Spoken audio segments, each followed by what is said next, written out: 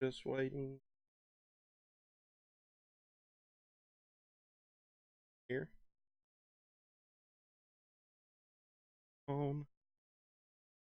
Yeah, maybe I was just too far away. And we'll wait just a minute, see if anybody comes in, because if no one's here, this stream doesn't make a lot of sense. So I'm going to turn the mic off right now and check the audio on my phone. Should probably.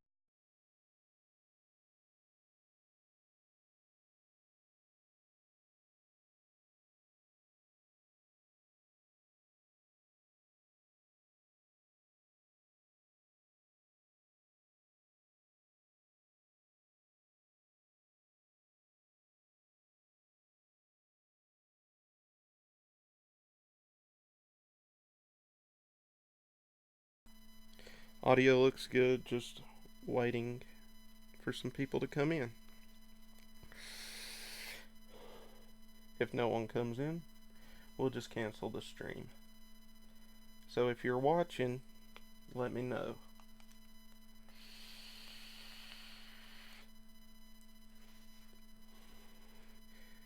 And apologies, the muff for my microphone fell off and has got misplaced somehow.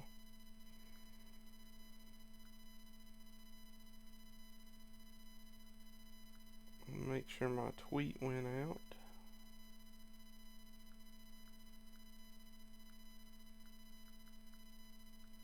And yep.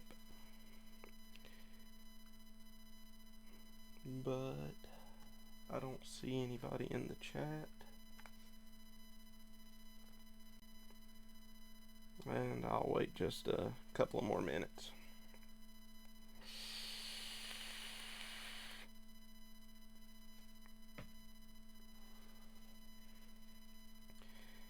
And try and edit this out.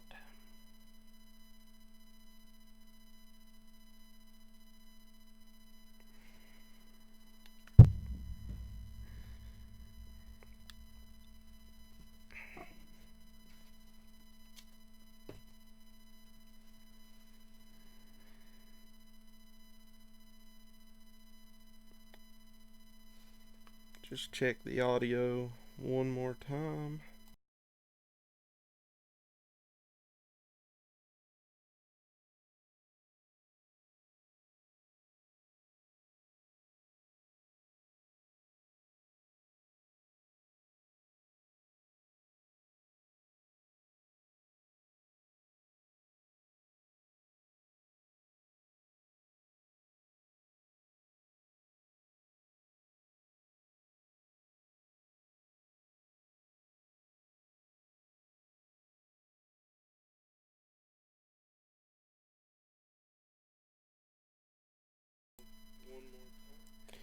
So it does seem like there is a little bit of interference.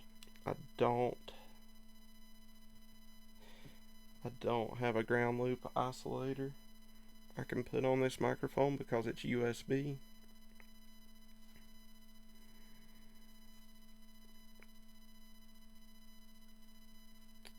So I don't know that there's too much I can do about that interference. Let me just open up my settings and I'll give it a look.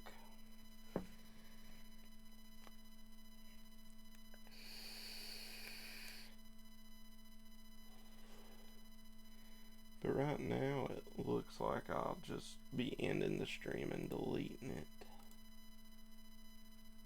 if no one is showing up.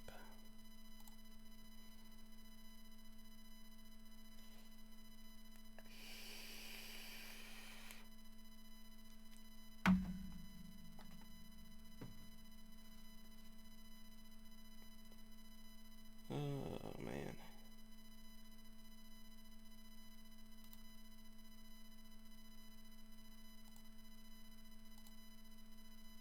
How do I get back to the regular settings?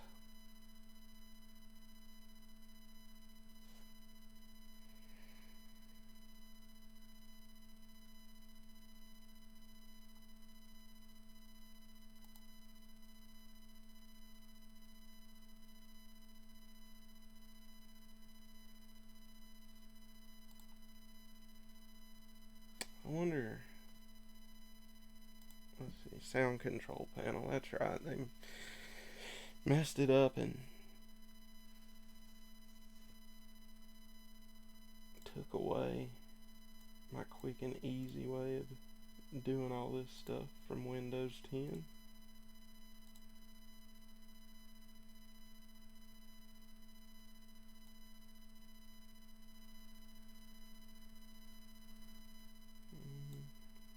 Let's try it right there. Actually, no. Where's the gain at?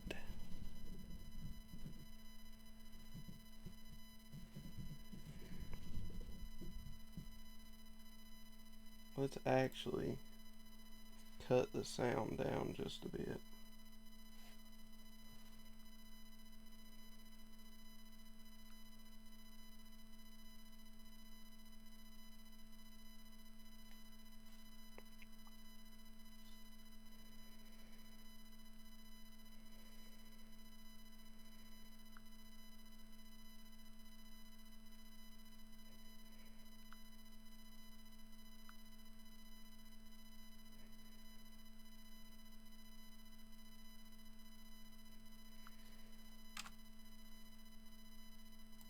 So, let's see if anybody's in here yet. Still not seeing anybody.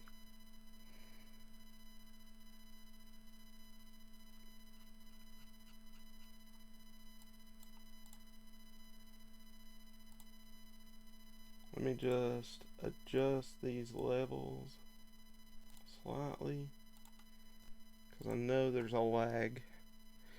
And I'll turn up my gain just a little bit.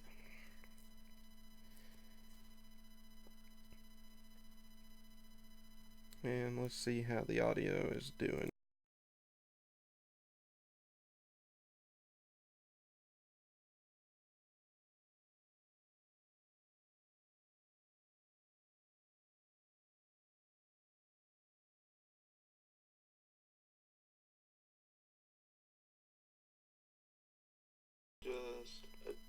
Hey, Mawson.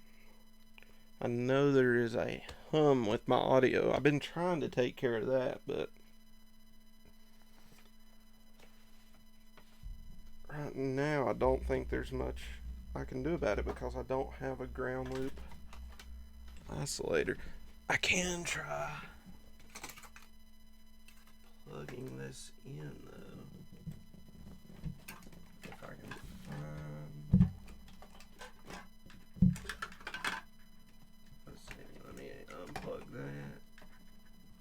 This is kind of my last resort on the audio. Can you hear me alright, Mawson?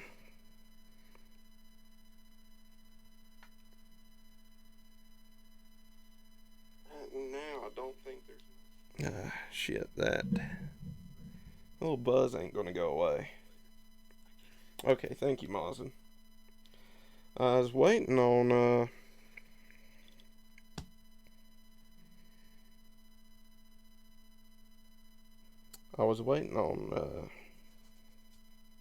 Omega Ace to get in here, but I don't see him. Yeah, Mawson, take your time.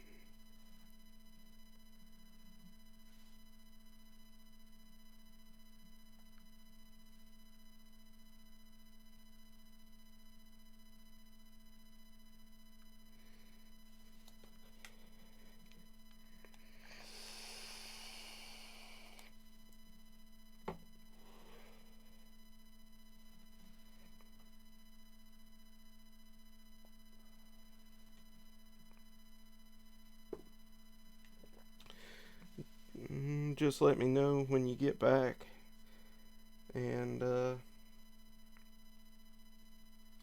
I'll start going over some of this stuff. I'm wondering if some of that buzz is just, or whine or whatever it is coming from my PC fan, because it's really working its ass off right now.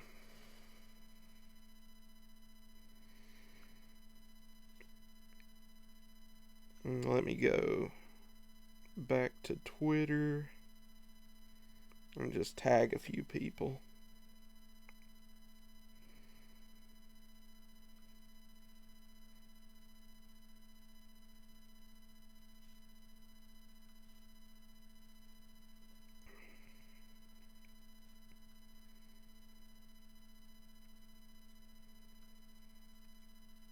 Okay. I've tagged a few people. We'll see if that brings anyone in. And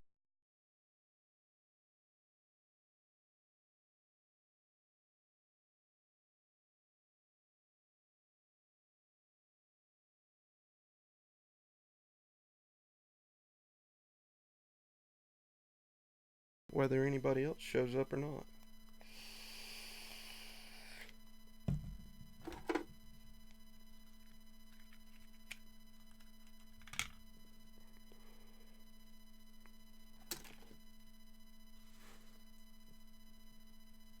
I don't need that hat. I'm in my pajamas.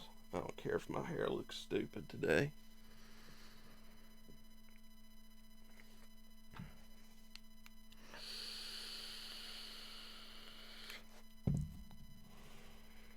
And I know there's quite a bit of lag between me and the chat. I can't really help that. Where is my other computer at?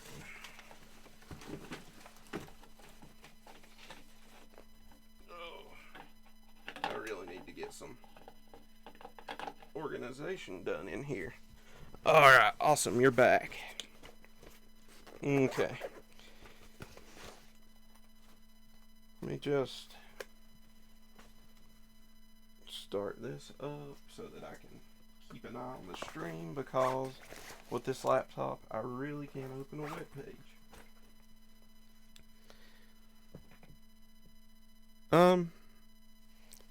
I think everything's okay on my side.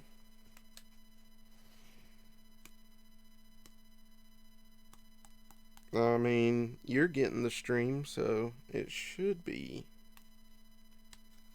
okay.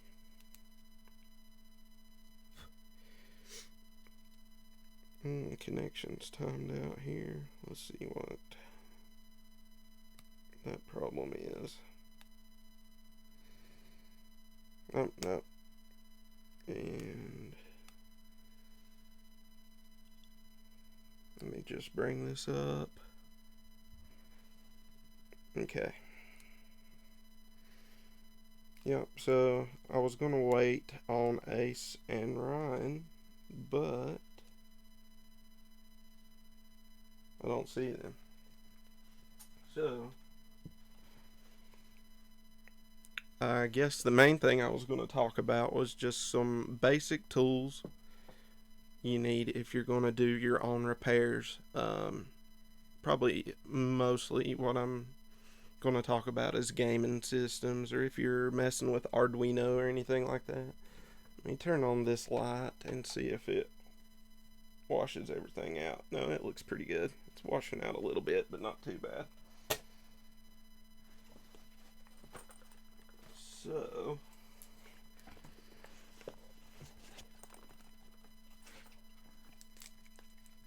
just move the mic out of the way a little bit. Just let me know if my audio goes bad.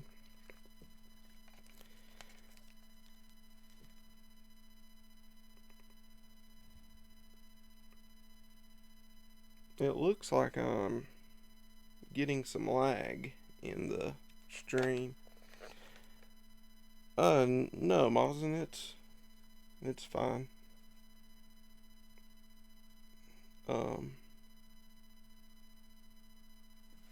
I put it out there, so, well, you've seen that, so. Okay. Just move some of this stuff out of the way. Might be better if I use this light. That's a little too much light for me personally.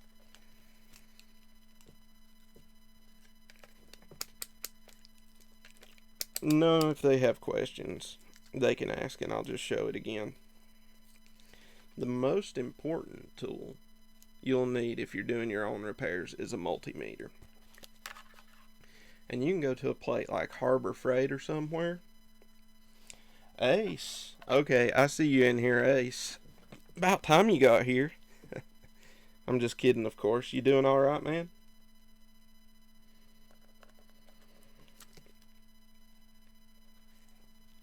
What have I been up to? I've had a lazy day today. Um, of course, you know I was supposed to do that plumbing yesterday, but the weather's been so bad I didn't do it. Actually, I'll be right back. I'm going to go get that piece I was showing you earlier, or the other day or something. Ace, I'll show you what I've got together so far.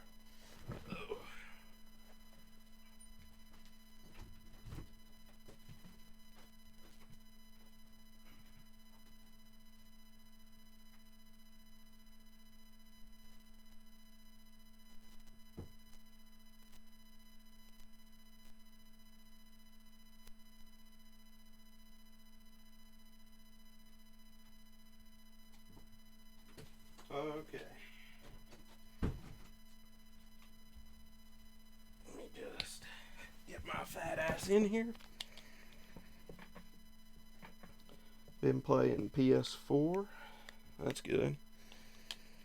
So, this is basically the part I've had to make.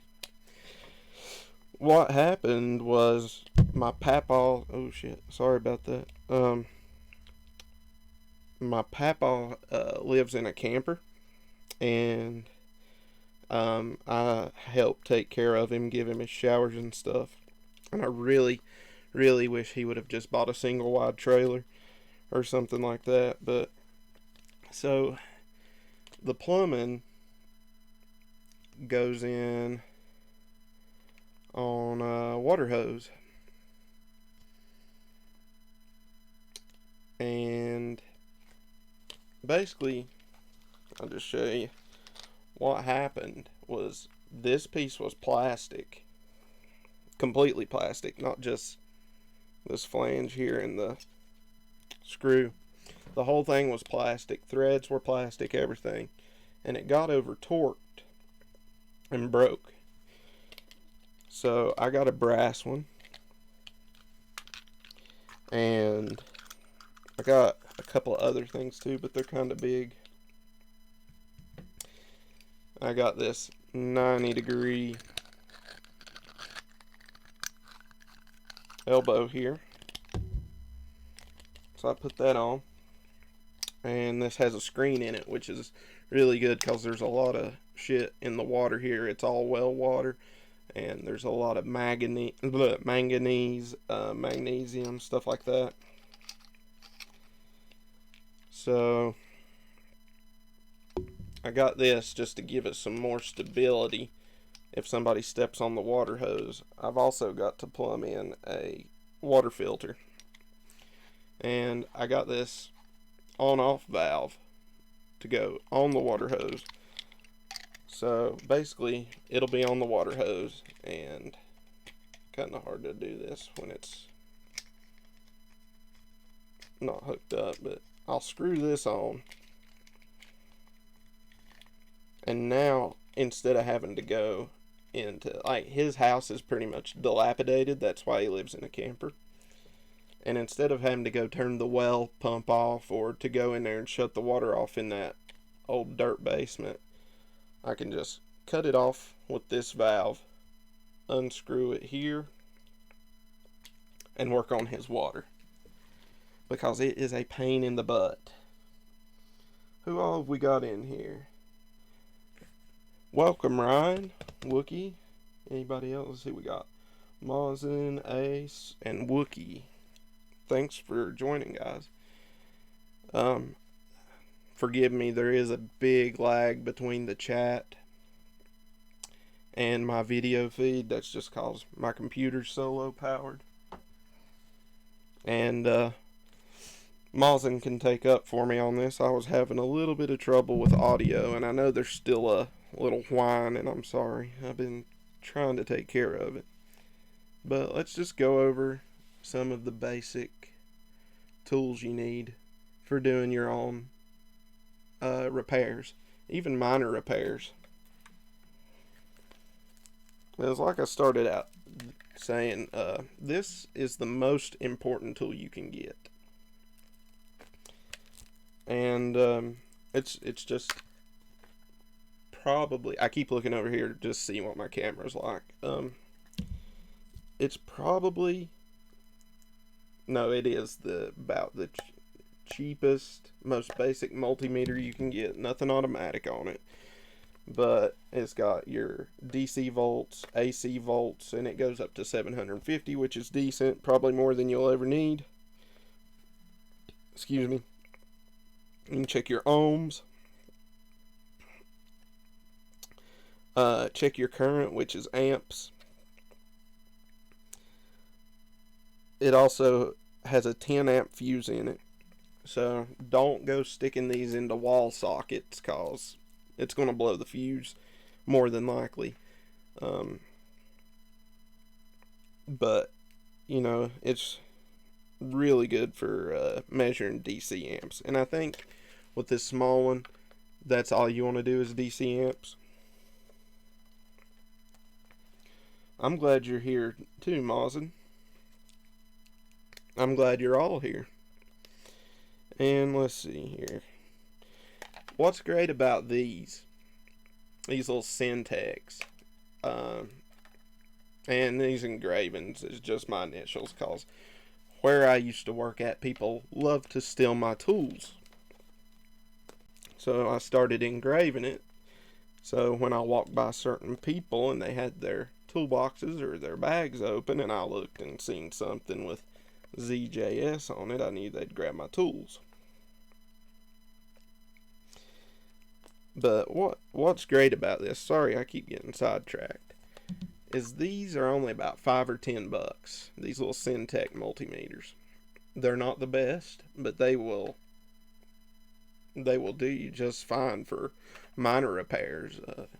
Even for a lot of major repairs, if you don't plan on getting in too deep into how the electricity is working, they'll at least let you know what they need to. And it's even got a little tester for components on it. I never use it, but it's there. Anyway, so this being about $5 or $10, you can go to Harbor Freight is where I usually go, and they'll send out coupons if you will give them your address, and you can usually pick up one of these for free as long as you make a $5 or $10 purchase. That's how I got this one.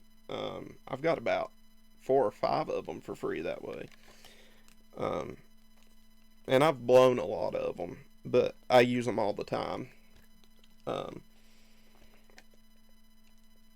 So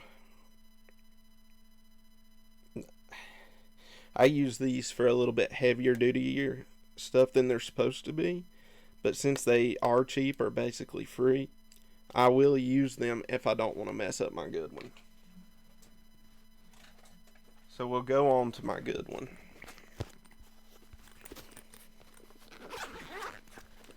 And this is a cheap one too. You can get this for $20. I got it for $13 on Amazon. It's a Tack Life. It is a 6,000 count digital multimeter, and it's automatic. I'll show you the difference. Let me grab that other one again.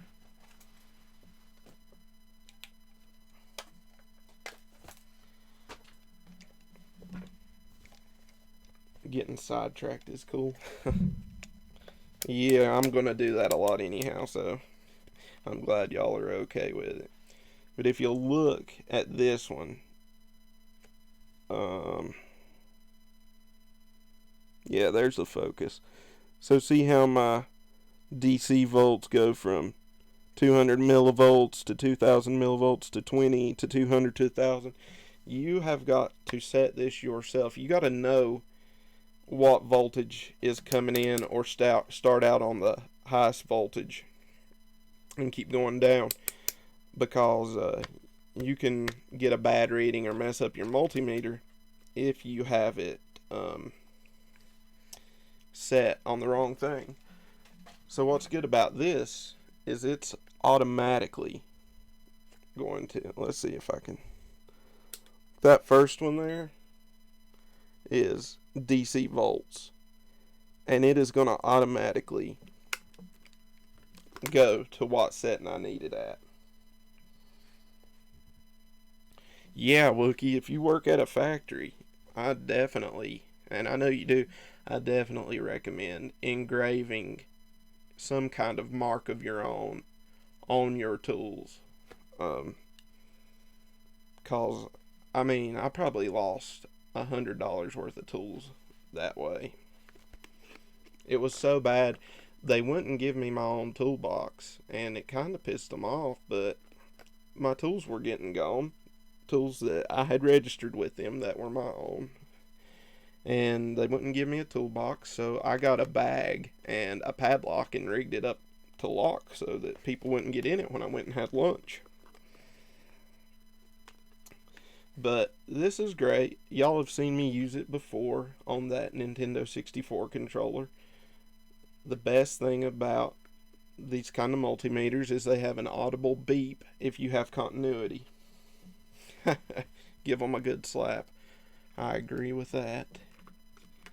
And for $20, a true RMS automatic multimeter, that's a good deal. If you're doing electrical work, you really should get like if it's your job, you really should get a fluke meter or something. And one day when I've got more expendable cash, I'll get me a nice set of flukes, but $20, this is as good as some of the off-brand ones that cost 60 or $100. Oh, thank you, Mazen. And if y'all have any questions, just put it in the chat here. And if I don't answer, shoot me a message on Twitter or something, and I will address it. Let's see. Next thing. This is not a good one. I need to get another one, like a fluke or something, because they're relatively cheap. This is an AC voltage detector. Most people in the trade are going to call it a voltage sniffer. And this one doesn't work so great, so I don't know. I've rolled over on my extension cord, guys. Hold on. Just get a shot of my fat ass there. So there's AC voltage in this, and it should beep if I put it in it,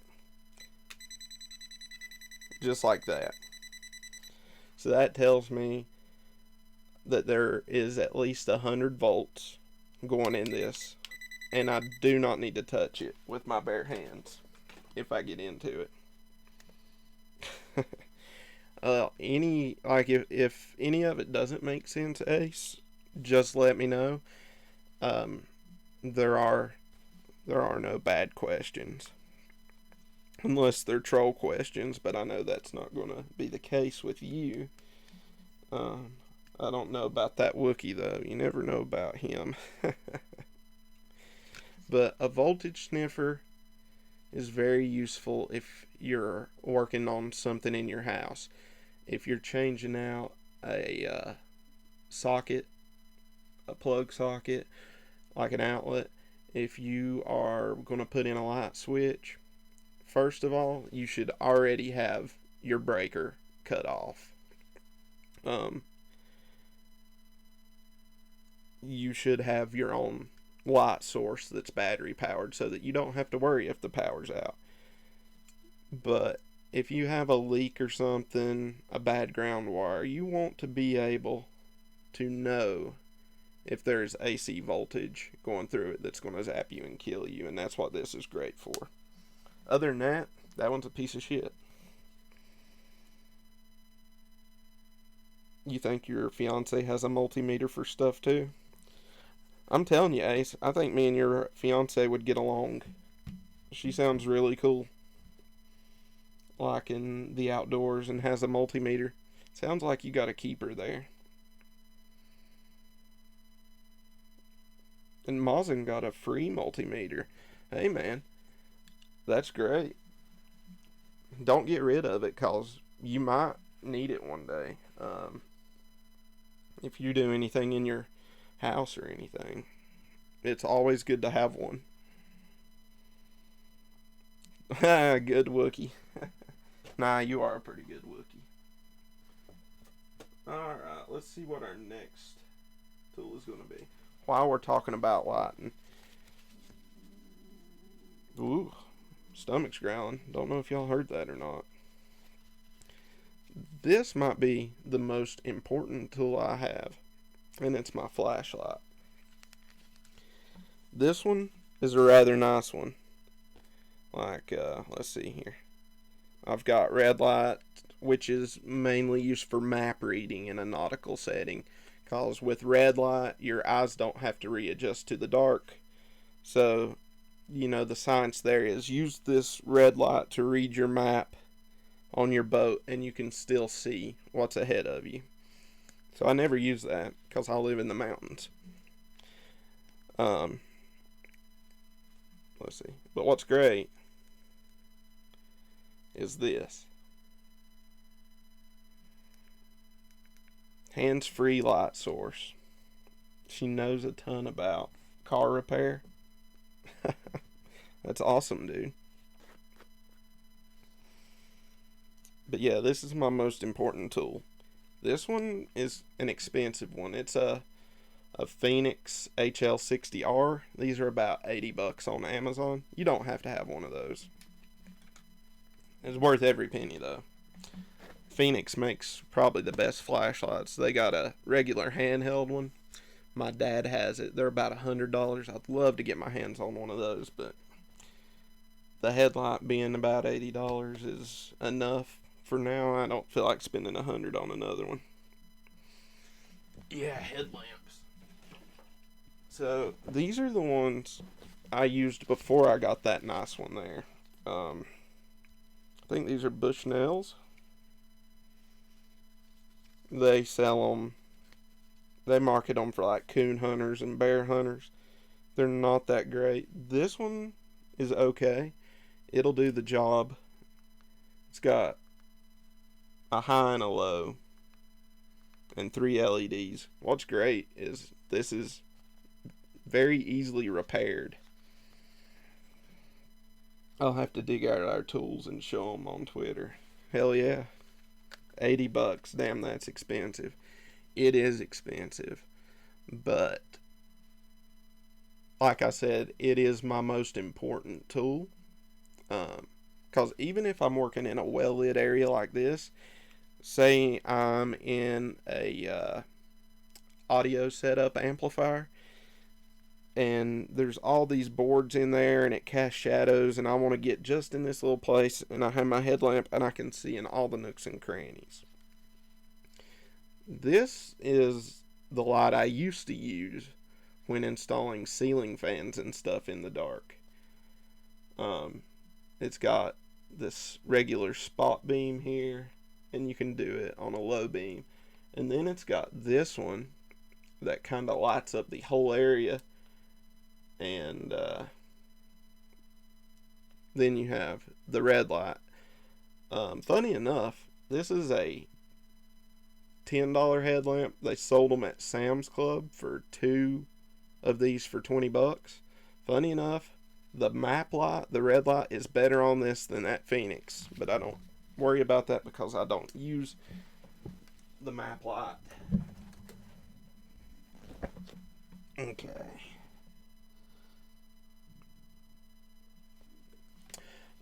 This one don't have a ton of settings. It's got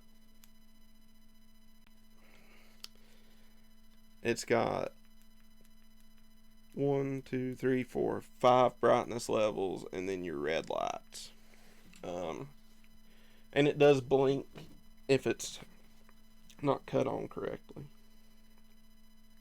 I don't work in a factory anymore, Boston. I did for years. I done machining. I machined gears for big rigs and for heavy equipment like track hose, 18 wheelers, cranes like mobile cranes. Um, there are some lights. This is a free light I got that I can hang up. It's actually my light I take camping to hang up in my tent. It has two brightness levels, and I know what Ace is talking about because I have an SOS on here. Let's see if I can make that look better. So it will send out an SOS, and a lot of lights do come with that. I've never needed one during repair though, thank goodness. That was the point. Yeah, to make you blind, Wookie. Oh, excuse me, guys. Okay. Let me put this back in the case. Because this one has a component tester too that I keep with it, but it plugs into it. Just another tip. I always unplug mine from this because I wrap them up and put them on the back with Velcro. So, like, your tester just goes in there like that. But the important thing is always move your black, or not your black, what am I saying? Your black's always on common. That's what calm means right there. It's common. Always move your red, your positive wire, back over here to voltage. Because if you leave it on amps, and this one's got two fuses, one of them is a 10 amp max fuse for bigger jobs. The smaller one is a 600 milliamp fuse, and if you leave this in and stick it into your outlet to check the voltage, say in an AC outlet, you're going to blow those fuses. Just use the force. So always make sure your red is back on voltage. The next tool I'm going to show you is one I just picked up recently. Let me see if I can find my other one here. I have a homemade one that some of y'all are probably seen or have seen. I don't really use it now.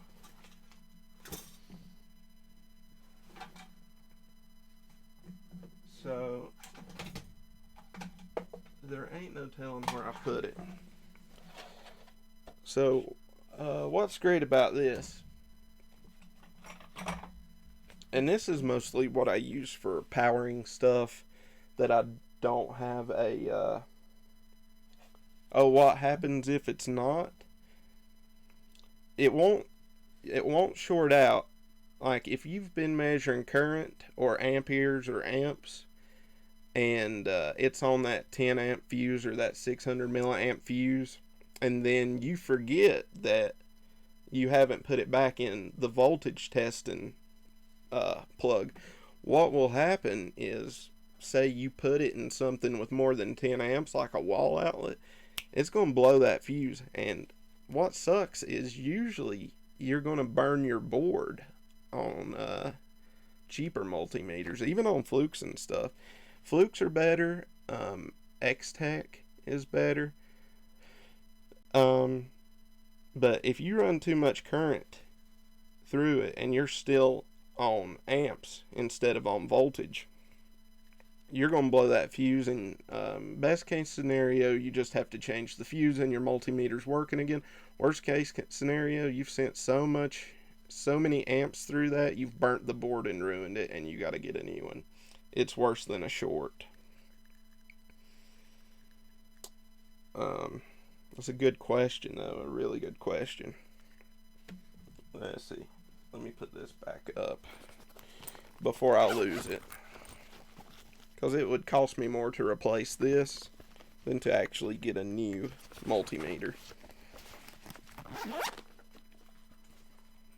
Or at least cost me as much if I bought the same one. Okay, I'm glad that makes sense. Okay, back to the power supply. This one is a 31 volt, but if you look on Amazon, it's going to say 30 volt 10 amp, which means I can power something with DC voltage up to 30 or up to 10 amps. I never use 10 amps. They make these at 30 volt 5 amps, and they're quite a bit cheaper. It's also made by Tac Life, who makes the multimeter. It's a company in China that just makes all kinds of different stuff and brands it as Tac Life. I've had really good luck with them. I like them. I haven't ordered anything since the coronavirus broke out, though, so I don't know about that. Most of these are only going to come with a negative terminal and a positive terminal. What's great about this one, for the same price as, or for slightly more than the other ones, it comes with a ground strap. So if you're working something with, say, an electric stepper motor, you can ground it out through your house ground without frying your system. Most of the time you're not going to need to use that ground strap, because most repair with video game consoles and PCs and stuff, the only AC voltage is actually what comes out of the wall and goes into your power supply. It's then converted and distributed within the power supply to your components, and it's DC voltage when it comes out of the power supply. So most DC stuff, the ground is always going to be through your neutral. You don't need a separate ground strap. That's with most repairs. And anyway, so what you can do is, this one come with these little alligator clips. One thing important to know about these is they're only rated for 6 amps, and most of them are that way. Oh yeah, I did forget to say the price. So the 5 amp 30 volt is usually, I want to say 60 or 70 bucks, and this one is 86 bucks, but they go on sale on Amazon Lightning deals all the time. So this one went down to 65 on a Lightning deal, and then there was it went down to 61 on the Lightning deal, and then it had a coupon you could clip to get $11 off. So this, most of the time they are about 86 bucks, but if you are willing to wait and you want one, you can get one for 50. They use banana clips just like your multimeter. So you get these alligator clips, and you plug them in here. You can also, they screw out, you can wrap some wire around it and screw it back down and do it that way. Let's see, have I got something I can plug into right now? This is what I use for testing a lot of components to make sure they're working and stuff, if I've got them out and not connected to a power supply.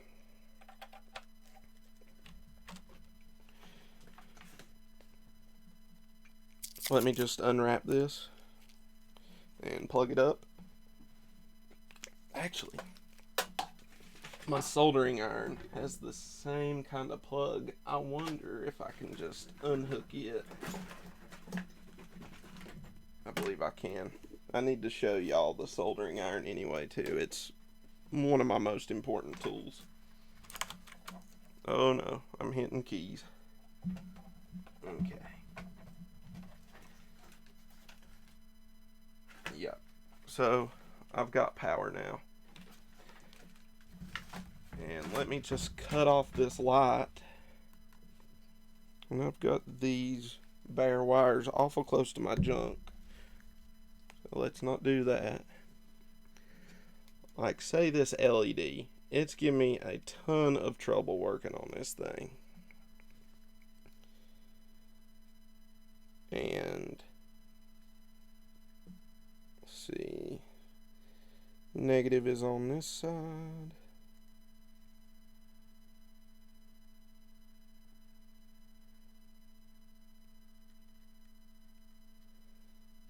Let me just do it like this. This should work, I think.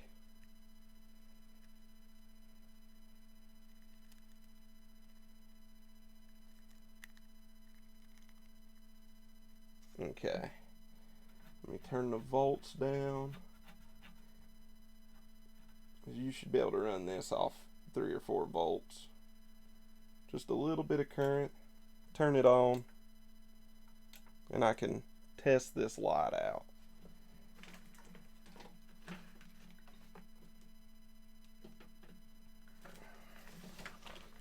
So that's what that tool is and what makes it so great. And I may have just blowed it out, but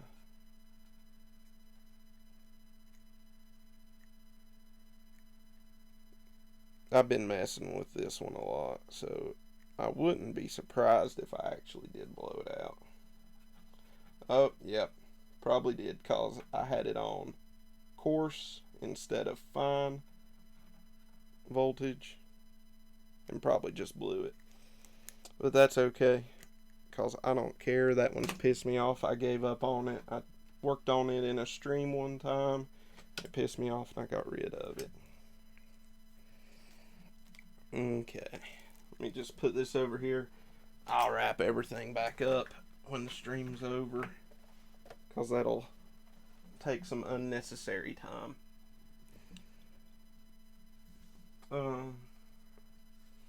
How's the audio and the video still coming through at least semi-decent?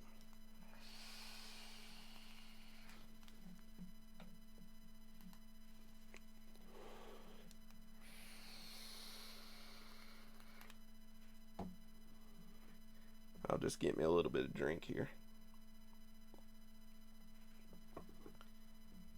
I know there's some lag in the chat. Okay. It seems like it's doing okay. Might as well show you this while I've got it right here. The soldering iron. This is a soldering station, which is why I have this big chunky box with me. I got this one off eBay for $18. If you're just doing hobby stuff, you don't need $100 Hako. This is what a lot of people call a Fako, because it's based on a Hako. Then you attempt to fix everything in electronics or something in specific. I'm not sure if I understand.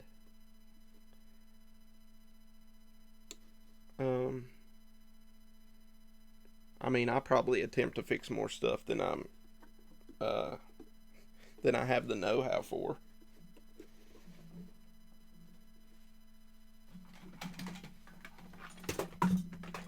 Well, I'm dropping stuff, dropping my camera adapter and my calculator. Calculator's important too if you're gonna have to figure out how many ohms you need in a board. But so this is what you'd call a Fako or a fake Hako or Hako.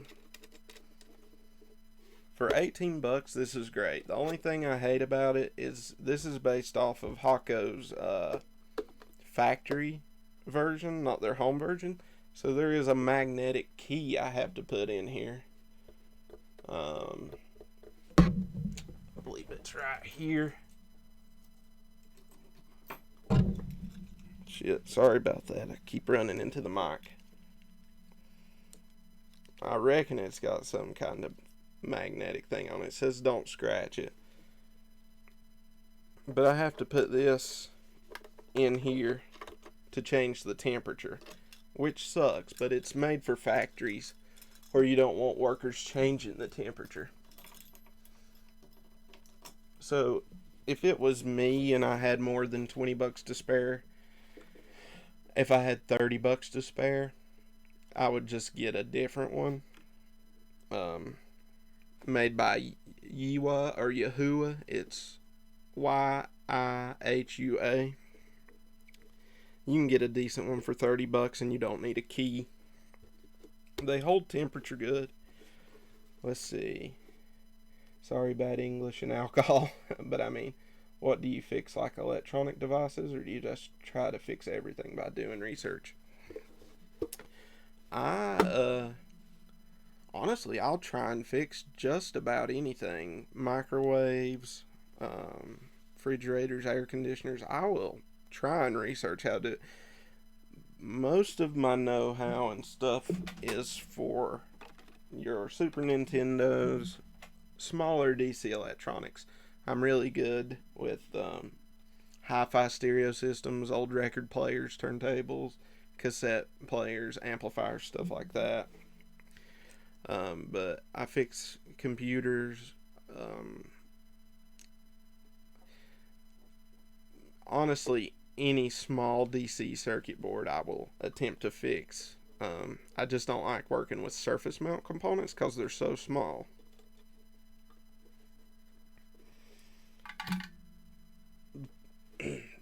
But anyway, a soldering station is better, in my opinion, than just a regular soldering iron. Because a soldering iron without that station is just going to plug into the wall straight like this.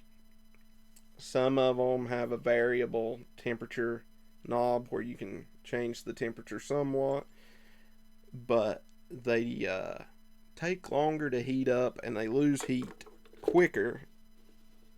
And you really want your soldering iron to always be at the right temp.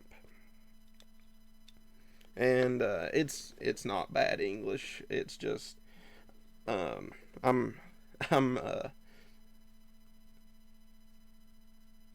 I just get carried away in my head and don't understand. So I'm sure everybody else understood you. It just wasn't me. But what's great about a soldering station, having this big power supply and this circuit board in here, is it's got a temperature gauge inside here, and it is going to work to constantly keep this soldering iron at the correct temperature for me. I'll just pull it apart and show you. It's got like a ceramic heating element, and then you've got your circuit board here, and it's got a thermistor in here, or yeah, and it can tell that thermistor is going to regulate how much electricity is going into this ceramic heating element and keep it at temp um, more consistently and longer. I'll put this back together. And a lot of the ones that plug into the wall, if they're under $100 that don't have the station, a lot of them you can't change tips on. You really need to be able to change your tips because they do go bad eventually. I don't have to replace mine much because I constantly uh, clean them on a sponge, or I have oh, my stomach keeps growling. I have this scouring pad here that I put some flux into and dab it, and then you just put a coating of solder on the tip and it'll keep longer. So that's our soldering station there. And most of the stuff I do, I can do at about 350 degrees Celsius. This one goes up to 400. Sometimes I'll do some work at 300 degrees Celsius or lower, but not very often. You always got to keep in mind the heat. You don't want to go overboard with it. Next would be our solder. When doing electronics work, like, okay, it's better for the environment to use silver solder that doesn't have lead in it, but it is a pain in the butt to use. You need more heat, you need more flux. Some people are good at it. I don't particularly care for using it. And Kester makes about the best solder I've found. You can get by with some Odie stuff, but it's made for plumbing mostly. But, like, it's just tin and lead mixed together, and you've got a rosin core in there. That rosin core has flux in it. Flux is important because it cleans the metal that you're going to solder onto the pad. You still need soldering paste or flux. You definitely still need it, but this Kester stuff is really what I recommend using. And just like a quick look here, this blue mat here is a heat resistant mat. And my camera's going all sideways.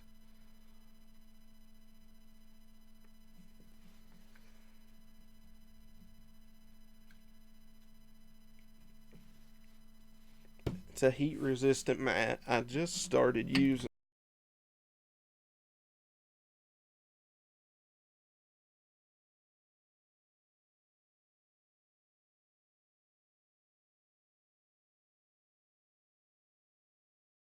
another good thing to have is called a helping hands tool that just has some alligator clips that will hold the wires for you, especially if you're just joining one wire to another wire.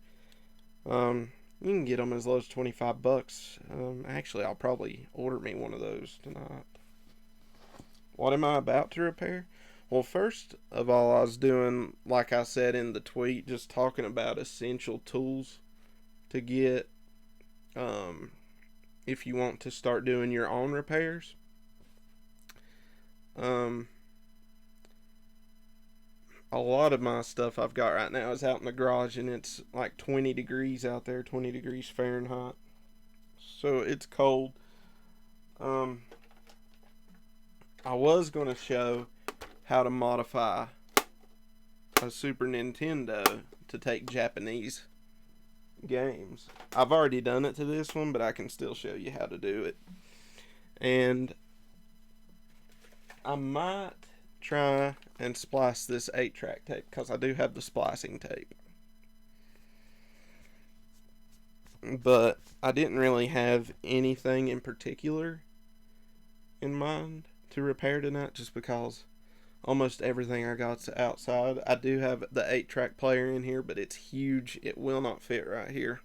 And I would have to figure out how to fix my camera up over here while I'm sitting on the bed, and unfortunately mostly that would be a crotch shot of me because I'd be working like this with it, the 8-track tape deck down here at my crotch while I'm working on it. So I got to figure out something better for that.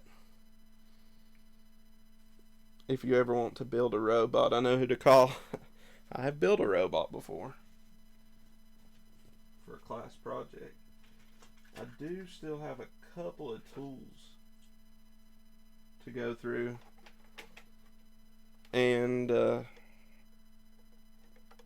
then we'll turn the camera down and I can show you how to make your Super Nintendo play Japanese games. And I don't know for sure, but I think it will work on PAL systems too.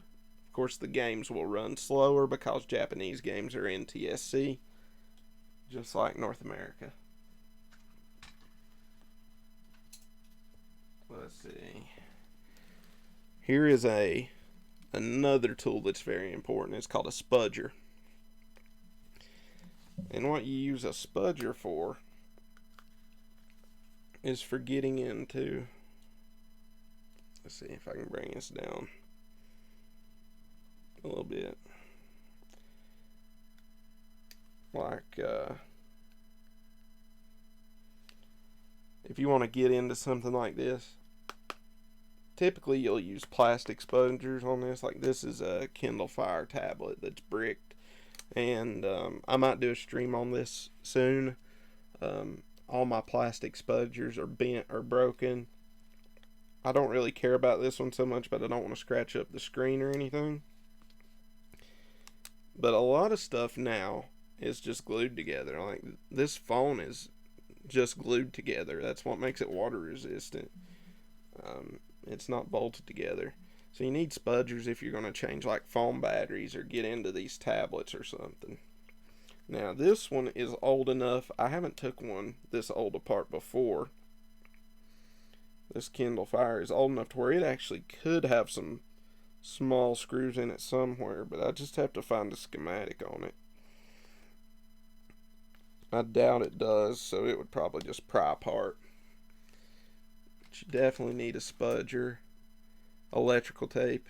I don't think anybody needs to know about that because you already know about it. Speaking of electrical tape,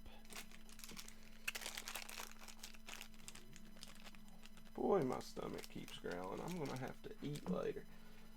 Speaking of electrical tape,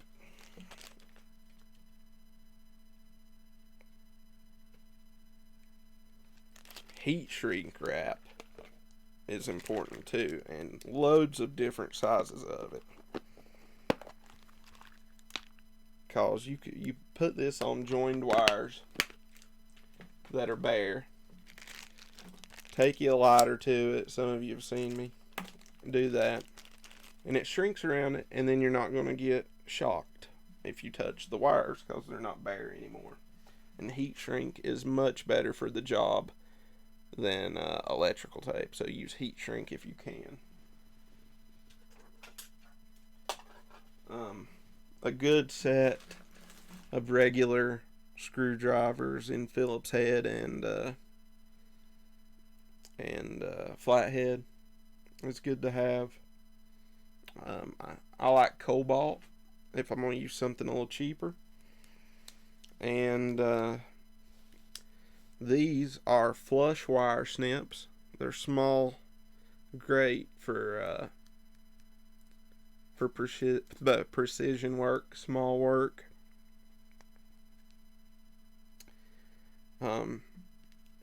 They're a lot smaller than, say, let's see, these chunky things, which you're going to use for bigger wires, like if you're wiring up your house or something, you use these.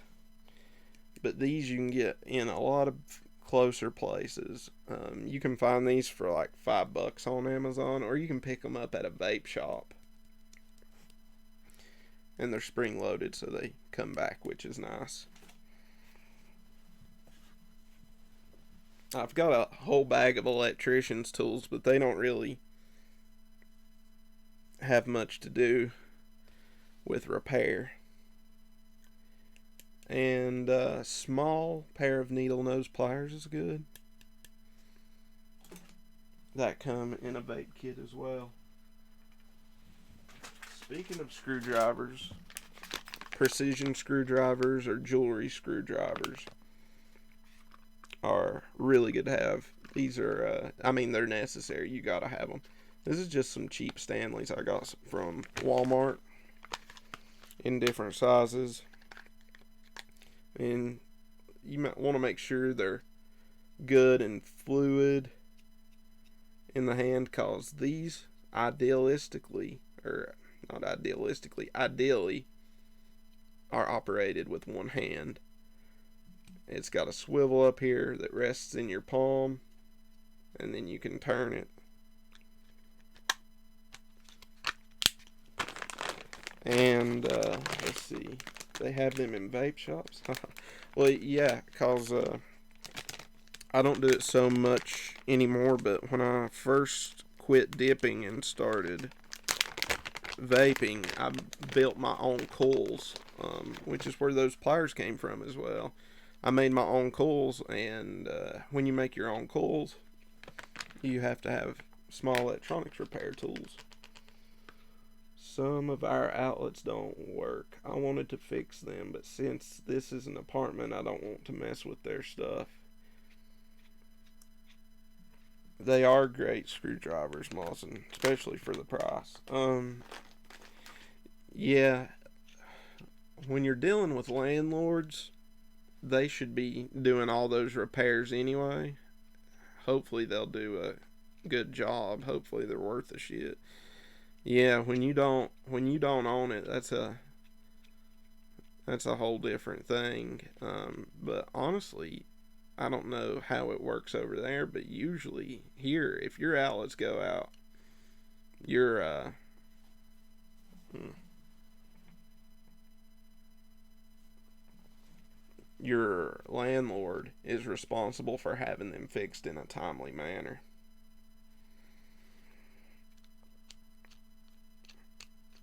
And you definitely, I wouldn't screw with it if it wasn't my own house or if I wasn't doing it for a customer.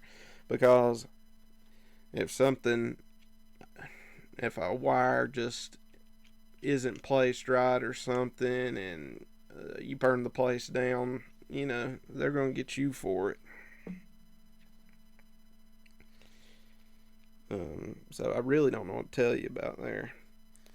A lot of these, back to prescription, precision screwdrivers, a lot of these gaming systems and stuff use Torx bits, and a lot of times Torx security bits, which is a Torx bit with a hole in it. Oh, I'm sure she would do it first. I just don't like to bother her, is all. We only tend to bother our landlord when we have something serious. Uh, well, actually, if some outlets are out, it can mean something serious is up, like you don't have a ground fault circuit interrupter working right somewhere, and it needs to be checked. If it was me, I would have them check it out. Power outlets. Uh, that's just me. If if I'm paying to live somewhere, even if it's a good deal, I would expect it to be taken care of and wouldn't have no problem myself bothering anybody. But I don't particularly worry about being polite either, so don't take any advice from me on that. I doubt I can get this to focus or see. This is a Torx security bit.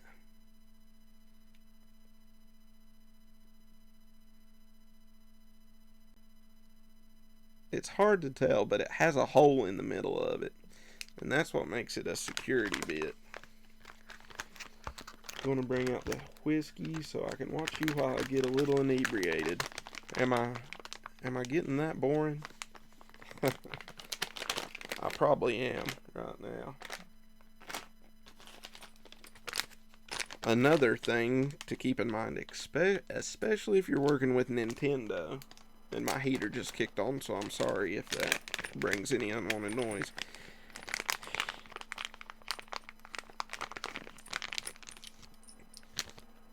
Yeah, perhaps you're right. I'll let her know when I'm at home. Okay.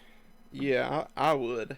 I I'd take the electricity uh, very seriously because uh, one wrong problem there and you don't have a place to live anymore. Anyway, if you're working on Nintendo does not want you to get into their devices. They really hate it. Um, like Xbox and PlayStation, they're going to mostly use Phillips head and some Torx security bits. Nintendo, no. These are game. They're called game bits. A little thirsty. These are called game bits, and they're basically the inversion of a Torx bit, kind of backwards from it. And like a lot of places won't sell these or can't because of a copyright Nintendo has on them, and that copyright may be up now. But I ordered these from China, And they're just bits that go into like my Craftsman multi-bit screwdriver here. And let's see, like, it is what you have to use to get into a Nintendo, or a Sega Genesis. Even Sega Genesis cartridges, some of them use Torx bits, some of them use game bits.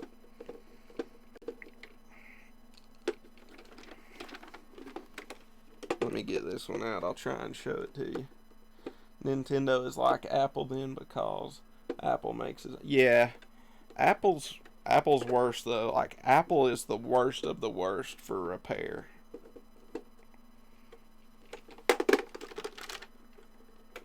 I can't tell you how much I hate Apple. And Apple's bad to make their screws out of zinc, which means you can't put much torque on them, they'll break. Yeah, you used to have one to repair GameCube controllers. That's a little bit different of a bit than these game bits. If I can get it to focus, my hands are shaky.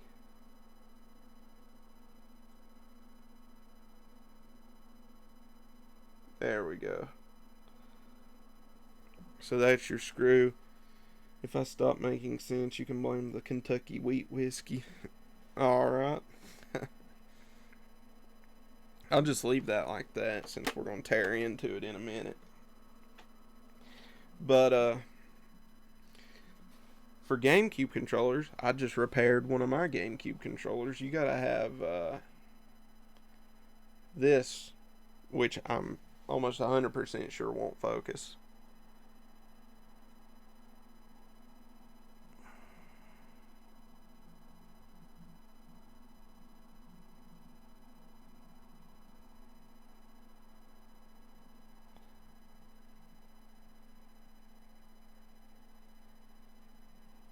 It kind of went for a minute. It's a tri-wing. And, a tri-wing is basically a Phillips head minus one of the wings. Instead of 4, it has 3. And this one sucks. It is so cheap. I can move the stem here. It's really not the best.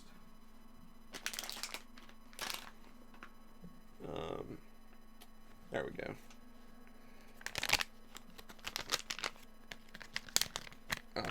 Just leave that other one out, since we're taking apart the Super Nintendo.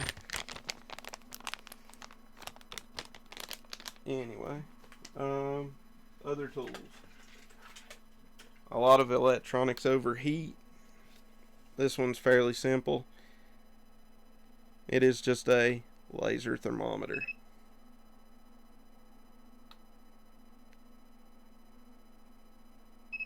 So it's 68 degrees in here.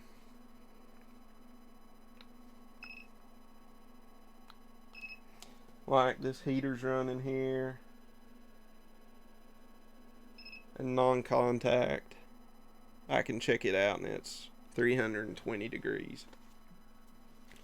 So these you can get for like 15-20 bucks. Like these E-Tech City ones are pretty good. I even got a camping stove by E-Tech City.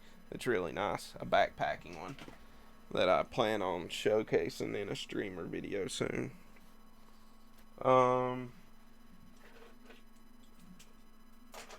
Now, if you are going to be having contact with like AC voltage while it's live, a set of screwdrivers, insulated screwdrivers, is in your best interest. These just are basically insulated with plastic, and they're rated to 1,000 volts. Get WIHA, WIHA, if you're gonna get any. They're the best, but usually they're just your regular flatheads. What do they call that one that's kind of like a Phillips head? Power drive, I think they call it. And a couple of Torx, Phillips head and flat heads, but you're not going to get electrocuted. And I thought I disabled that pop-up. Taking up my CPU speed, dang it. So I use these quite a bit, especially when working on hi-fi equipment and I've still got it plugged up. I've had to do that with record players before. I've actually got shocked by one. Did not feel good. I bought a pair of screwdrivers, or a set of screwdrivers like this just for that. And we're almost done looking through the tools here, guys, if I'm getting boring. It's also completely necessary to have wire strippers. And this is crimpers here too. I don't really crimp. I will use solder anytime I can. I know sometimes if you're working on a car or something, you can't get a soldering iron out there to take care of it. You can use crimp on pieces to join wire together. I just don't care to do that. So I don't use these wire snippers very much, just because they're for bigger stuff. In fact, I don't even need them on my desk. That's how little I use them. These are nicer because they go to a smaller gauge wire. Any smaller than this, and you can pretty much just use fingernail clippers to strip the wire if you're careful. These go all the way down to 22 gauge or 0.6 millimeters. And they're spring loaded, which is nice.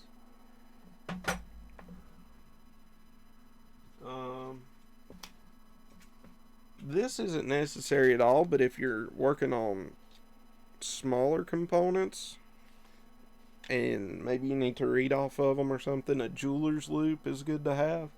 And I have this portable microscope here that has a light on it that I use to check some stuff with. And they're relatively cheap.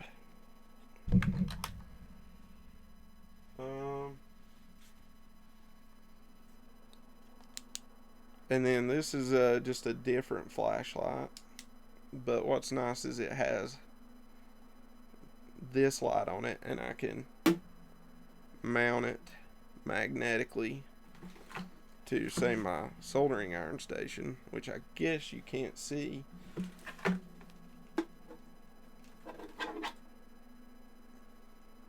But like, there we go. So sometimes you need more than one light source. It's just another precision screwdriver, another Stanley.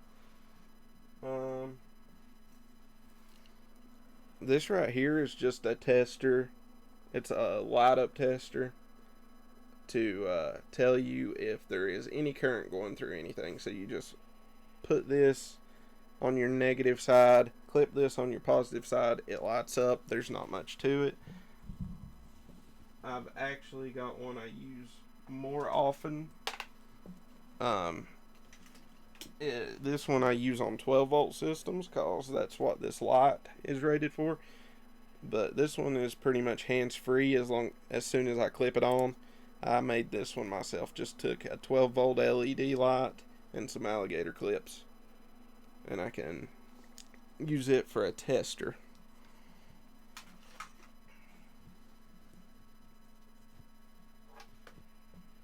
And here's some more alligator clips. I've got this one rigged up in a weird way. So these test clips usually are just alligator clips on both sides so that you can join two components or wires together for a brief period of time.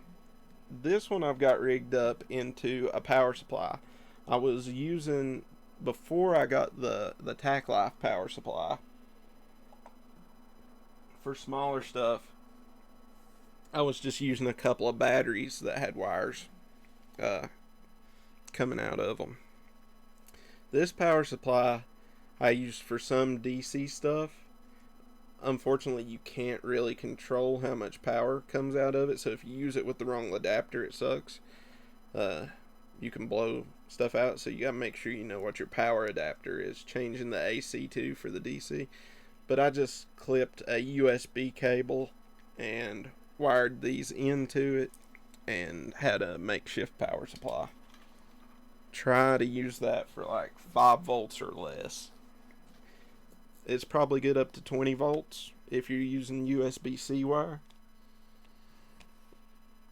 But yeah, that's a homemade one I used.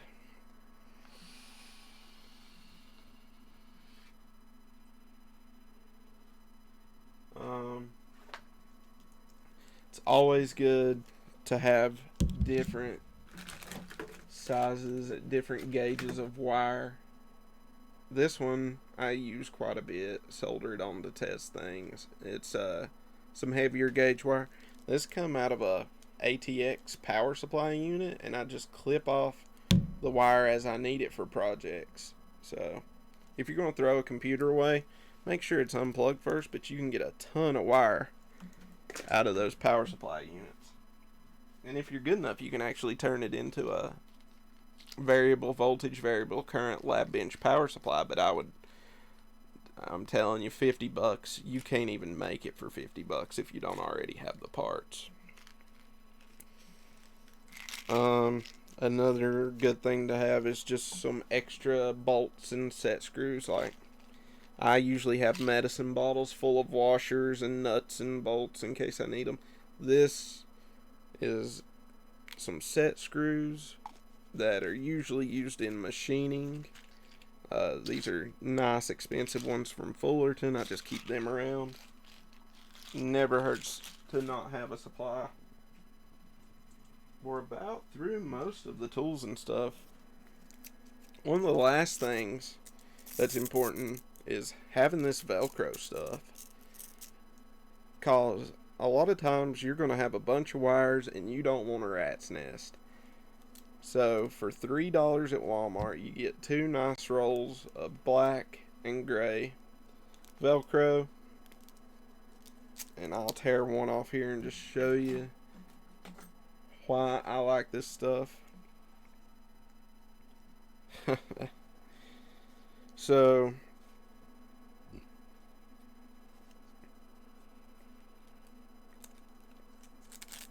these I use them. I like them better than zip ties, because you can remove them when you don't need them. But you just put it on there and it hangs loose, and then you can fix your wire however you want to. You don't have a rat's nest. And it's just good to have a bunch of those anytime you're working on it and trying to keep wires separate. And if you are doing some soldering, or if you're messing with anything with a bunch of wires, you are definitely going to want some way to keep those wires organized.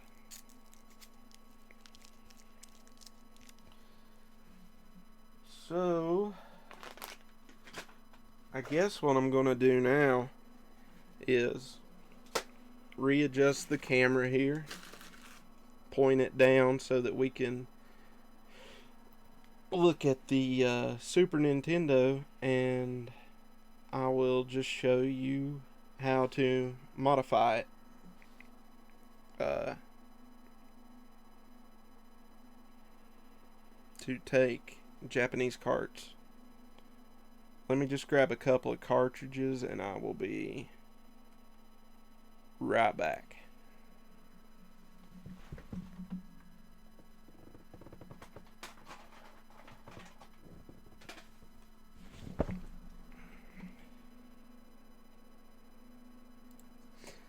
Okay, I know that didn't take long. That's because I just had to bend over right there to get these cartridges, and I didn't want to give y'all an ass shot.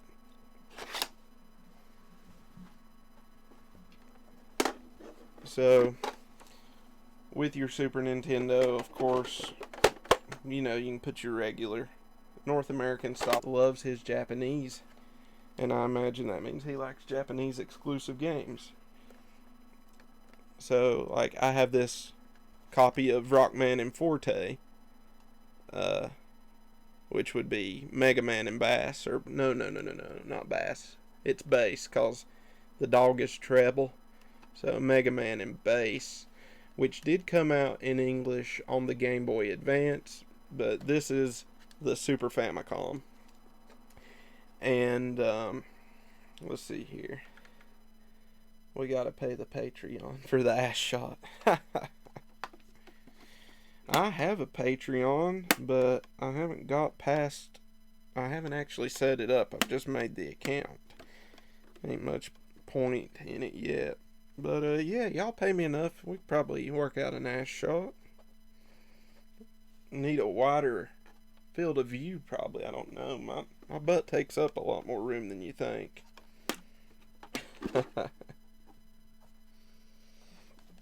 But anyway, so normally this wouldn't fit into a Super Nintendo. I wish I had another one here to show you that it wouldn't fit. But as soon as I adjust the camera, we'll be able to see it better. There's these little slots here. That's because they're basically their region lock is just a couple of tabs to keep you from sticking in this cartridge, which doesn't have them. Actually, I wonder if I still have that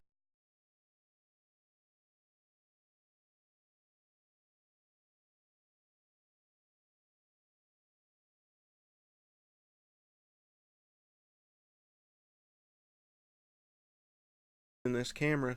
I will grab that, and we will do. If you ever start having trouble with your Super Nintendo playing your games, or even with an N64, any cartridge based thing,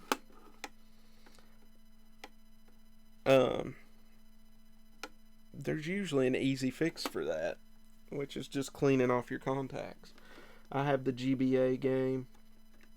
It is weak compared to the Super Famicom. That sounds uncomfortable. You're gonna sand off the tabs? No. That's what sucks. I wish I would have. When I done this, I wasn't really doing any streaming at that point in my life.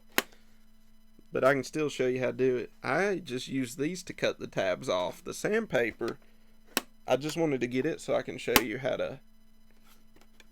Like, if you have trouble with any cartridges playing, when your pins go bad in your toaster style NES, how you'll get like random numbers or something on the screen. The graphics will be messed up. That can happen on your Super Nintendo too, and I'll show you how you can fix that as well. So just give me just a second, and I will fix the camera. I will get another piece of sandpaper, and we'll dig into this. It'll be just a second, guys.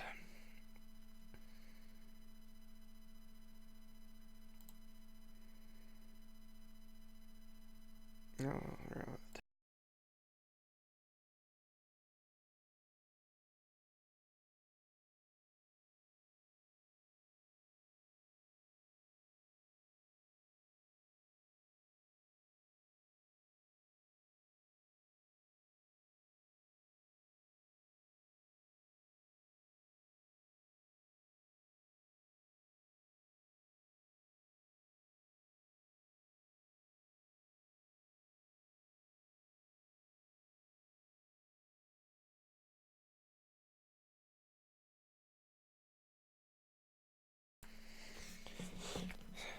So I have got like a ton of toolboxes spread out through my house, and I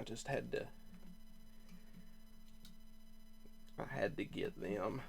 Let's see if I can make some room here. I did forget to mention alcohol for a tool.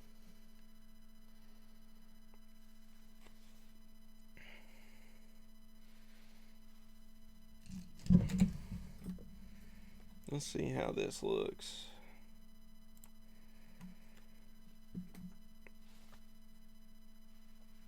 So I'll probably have to adjust a little more. Clean this up. Whoop, oop. Sorry guys, I just nailed the mic. I'm actually gonna change it to, let me mute it first.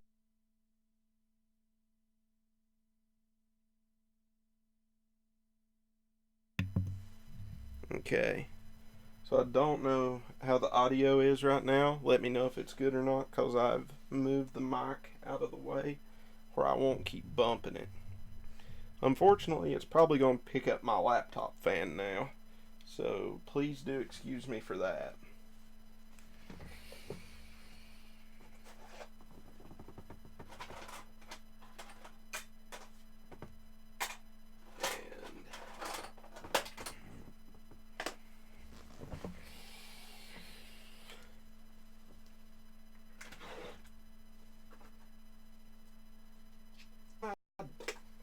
I didn't even have to sand.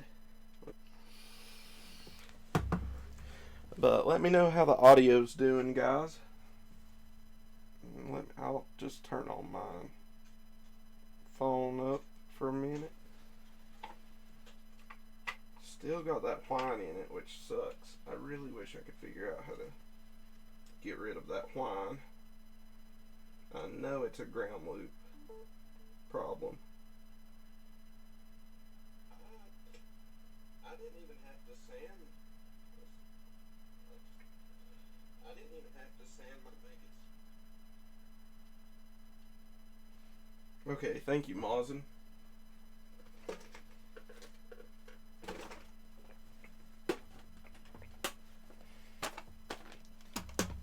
So,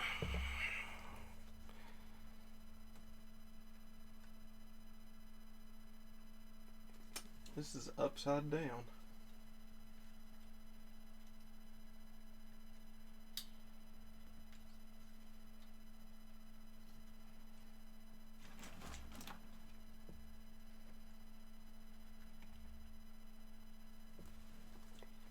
Let's see.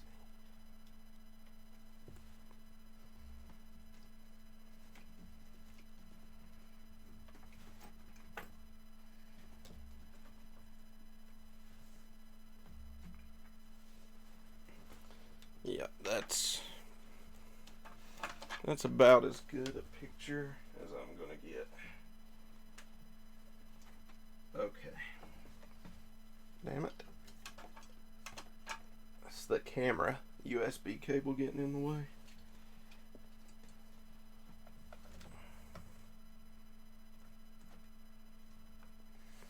So this is the problem.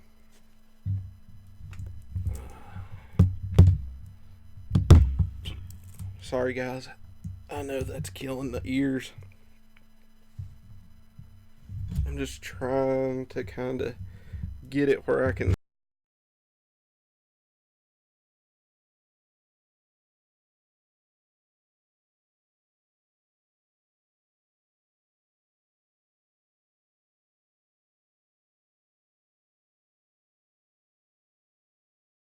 up. But this is our problem.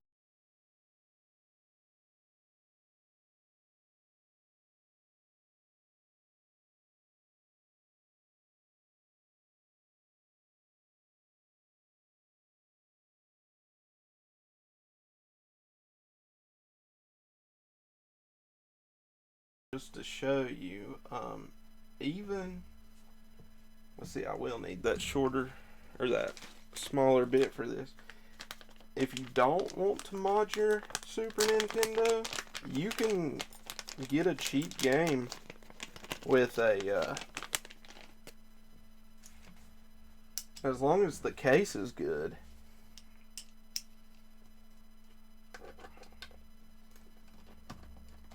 And you can actually just do this little number right here.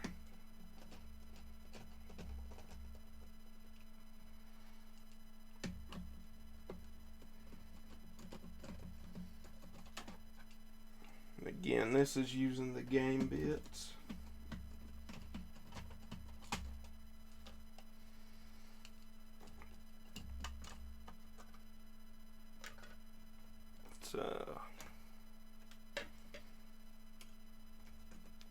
Our boards are basically the same,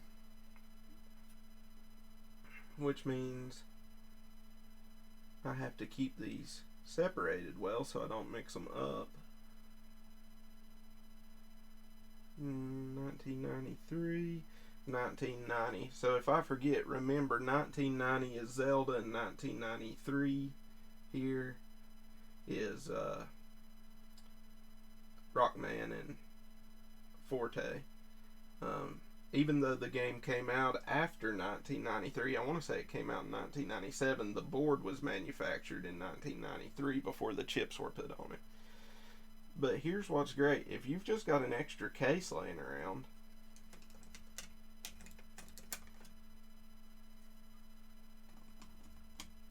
you can swap them if you don't want to mess your Nintendo up. I'm really worried about that mic. I hope y'all can still hear me. Yeah, it's just not that great. I don't know why my voice sounds so robotic either. It's weird. It shouldn't sound that raspy. But, so, yeah. It's just one thing you can do to play Japanese NTSC games. Just make sure we got, 1990. And these batteries here is what holds your save in. And what sucks is these batteries do go bad, and you can lose your saves in like Zelda or in this. The only way to fix that, usually, like, you can buy these adapters to where you can put the cartridge into it and it plugs in USB. I'm still here, buddy. Thank you, Wookie. But you can plug these cartridges into this adapter that plugs in to your computer USB and copy all the data over, and then you can desolder this battery and put a new one in. Most people ain't going to even fix it until their saves are gone. I'm that way. I don't really care if I lose a save, but if you want to be able to save again and this battery's gone, you just have to solder in a new battery. And it's like me and Ace were recently talking about. Nintendo 64 first party controller packs also use battery saves. So if your controller pack ever stops working with regular games, and I'm not talking like with EverDrive or something, but with regular games, your regular cartridges, your battery is probably bad. Whoops, I didn't get that lined up correctly. There we go.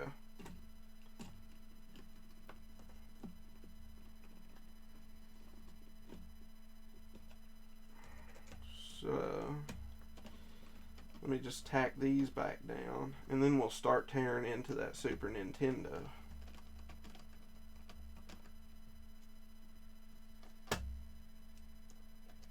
And I probably need to move this isobutane away too. I don't think we're going to have to solder anything. But I've been doing some camping stove tests, and you really don't want to keep this near a heat source, because this is butane and propane mix. And if y'all want to, when we're done with this, I can bring out those backpacking stoves and show you what I was messing with anyway. Yeah, that's what we were talking about last night. Yep. The great thing about flash memory is you don't need batteries and power and stuff. And it's like the trick I was telling you um, Ace, with these cartridges and stuff that do have these battery backups in them, always reset your console before you turn it off.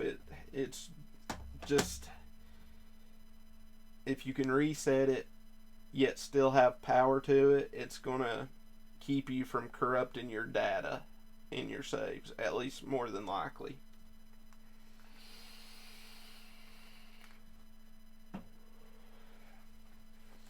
Because if you have to replace the memory unit in these, most people, what is this crap?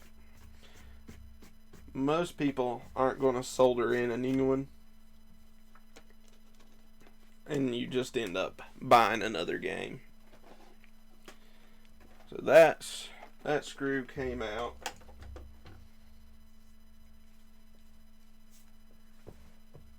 Yeah, having issues saving. Alright, so... Oh. I'm going to use the bigger bit for this.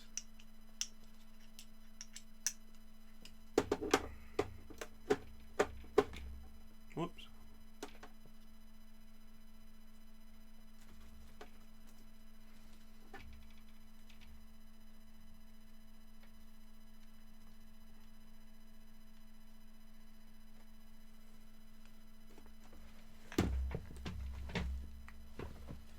I just can't seem to get the camera right.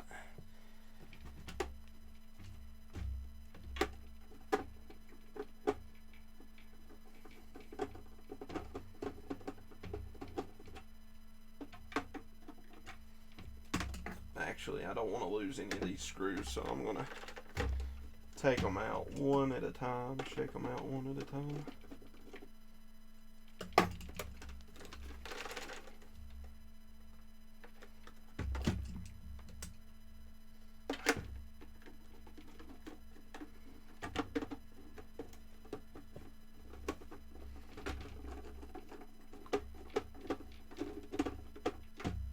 This is probably something better for a edited video, but you'll just have to bear with me on all of the unscrewing I'm doing. Why are you not coming out, screw? Well, I know you're...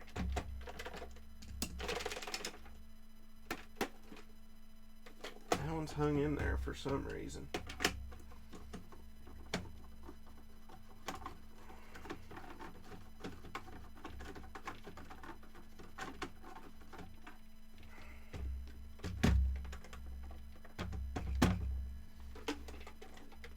That one is too. I don't know why they're hanging in there so good.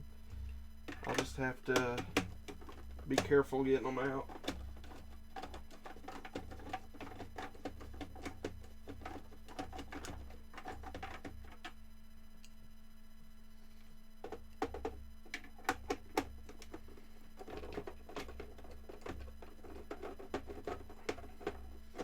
And of course you have your expansion here, which was initially going to be used with the I think it was going to be used with the Nintendo PlayStation.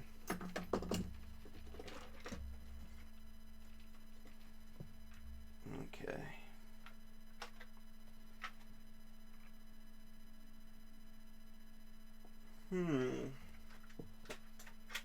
I may have to go outside and look, because why would there be a gunshot at 2:20 in the morning here? There is one though. Okay, there's two of our screws. There's the fifth one. Oh crap. Alright, hopefully that didn't end the stream. Okay. So I'll just lay this to the side for right now, and I'll show you how to clean this out. Honestly, you wouldn't even have to take it apart to do this this mod.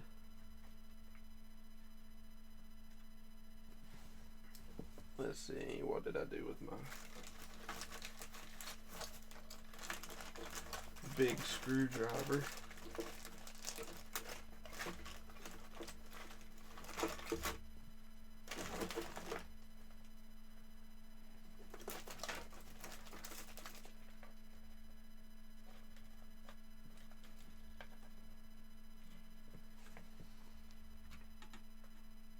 I don't really know that I want to take this apart.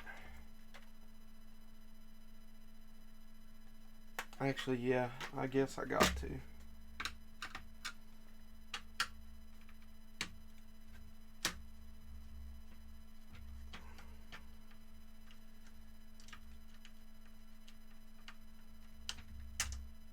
No, we're still good.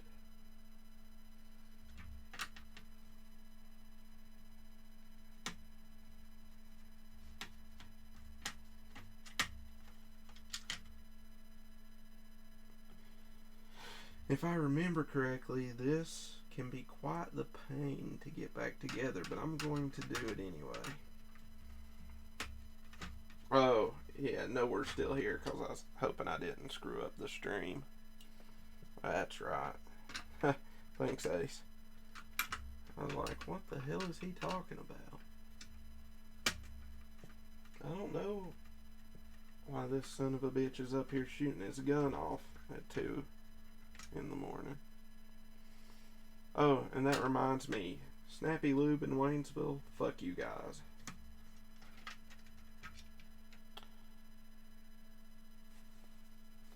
I said curse words and it reminded me of you guys because you screwed me over and charged me extra and lied about it.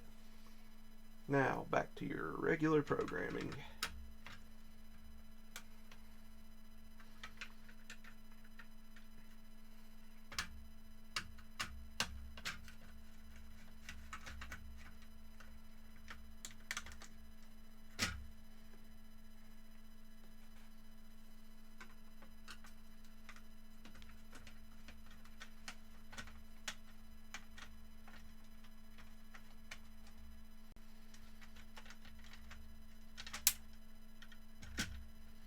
Yeah, this is the one that's kind of a pain in the butt.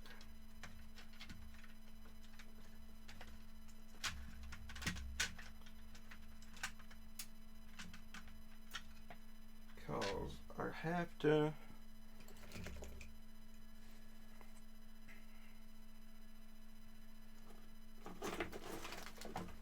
remove this spring here.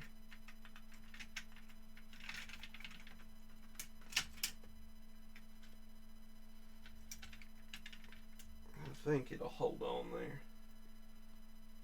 there. Yeah, Ace already knows about my gripe with Snappy Lube.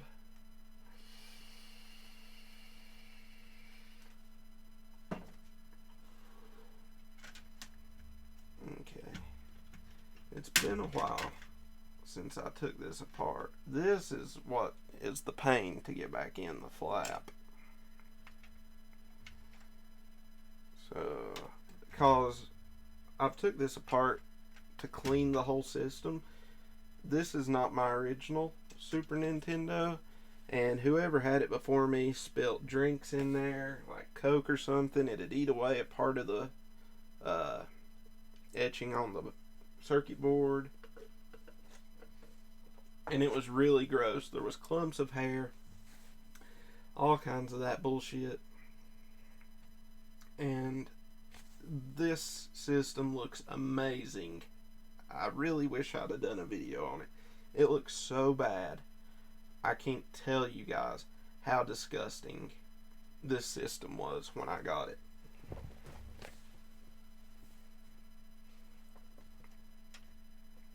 So I'm just going to move that out of the way.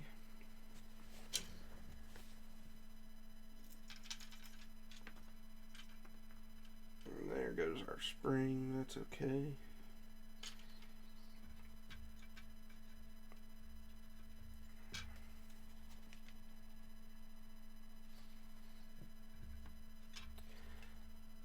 So here and here is where your tabs would be.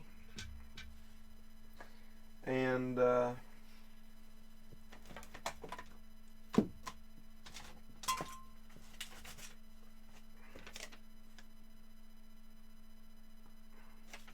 me find a scrap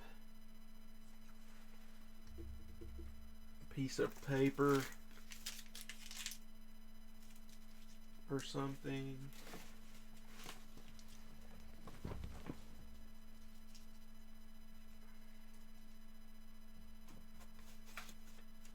Alright, this coupon ran out last year, so I'll use it.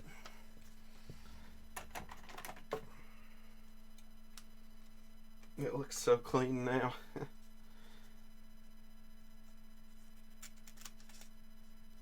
Okay.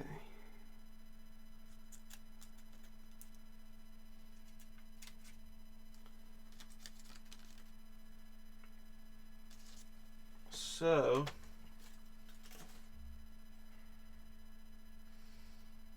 your tabs ain't quite this big, but this is about the shape they are. And let me get some tweezers here.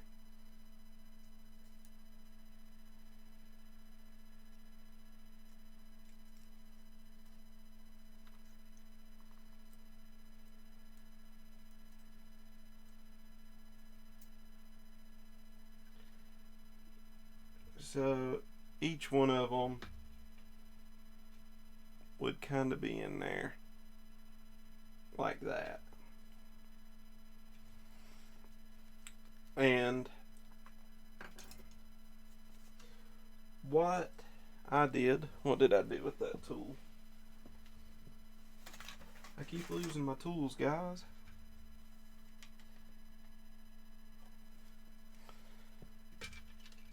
Basically, the only thing you have to do is just run this in behind them and clip the back here. Like, mine is still rough.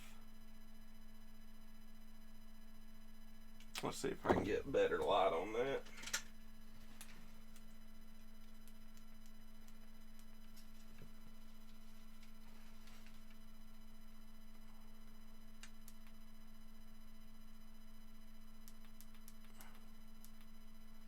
So those are still rough, but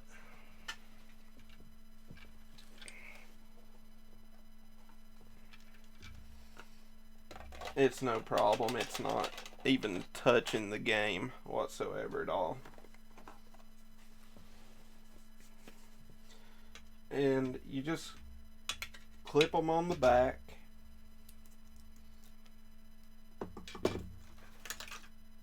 And then what you do is you take your pliers and just kind of wiggle it until it snaps and you pull it out. And I'm so sorry that I'm showing you this without the actual pieces in there. I am sorry about that. I wish I had another one. Some dog hair on there. I wish I had another one just to show you how to modify it. But nobody's really ever going to see it. You could sand it if you want to, but you're going to scratch up the plastic around it if you do. And like, it's really easy to snip off. I'm actually seeing if I can snip some of the extra off here. This side's pretty clean here.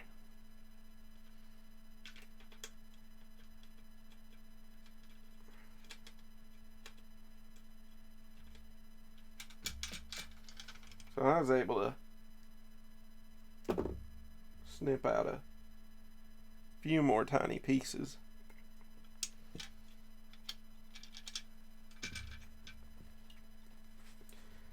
But it is that simple. So I guess now I'm going to attempt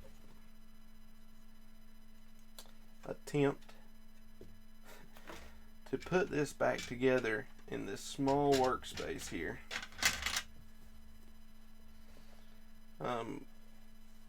which I guess can be handy for some of y'all if y'all have one of these and y'all want to completely take it apart, because that's what I did, because there was coke in all these little crevices here and stuff, and I had to take this whole thing apart and wash every piece with some dish soap and a toothbrush and Mr. Clean Magic Eraser, piece by piece.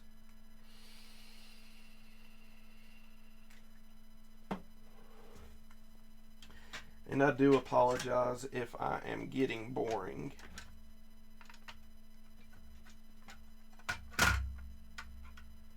Let's see here.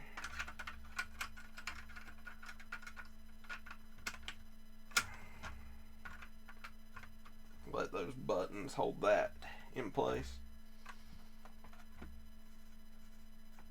There's actually, that could use a little bit more cleaning right there. I don't know where those scuffs have come from. Actually, give me just a second. Let me get a magic eraser and see if I can pull that out. If I'm being too boring, just please let me know in the chat.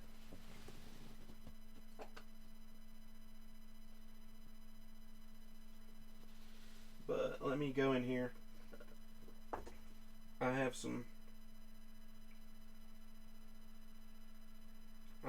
clean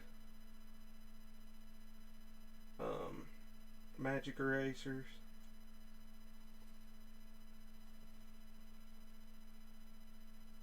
In the bathroom cabinet. Thanks, Ace. Believe it or not, I am pretty relaxed. I'm just, I don't know what it is. I'm just weird, man. I'm just super weird, bro. Keep it weird. I'll be back. Keep it weird while I'm gone.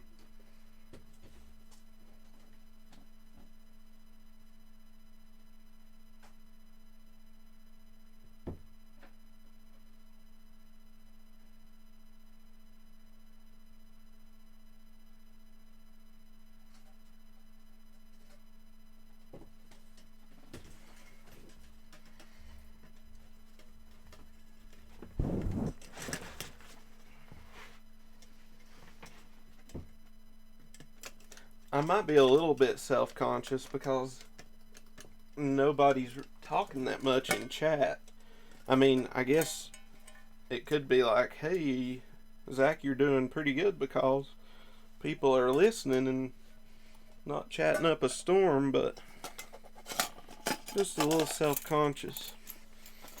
I'm going to take my camping pot here and get a little bit of water. But, yeah. Feel free, make the chat weird, guys. Let's make this whole damn thing weird.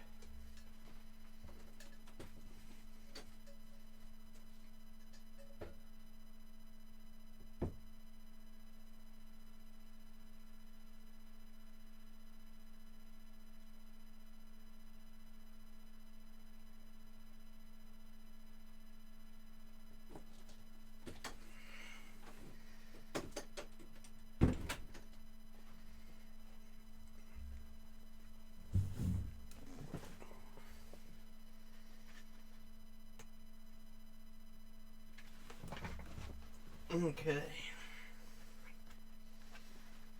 Well, thank you, Mazen. Thank you, Ace. Thanks, guys, for the nice words. And if anybody's still around after we get done with this, since I drug out my camping pots, which have my backpacking stoves in them, I might show them off a little bit. I got me a Mr. Clean Magic Eraser here.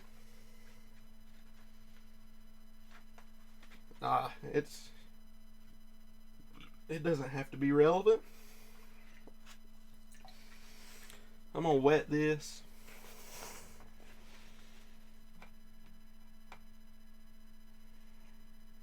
And I'm trying to make it where y'all can see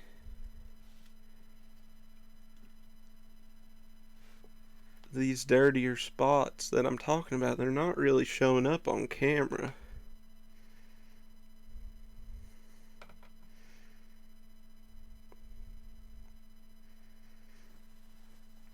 So, like,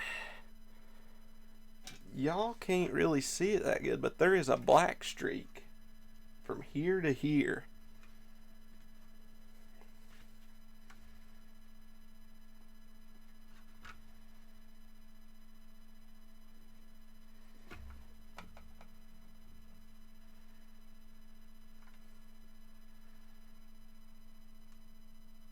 Like, I guess you can kind of see it now.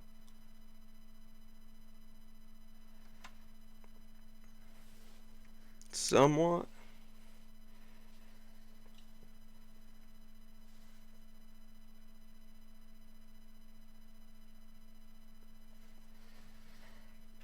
Well, if you do want to stream a game, Ace, you know, don't feel like you need to stay here. Just if you want to stream a game, you know, I don't mind. Uh, I'm not one of those people who get pissed off if my friends stream at the same time.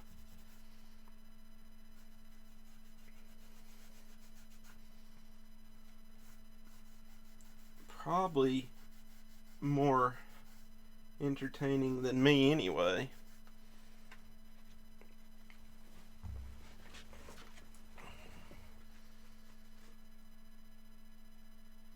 Oh no, dropped your Nintendo Switch dock. Well, better the dock than the Switch.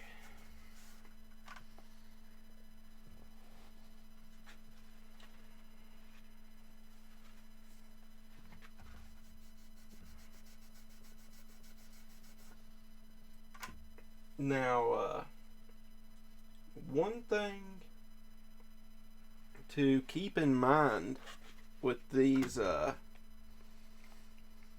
magic erasers is they are extremely abrasive.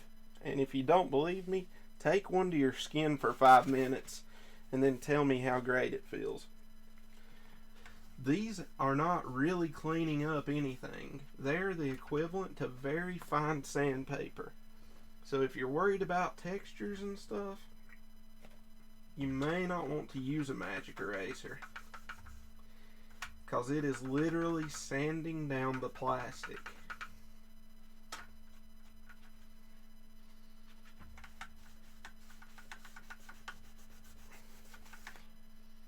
I do like how this is looking though, and I don't know if you can tell, but you probably can't tell.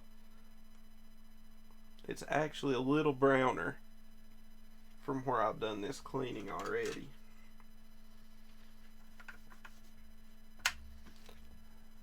Not bad though. This a pretty clean looking system right now. And let me move this water out of the way so I don't spill it on nothing.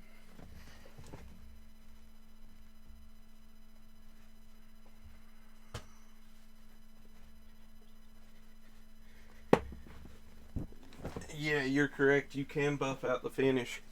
You don't want to use these on anything that's glazed, like sinks that are plastic but have a glaze over them.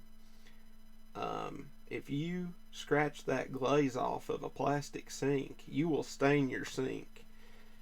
People really should be more careful with magic erasers.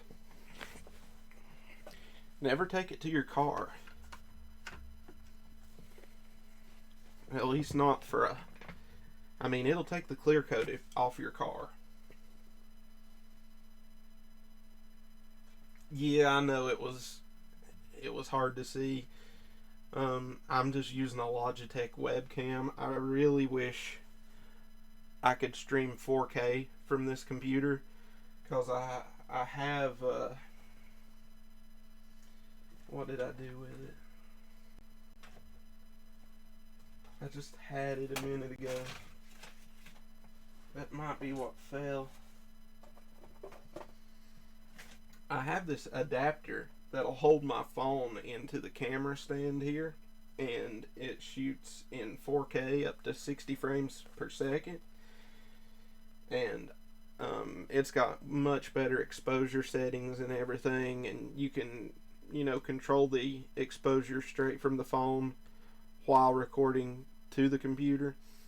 But with this, to mess with the exposure, I have to bring up the Logitech webcam software, and then we're probably going to start seeing some buffering in my stream.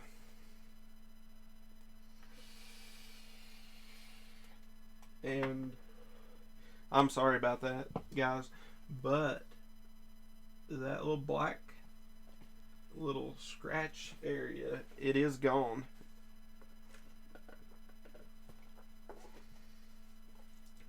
So I am sorry about that, y'all. Let me adjust the camera here again. These damn wires. I have got a rat's nest of wires behind the camera, guys, so I'm sorry if any slip out. I've probably got 100 or 150 different devices that I plug in and out of here quite often, and I've just got this mess of wires, and honestly, I'd be embarrassed for y'all to see it. It pisses me off to no end that I've let it get that way, but I have. What am I going to do? Okay.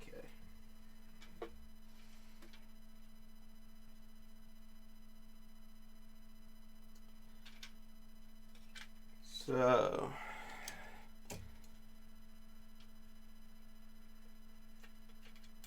this is the part that is going to piss me off.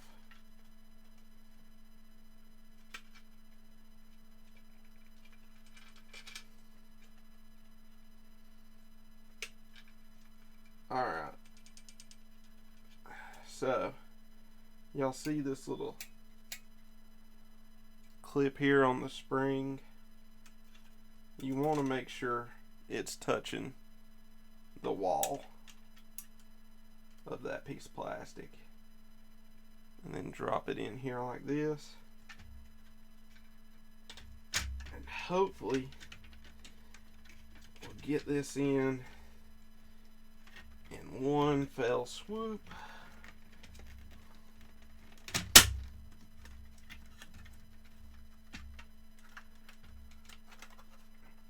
Oh, look at that. First try. So the first time I took this apart, it took me a couple of tries to get that right.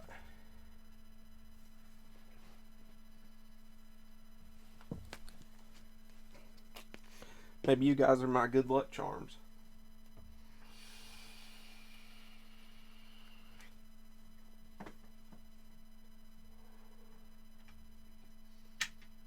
Okay. So I'll take care of that spring in just a minute.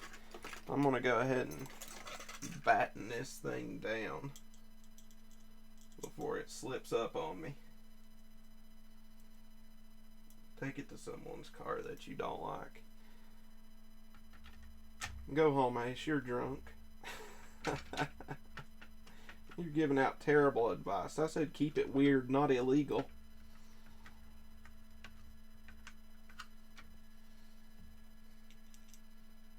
Gotta love that satisfying click. Yes, indeed.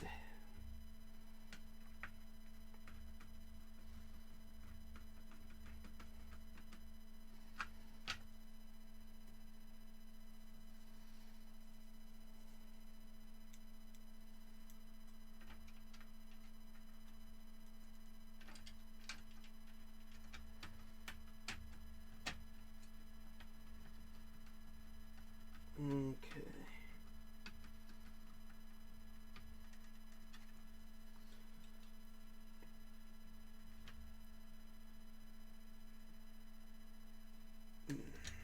So, some of y'all know I have trimmers, so I shake a little bit, so sometimes getting the screws in can be a little hard for me, but I promise you, if it does, I will get there eventually.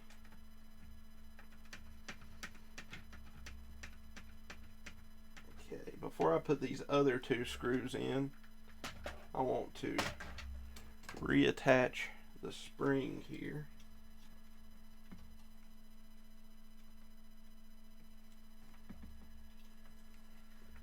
Which I will try and get a decent shot of.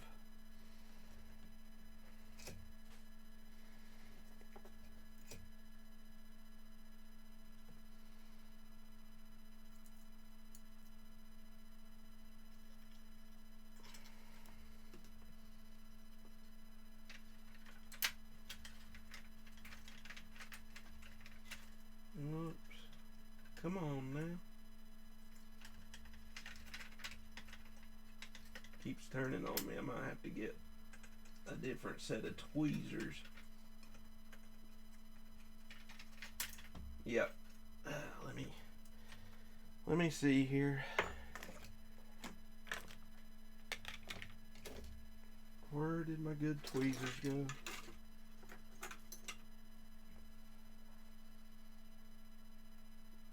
I'll tell you when I've had enough.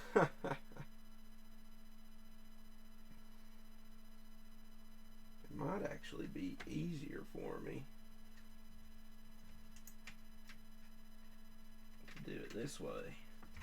Yeah, that's going to work better.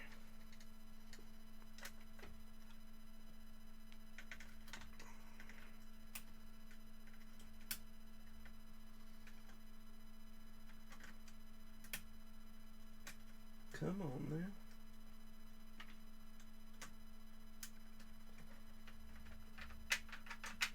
There we go.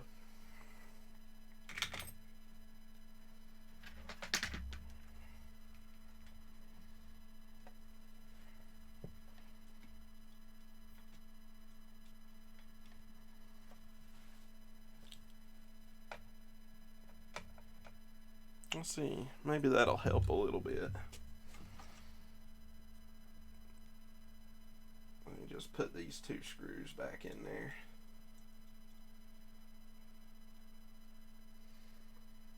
That SNES, oh sorry, some people hate the word SNES. That SNES looks so clean you could eat off of it. You could eat off this Ace. This is probably the cleanest Super Nintendo you're going to find. At least now. It sure as hell wasn't before. And you want to make sure you don't over tighten these and mess up those plastic threads in there.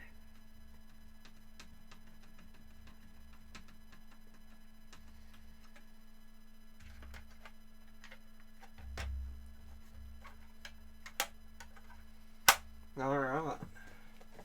How about that? We got it together all at one time without screwing anything up.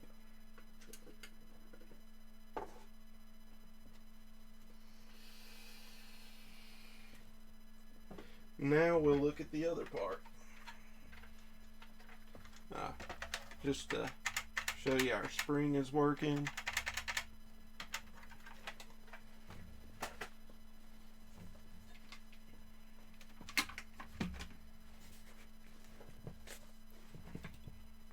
And I mean, I've taken this whole thing apart and worked on it. Like there was Coke spilled underneath these RF shields here. So you can, let me see here. Yeah, so you can see it a little bit better like that. It's almost too dark for me to see it, so the camera exposure must be messed up.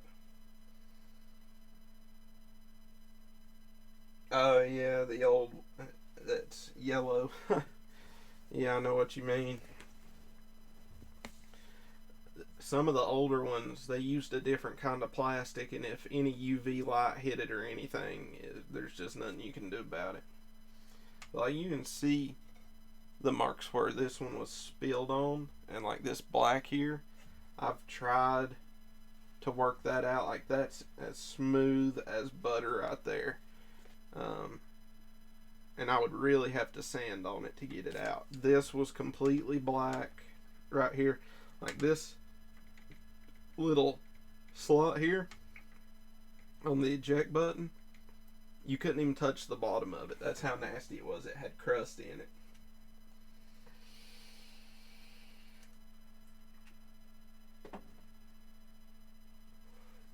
Yes, it does. So, let me turn this light back on here. And I'll show you at least somewhat how I cleaned these. I want to make sure I've got a good looking pad here.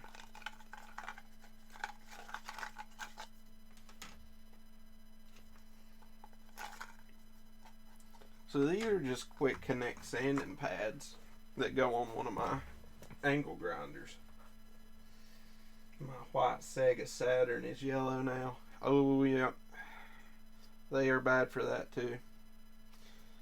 And the reason I choose this is because it's hard. It's like cardboard, except it's very fibrous. And you can cut off a piece, and like, since mine don't need it, I'll show you just what I'm talking about. You shove it down in the card slot here, and just don't go side to side, just work it up and down.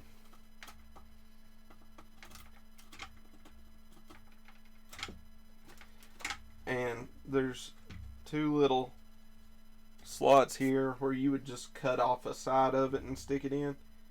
And just by taking a little sandpaper and putting it in there and bringing it up, you can take the oxidation off of those pins in there.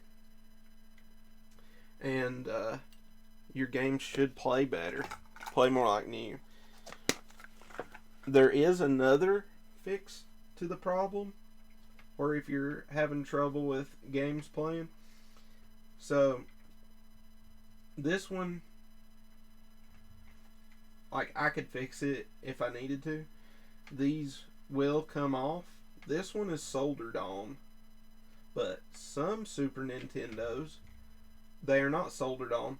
There is a piece that it's soldered to, and you just take the two screws out and pry it out, and this will actually pull out, and you can buy one for $10 on eBay that'll drop back down in there, and you got brand new pins. It's just like your 72 pin connector on your toaster NES that goes out.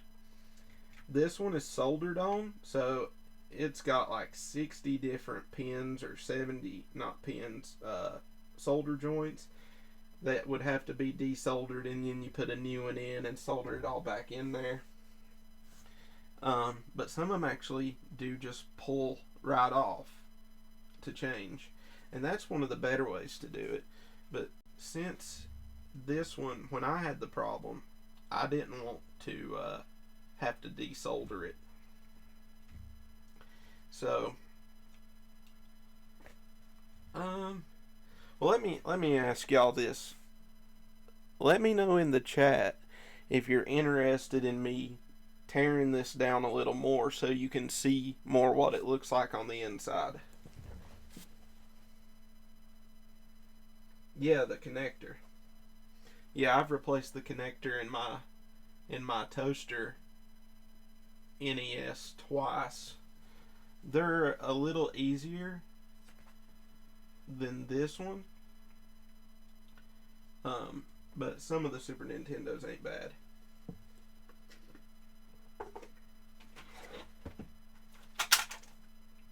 So just let me know in the chat if you're interested in seeing more of the board while I change the batteries out of my vape.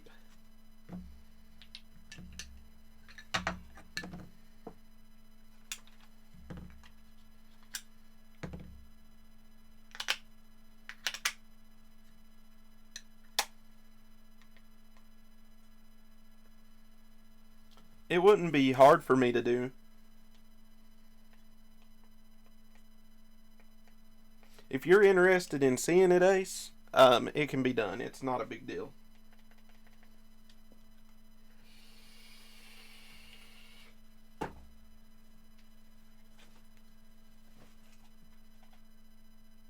It's not too hard to put back together. Okay. Oh, my britches are falling down. Let me pull them back up. Okay, so to see more of it here, I'm just going to go ahead and unplug the power adapter. This goes into your power switch here, and that's what turns it on or off. And I'm just going to go ahead and remove it. Yeah, this isn't hard at all. I just have to keep my screws organized.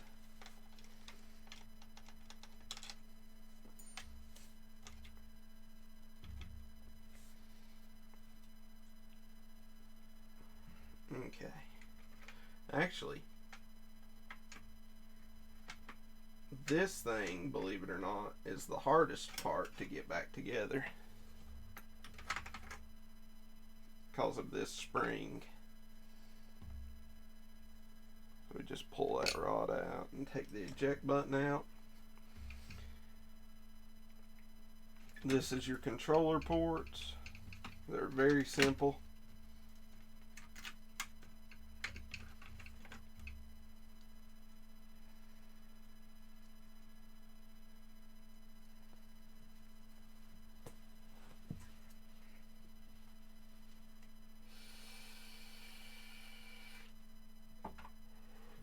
Alright, we'll show the board. This is just an unused, at least for me, since I don't have any peripherals to go on it. This is just an unused thread. I don't believe I need to take it out for anything right now. I just need to undo a few screws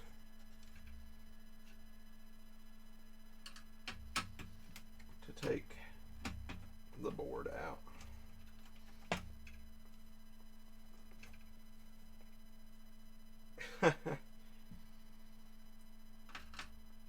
Yeah, you and Joe would have me doing some repairs, huh? If I live close to either one of y'all. And go grab some beers. Yeah, that would be good. Of course, the beer is better here, my friend. You can't beat North Carolina beer. So we'll take that RF shield off.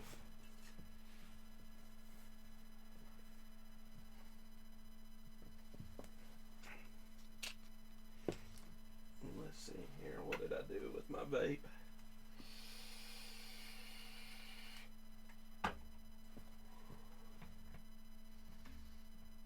Okay. This is the screw that will piss me off.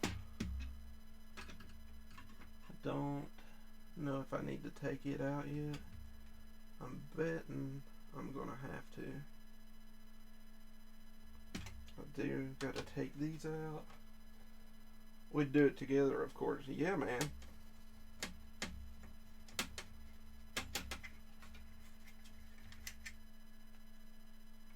I'm not the sharpest hammer in the toolbox, but I could probably show you a few things on these.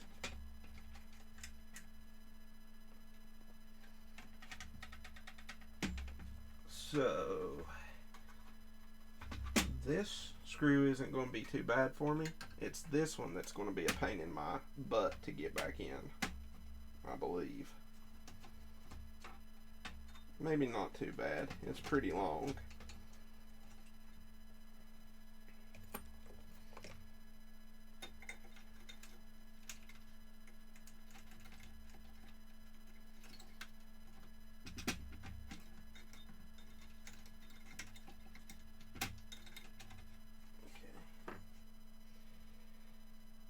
Oh yeah, California, I'm sure has some decent breweries.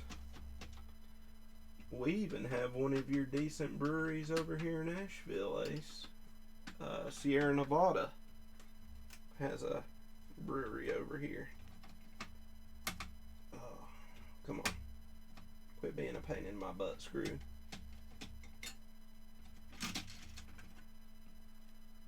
Okay.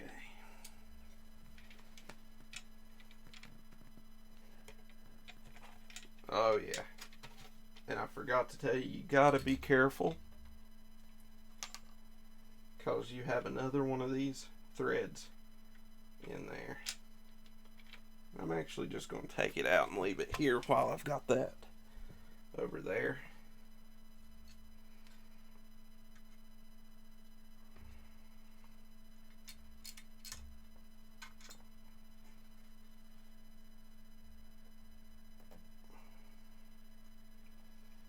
Okay.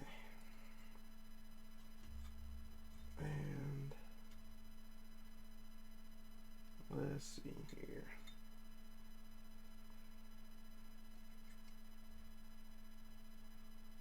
This looks like a MOSFET connector. It's either a MOSFET or a some sort of transistor. And the reason it's bolted to this is because these put out a lot of heat and it's using this as a heat sink. So I'm not going to take this off just because I don't want to mess with this any. I don't know if it's got any thermal compound on here. I doubt it. It doesn't look like it does. But I just don't want to take a chance of bending any of those contacts. But you get a shirt and a beer holder to commemorate the moment. Let's see here. Oh, I missed some chat. Oh, hell yeah. Sierra Nevada. We have an annual event here called Beer Fest where brewers from all over bring their beers and you get a glass and can drink any beer you want from them. You get a shirt and a beer holder to commemorate the moment I discovered Hoochcraft. We have a couple of those here too. I know exactly what you're talking about. We have an Asheville Beer Fest. We have a brews. Let's see, a brew cruise, something like that, where everybody gets in a shuttle and goes around and tries out all the different beers. So this is what I was talking about earlier. If this goes bad, some of them are easier, and this will actually pop off, and you can change it. It just depends on which board you have in your Super Nintendo. And again, to show you how dirty this was, you can probably see some of the rust and oxidization here. But if this goes bad, some of them have it made where you can just pop that off and put a new one on. This one is not like that.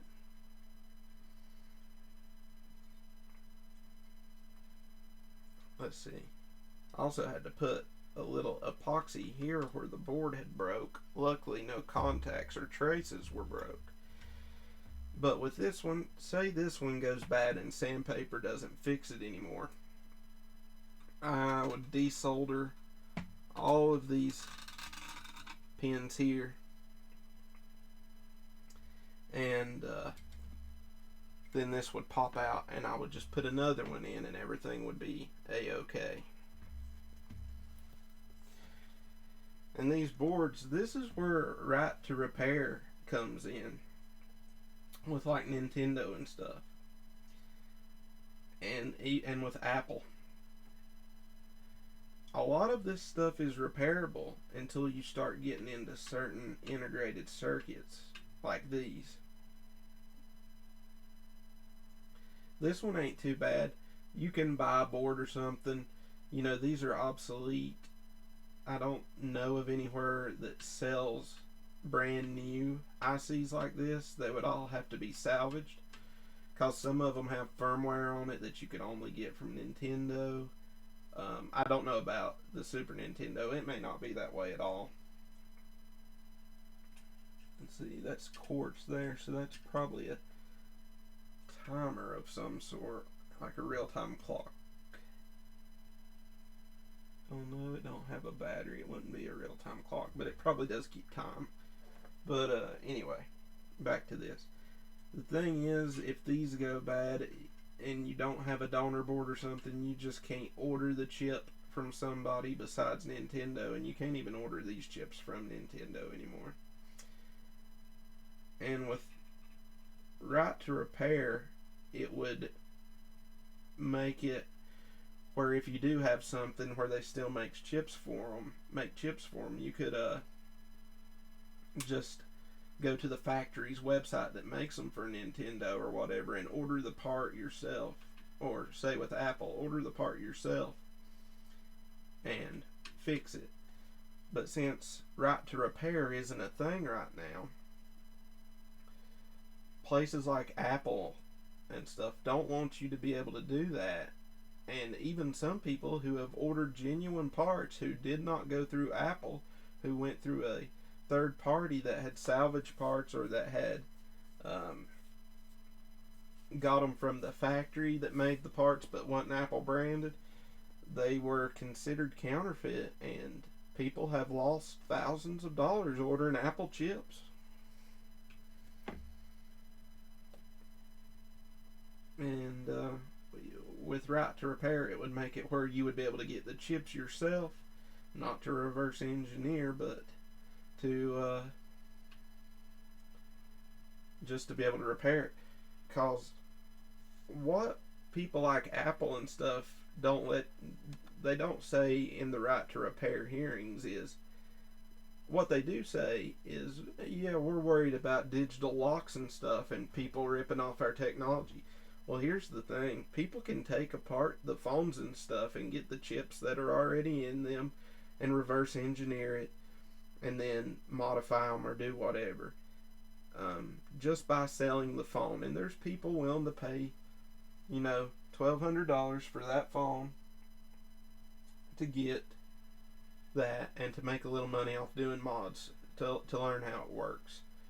People can hook it up to their computer, figure out the programming. So when they use that, right to repair would cause more of that. That is just not the case. People can get the chips out of a brand new phone and reverse engineer it. So it doesn't really matter. They should make the chips available to us so that we can do our own repairs. And one thing that Apple is really about is, say you have a chip that goes out.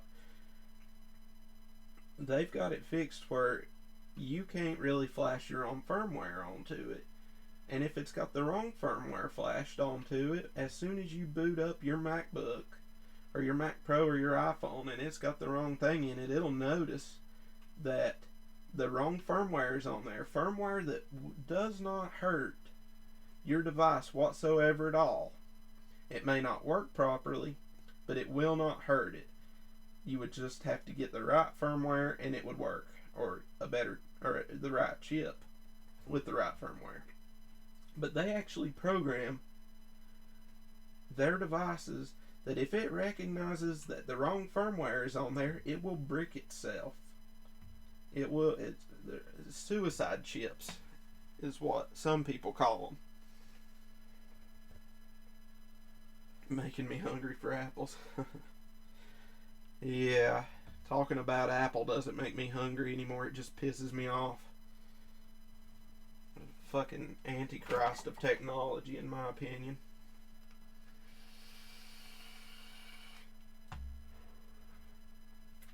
I can't tell you how much I hate Apple.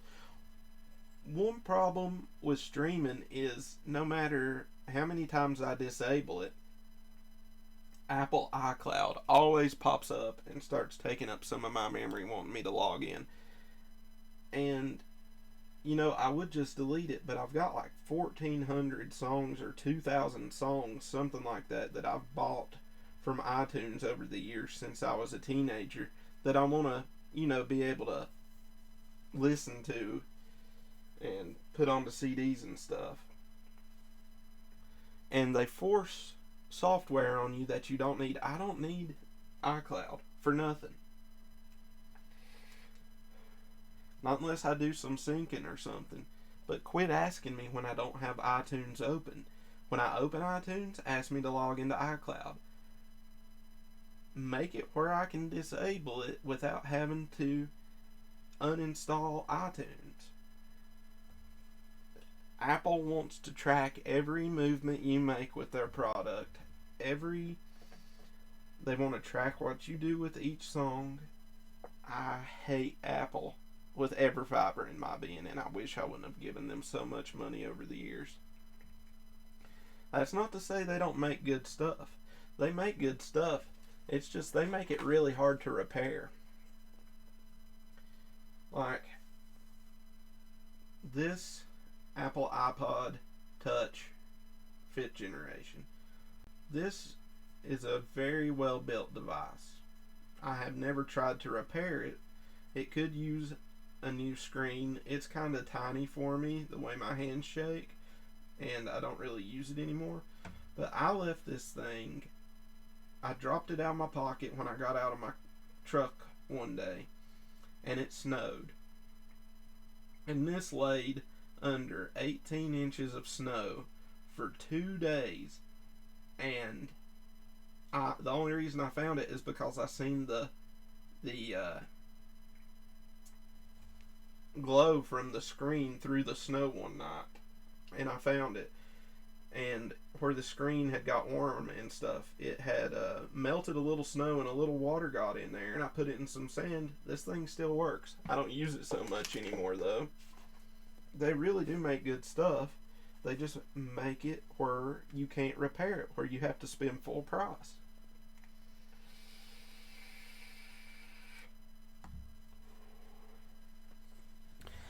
And, even though Android isn't much better on a lot of things, if I want to change the battery in this S10, I can peel it apart where it's glued down on the edges. I can peel it apart, I can open up the back, I can put some alcohol in there and mess up the glue on the battery, pull that battery out, put a new one in there, close it up, re-glue it. Is it going to be water resistant still? Probably not, but I can fix it and use it again. And the thing with cell phones is the batteries are going to go out in a couple of years anyway, or they're going to slow your phone down or something. And then if you've got people like Apple, even if you do get a new battery put in it, if that battery is wrong, it will mess up your phone, depending on which iPhone it is. Or they will just go by age and slow your phone down on purpose. Like they had it programmed for phones to slow down on purpose a couple of years back.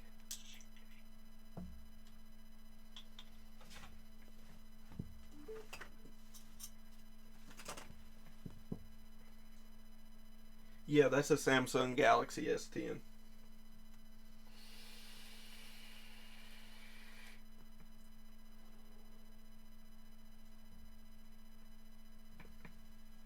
A 9 Edge, yeah. I really like Samsung. Um, their phones are getting harder to repair every year, but nothing like Apple. Um, iFixit does some really good tutorials on how to fix them, and it's still more repairable. Like, I think it gets 3 stars out of 10 for repairability, but with Apple stuff, you're usually looking at half a star or 1 star or something like that. I actually have a Galaxy S6 too, Wookie. It still works. The battery's just shit in it. Um, I had it for many years. It was the last phone I had before I got this S10, so. And I've got the VR headset for it, and I might attempt to take it apart and put a new battery in it here soon.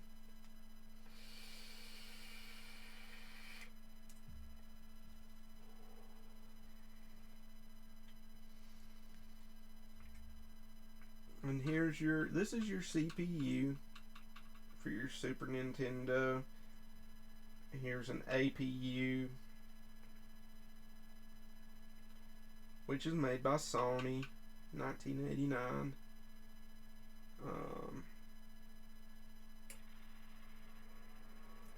And this board is RGB ready.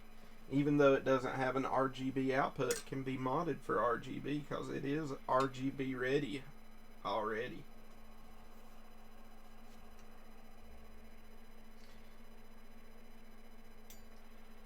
I think all of them are RGB ready. Even the Super Nintendo Junior. The Super Nintendo Junior, I think, is actually supposed to have the best RGB. If you mod it, it's just harder to mod.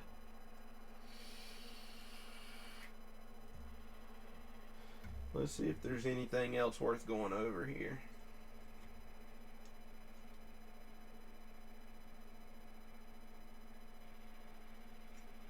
And you know what's crazy is these Super Nintendos, we have come so far now that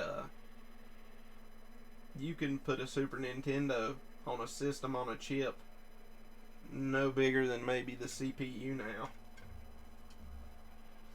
Mine works but need to be on speakerphone to talk to people. Yeah, you might have blown the speaker at the top then if you have to be on speakerphone to talk to people. I don't know. I would have to play around with it to tell you. But if you do have Super Nintendos and are thinking about RGB mods, this is where you'd find your board number, your series or your model number for what board you have. Like I have the one chip 01 here. So now let's throw this thing back together. Unless you have any more questions. Like all of this here, this is just the audio, video, and stuff.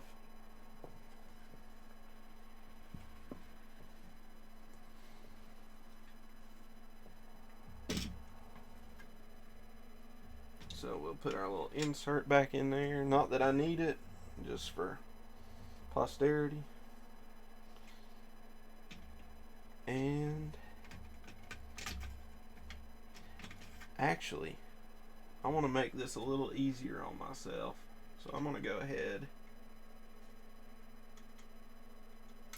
and put these screws back in here.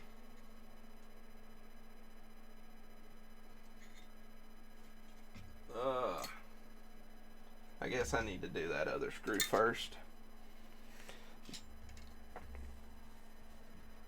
This is the part that is the pain in the butt for me. Putting these screws back in. Oh, thank you, Ace.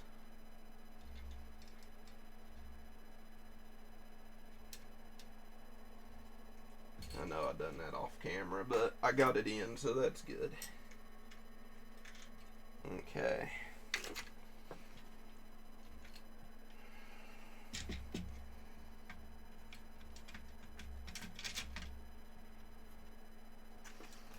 So I will go ahead and put these,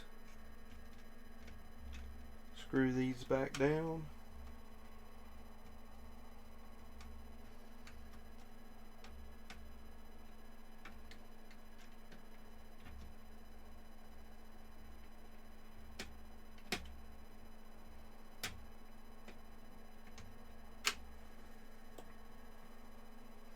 I'm surprised I've kept an audience this long with it. I wasn't for sure that anybody would care or like this too much. I just wish my audio sounded better. I really need an XLR mic or something I can put a ground loop oscillator on.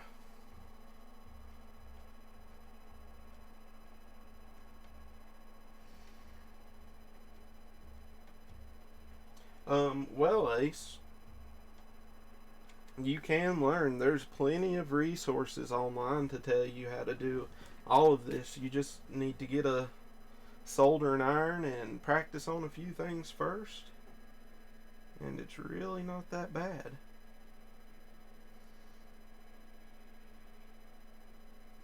Let's see. Trying. Okay, these all go on the outside. So we have to put this on.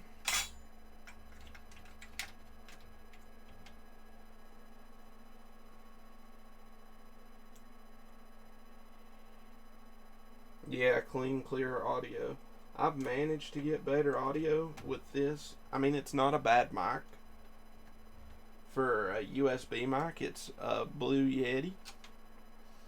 It's a decent mic. It's just running it on a laptop creates a ground loop interference, which I can take care of easy on a mic that plugs in with the 3.5mm, but not with the USB. I'm sure there's a way to do it. I just haven't done it yet. I've tried everything from shielded cables to shorter cables. Cause shorter cables make a difference. Because when I had the 10-foot cable on it, it sounded awful. When I went down to a 3-foot and a 1.5 sounded way better. And I've got a powered USB hub that I've got it plugged in. Still ain't got rid of that ground loop.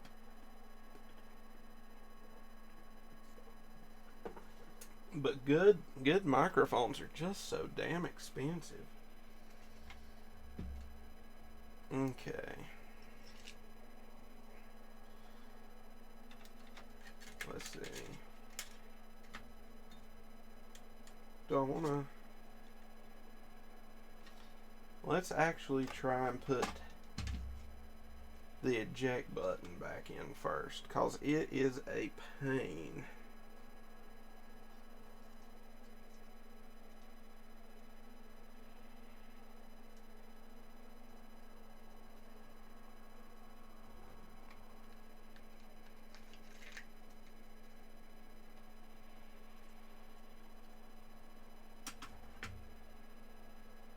See if I can remember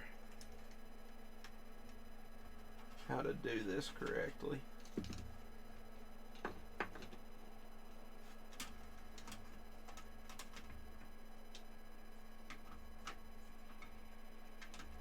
Need an extra set of hands, really.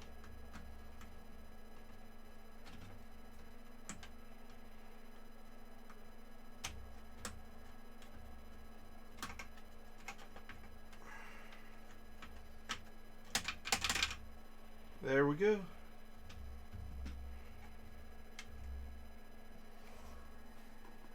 Just make sure everything is all right.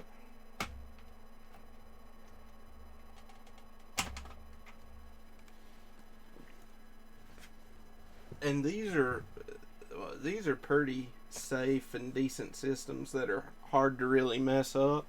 Like everything I've done was done on this anti-static mat, but for testing purposes, I've actually had the board completely out, laid it on a pillow, and put cartridges in it, and played it.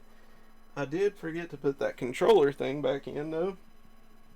Hopefully I can get it put back in easy without having to take this back out, because for some reason I've got everything on the first try tonight.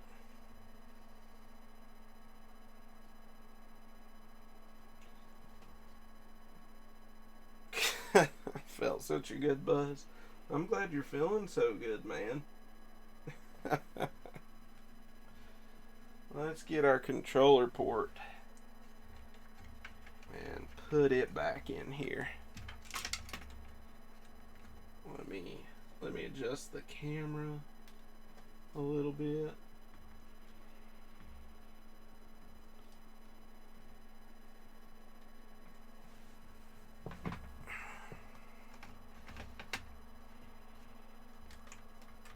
So I may have to take the eject button back out I'm hoping not. I'm hoping I can just slide this back in there.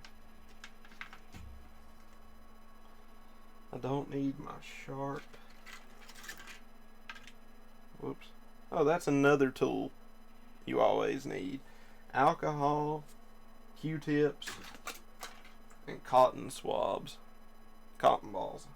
I use them all the time for electronics.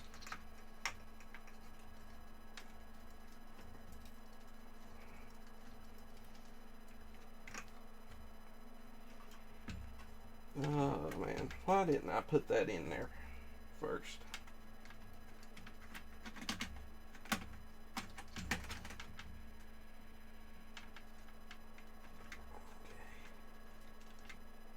That's okay. I got it. Everything looks good.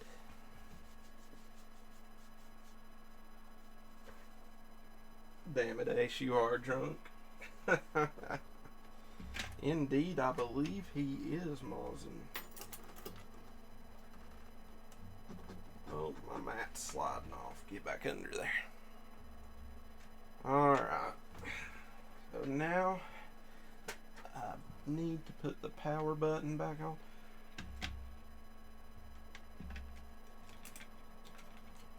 Shit, thought I'd lost the power button.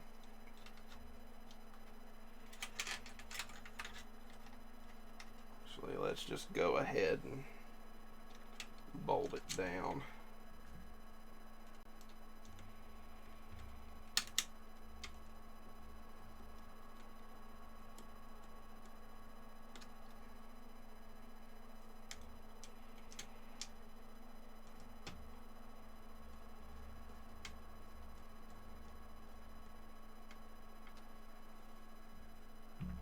And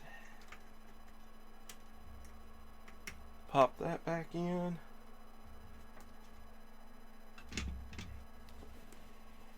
See, these Super Nintendos especially are not that bad to work on. So, like, we want to make sure this is in the off position and this is in the off position, because if not, it doesn't set on there correctly.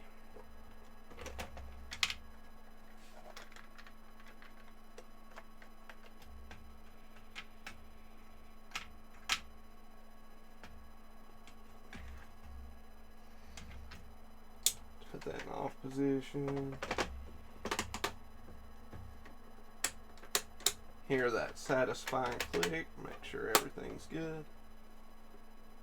And we'll turn it over and start putting it back together. I'm going to go ahead and drop my screws down in there.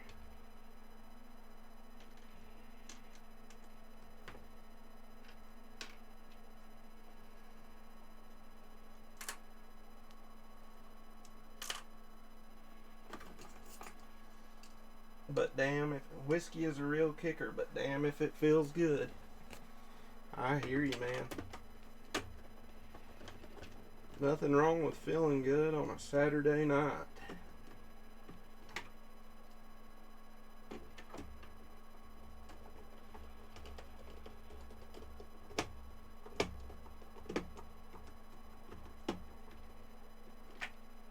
We just want to make sure we don't over tighten any of these.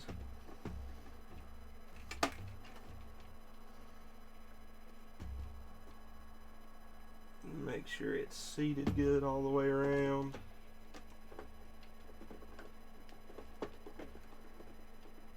Sorry, I keep bumping the camera, guys.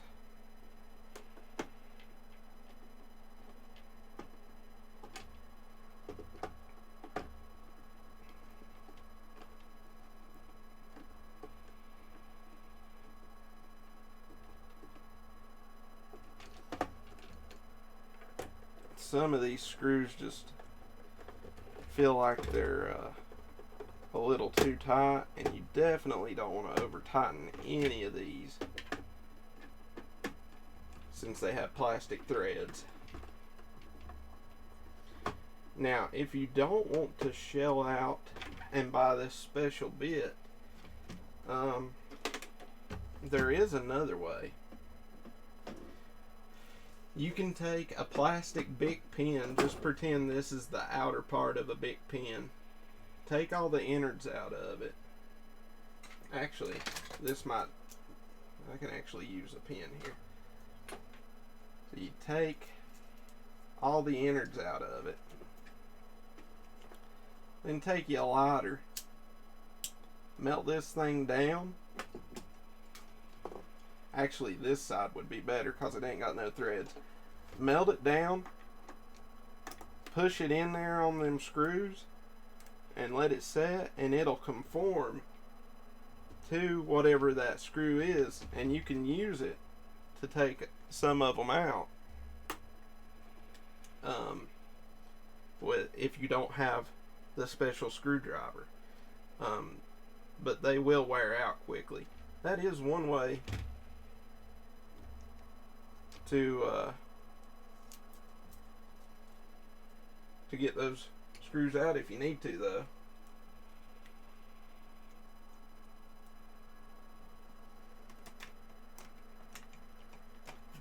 Just a little tip there.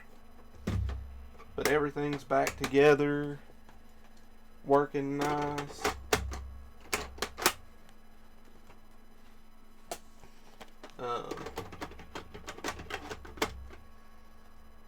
Got one of the best games ever made here, Zelda, A Link to the Past. I'm betting Ace has played that one. I hope so. Uh-oh.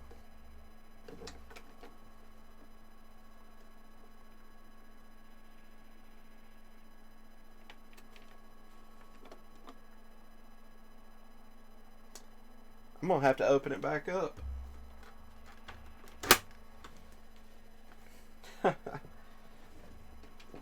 Sorry about that, guys. Let me open it back up and take care of this. It looks like I left a screw out.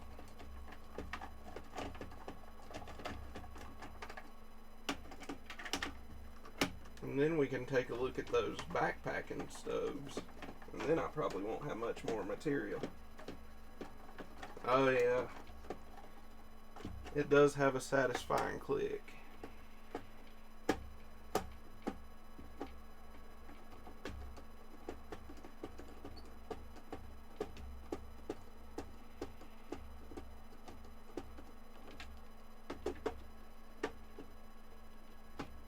I guess my main point here, though, is don't be scared to get into your system and try new things.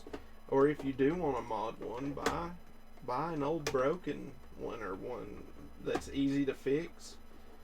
Fix it and then mod it for cheap if you don't want to mess up your good system.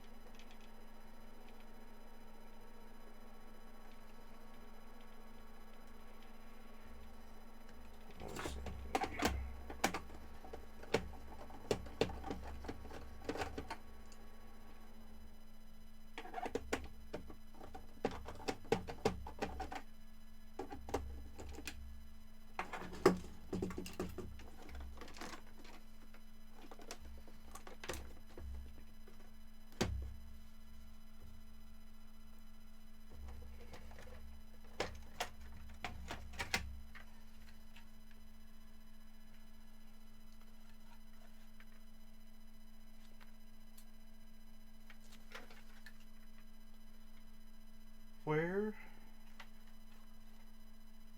did I? Oh, there it is. Okay. So, I left the screw out right here. Now, would that have mattered? No, it wouldn't have mattered. But I don't want to do a half-assed job, even on my own equipment. So I'm going to make sure that screw is back in there.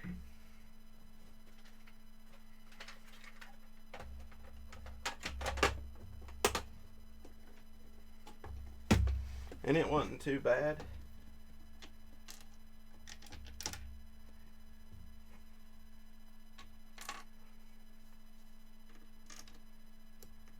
That didn't take very long at all, and we know that our system is in good working order.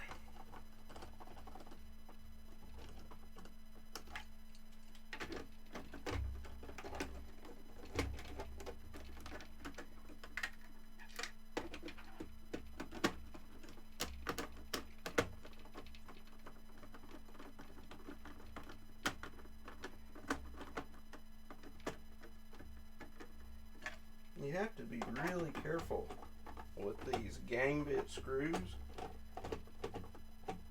If they don't go in right, they really like to round off on the screw head.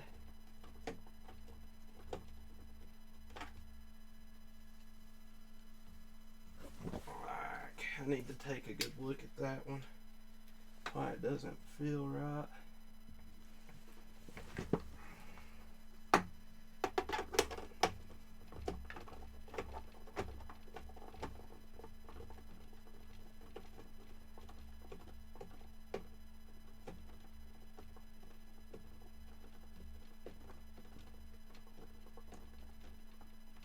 There we go.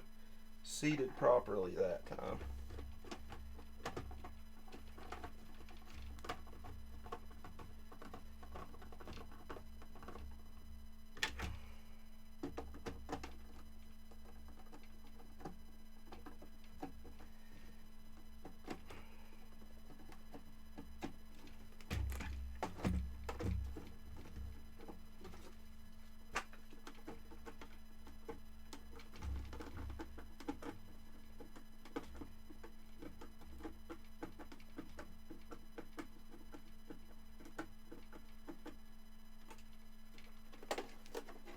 There we go. Fully reassembled Super Nintendo Entertainment System. If you have any questions regarding the Super Nintendo, feel free to ask them.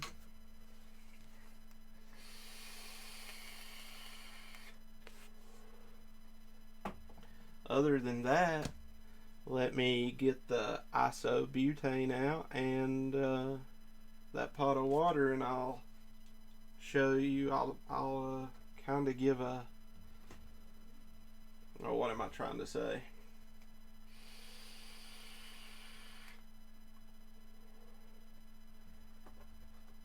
What am I can't, the word ain't coming to me.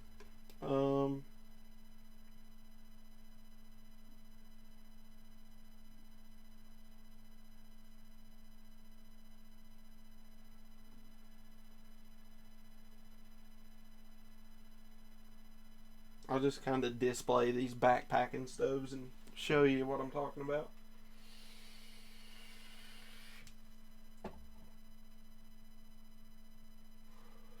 Well, feel free to ask about my Super Nintendo collection, Ace. It's not a big one. Some of my games are in storage, but feel free to ask them.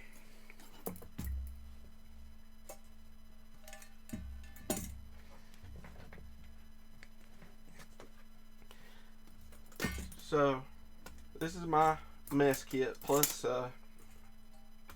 that pot you saw earlier that I had the water in. This frying pan actually is the lid for that other pot, and I'll bring it over here in a minute. Actually, no, give me a second. I'll bring it over here now. It's still got water in it.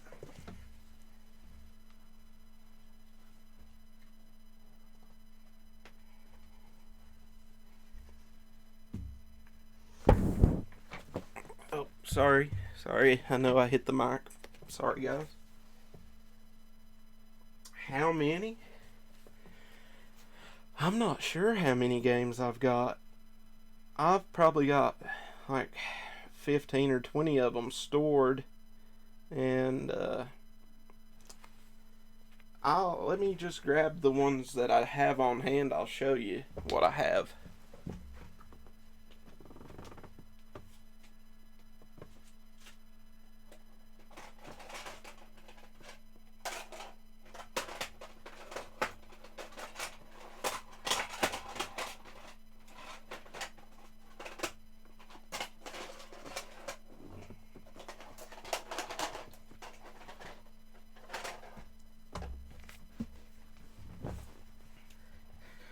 So this ain't a good representation of my games, because these are just the ones I have in this room here.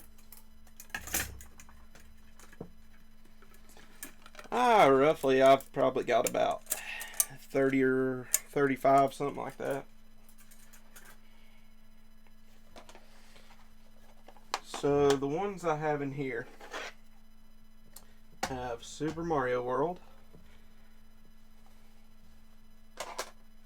and Super Mario All-Stars,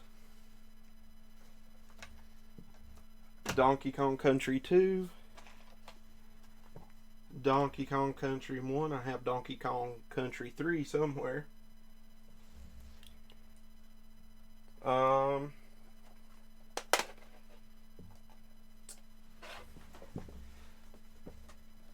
See, Legend of Zelda: A Link to the Past,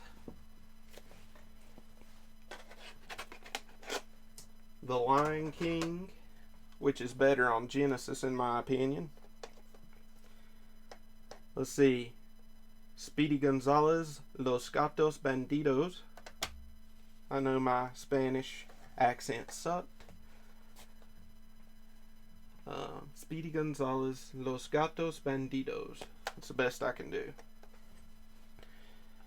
I'm not really into sports games, but I do consider this one of the better football games for the 16-bit era, and that's Tecmo's Super Bowl. I rarely play it. It's fun for two-player, but if you're going to play football, I prefer the newer stuff, but I don't even like to really care. I don't even care to play for it then. And then we have for Super Famicom, Rockman and Forte.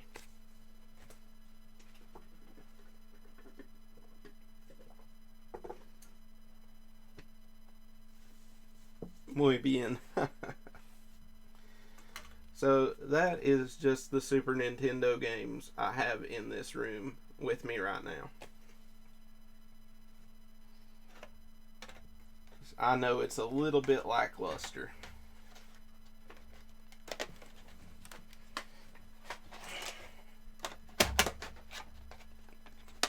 But in this room and the room next to me, I've probably got 200 games, and then I've got probably 100 more, or maybe more, maybe way more than that, up in my storage building.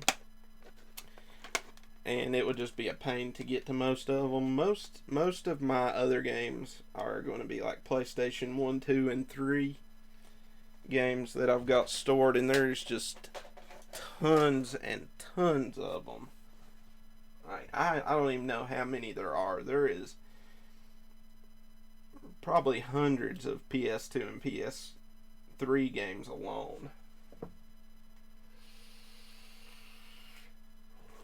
Yeah, Rockman and Forte, I really enjoy that game. It's pretty tough, too, for me at least. It's the whole reason I modified my Super Nintendo, just so I could get this game. And I got a pretty decent deal on it. I think I paid $30, and this is a relatively clean cartridge. This is one cartridge I didn't have to do any work to get it in the condition it's in.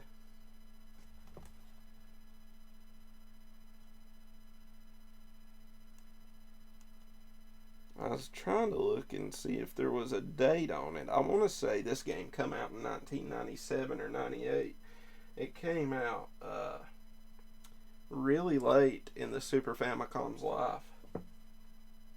They're solid games, though. Thank you.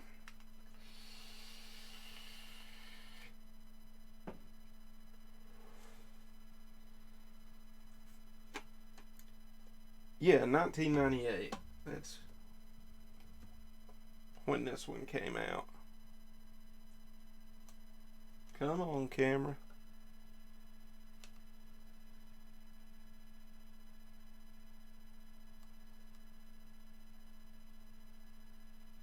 Come on, focus.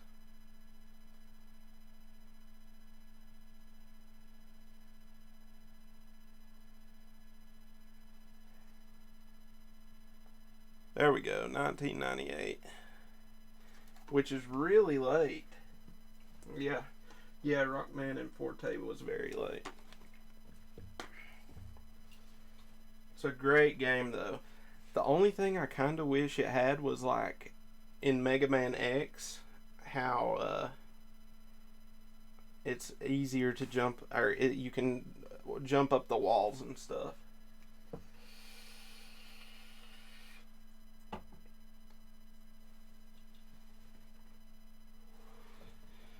Okay. So just back to these stoves for a little bit. Actually, let me put these game bits back up so I don't lose them. Always keep your tools organized, especially if you've only got one of those tools. And again, I can't thank you guys enough for sticking around for so long. We've been going for a while now. I don't really know how long. I ain't got a timer set up. Oh yeah, I do. 3 minutes and 17, or 3 hours and 17 minutes. So we've been going a while. And I've only dropped 518 frames. That's pretty good for me. 1%, not bad at all. But thank you guys very much for sticking with me, and I hope I kept you somewhat entertained. I guess I did, or you wouldn't still be here. But I'll just show you these stoves. This is what I love about these stoves, is they store perfectly in my mess kit here.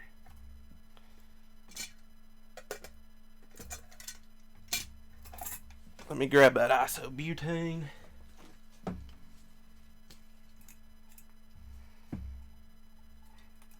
So we'll look at this one first. Hey Dom, you missed the interesting stuff, man. We've had a Super Nintendo apart and talked about how to mod it to play Super Famicom Japanese games. And now I'm kind of bullshitting around and talking about camp stoves.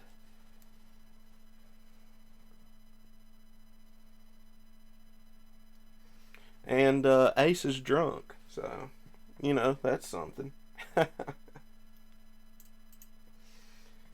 Oh, okay. I guess I took this out on camera. So, this little stove just folds up and goes in this little pouch here.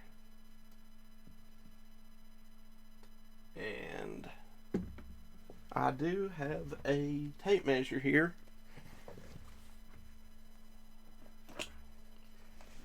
Just to show you how small these are.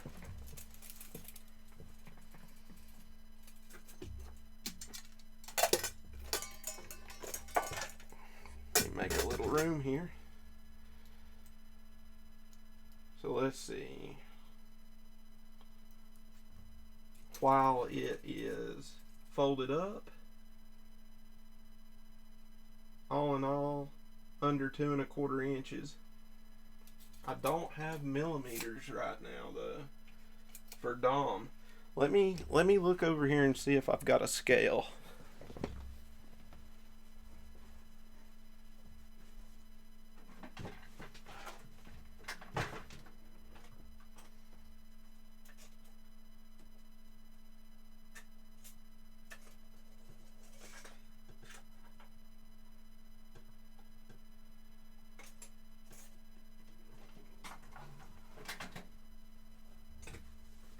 I do have a scale, but it's in hundredths of an inch, not millimeters, so sorry about that, Dom.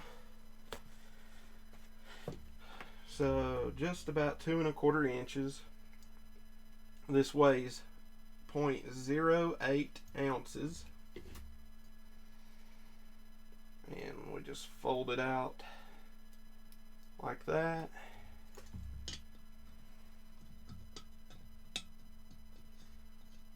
And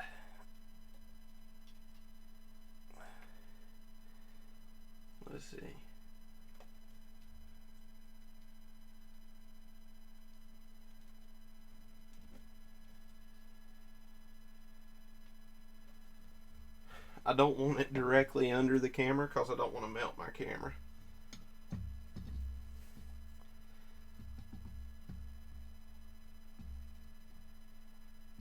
I'm good, Dom. Are you doing alright, man?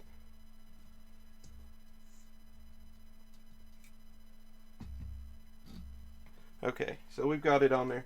This one does need an ignition source.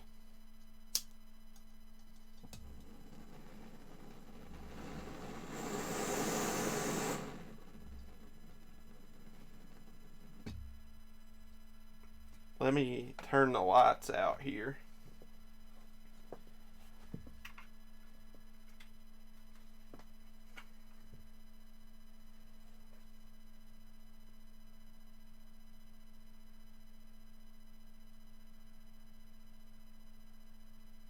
Okay.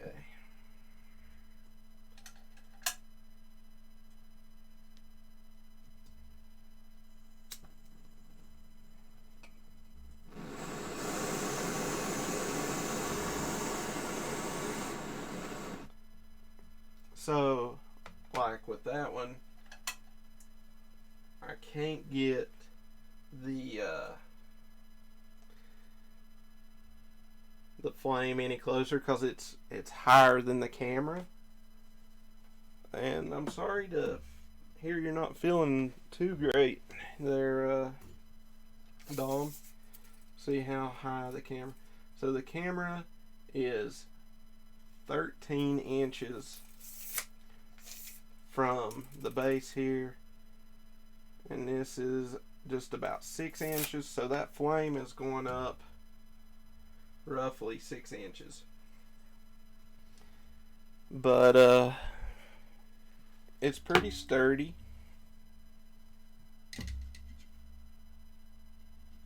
It'll hold this good sized pot here, no problem.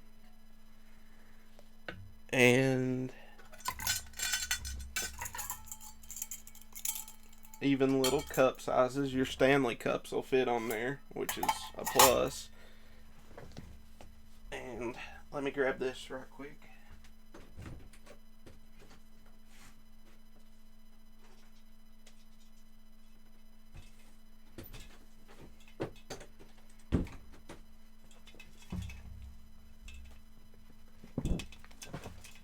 So this is my homemade stove here, my wood gasifier that I've got the 4K footage of. This is just made out of a couple of tin cans, and you build you a little twig fire in there, and the wood gas will come up and come back through these holes and burn clean and smokeless and hot. And you just have to have a little screen that's raised up here, kind of put some screen around it like that and set your pot up here. And they're great stoves too, very lightweight. But let me blow my nose right quick, guys, and I'll show you that other stove. This is a really good, reliable one here. I can burn this one as hot as I want to because it's all brass and stainless steel fittings.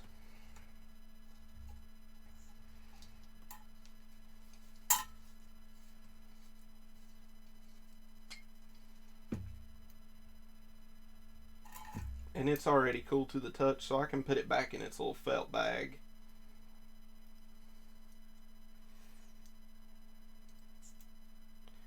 Camera focus better, it's fuzzy.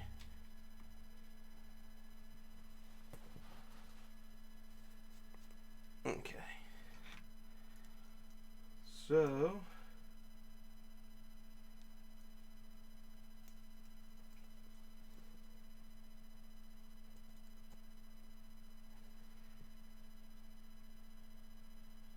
and Mazin 2 is drunk. I just now seen that.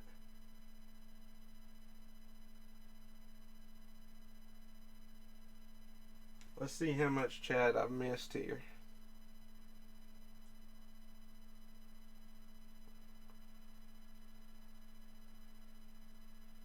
Sorry, but I always have a lie-in on a Sunday. Well, if you class 8 a.m. as a lie-in. No, I don't class that as a lie-in. I class that as usually when I'm about to go to bed. My Sunday lie-in. Look at this mess I've made here. I have to clean that up. My Sunday lie-in will probably be 2 or 3 p.m., maybe even a little later today.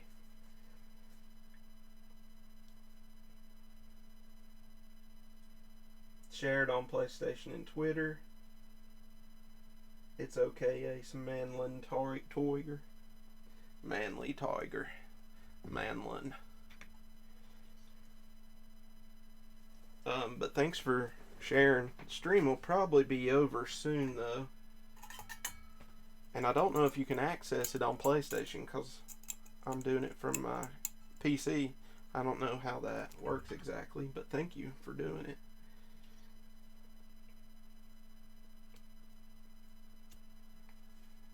So, okay, yeah, let's look at the other one. Now, this is a very convenient stove. I like this old style packaging. This packaging is reminiscent of old camping gear from the 1980s. So I was a Boy Scout. My dad was a Boy Scout and was also a Scoutmaster. And camping is just something I've always done. And it seems like all the old camping gear come in this really cheap texturized plastic.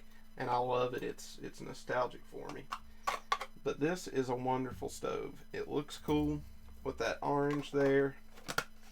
There's a little hole in here in case there's some water that needs to drain out. This one I think is 1.7 ounces. It might be 2 ounces.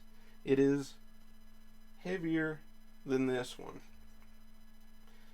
But it folds out nicely.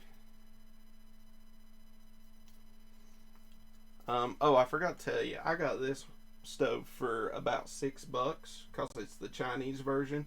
If you got one from REI, you're looking at like $80 or $100, maybe more, for these ultra lightweight stoves. This one I got for, I want to say, $13. It's E-Tech City, so the same Chinese company that makes my non-contact thermometer makes this. But they've done a really good job with it. And while the other one I do think is better built, better made, because this one's got some cheaper die-cast metal on it. It does have an O-ring to help if there's any gas escaping. And this one has a piezoelectric lighter on it. So let me just cut out a couple of lights here.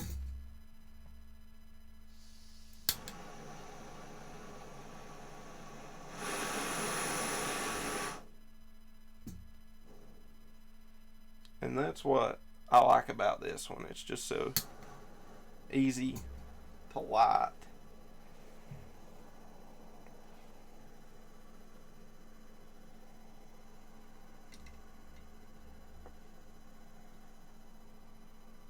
But let's see here.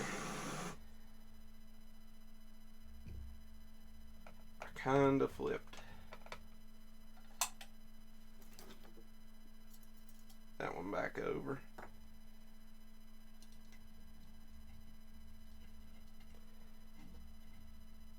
It's not as sturdy as the other stove. That's one of its downfalls.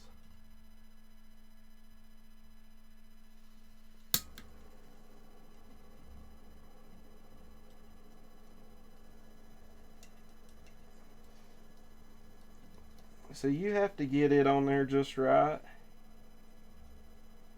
or it does feel like it's going to tip over.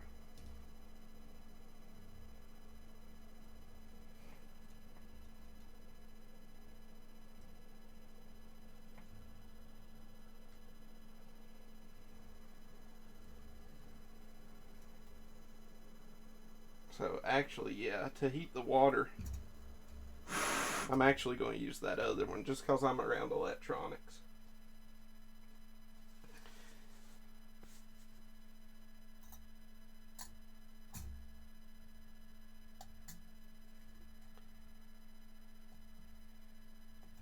little warm. This one doesn't move quite as freely. I'm going to let that cool down a little bit. As you can see though, we've already added some temperature here.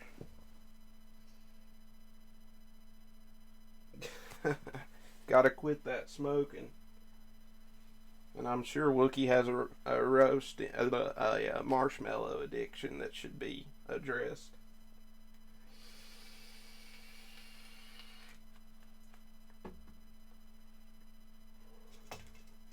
But believe it or not, this stove here, the homemade one, is actually the most energy efficient one. It's gonna combust almost everything.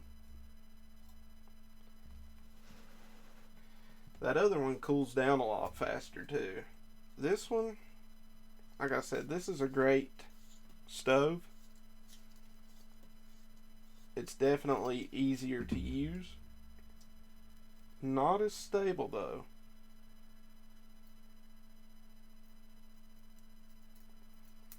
It is cool enough to store right now though.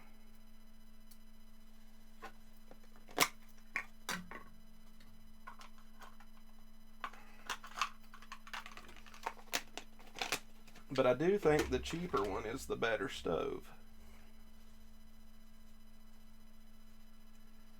I'll have to do another stream where I can show some of my backpacking gear. I don't get to do it much anymore. I haven't been backpacking at all in the past 6 months, maybe longer, because of my back issues. That really sucks. And with my health now, I'd always wanted to hike the Appalachian Trail, especially since I just live a few miles from the trail. And I have hiked quite a bit of it through North Carolina, at least.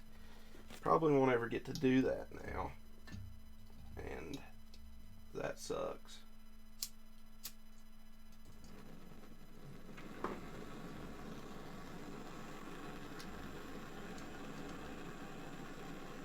But yeah, this stove it's a whole lot nicer as far as being sturdier, the way it's built. Like, I can move this around and have no worries, where with the other one, you know, it's a little iffy, especially if you're on uneven ground.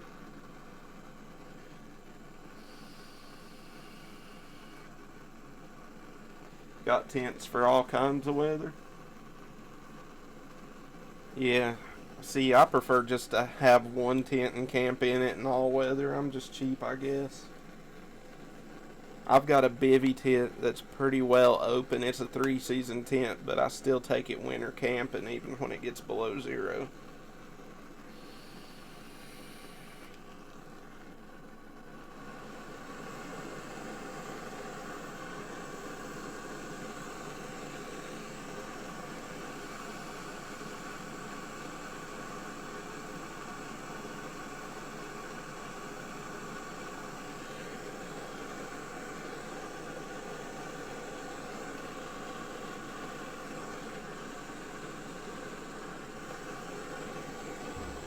Actually, let's get our thermometer and check the temperature here.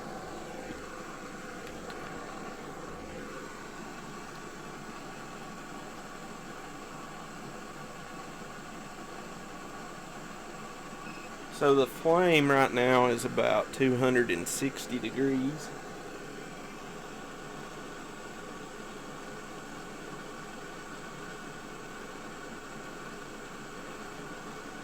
I will have to Google some of that stuff, Dom, because I don't know what any of it is.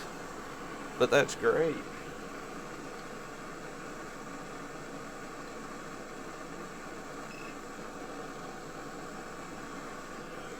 And our water is at 120 degrees Fahrenheit.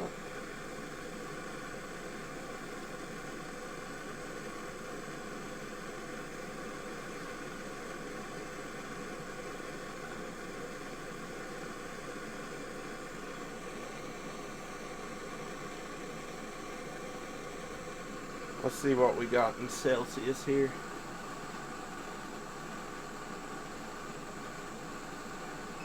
So about 131 degrees Celsius on the flame.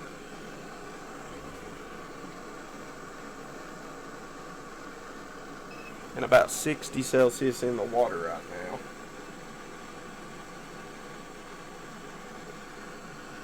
Boys Brigade is like the Boy Scouts. Oh, very cool.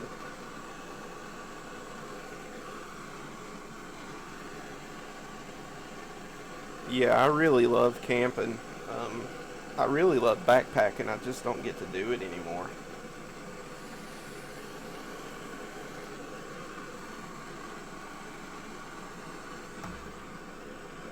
And just to show you what I mean by the frying pan working as a lid,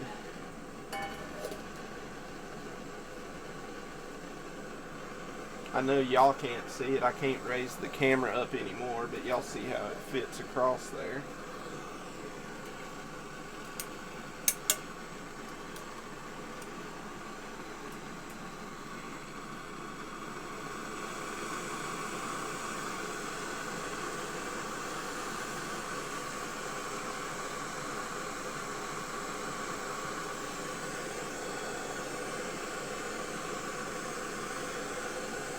And it's about like a jet bowl stove. You can really hear it. A lot of them call them rocket stoves because how loud the flame gets.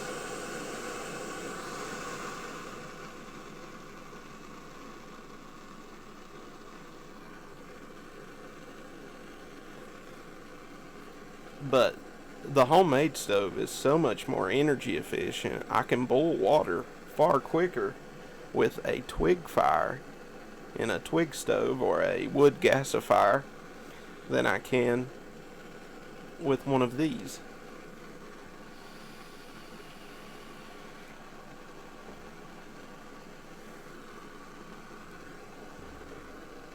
See what our temperature is now.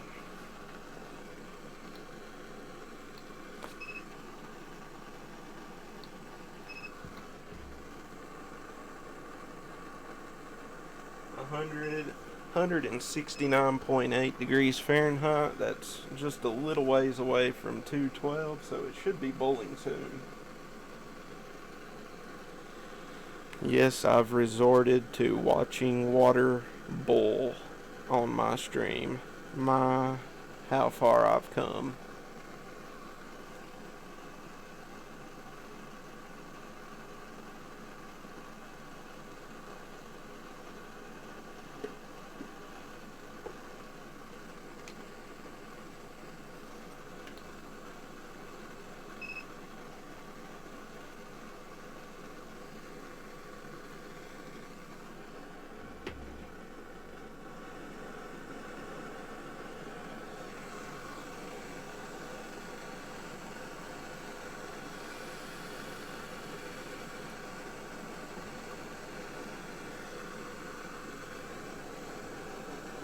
And we're starting to see some bubbles come up.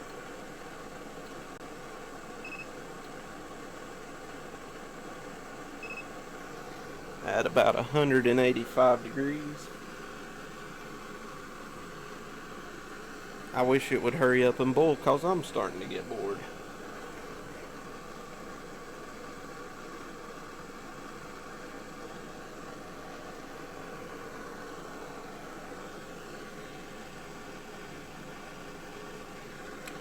Sure thing, I'll make you a cup as soon as it's done. Of course, I do have a percolator that makes far better coffee.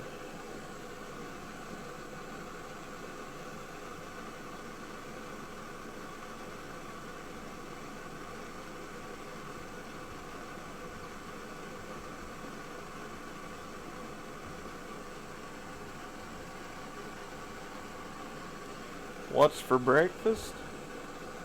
Just imagine it, Wookie.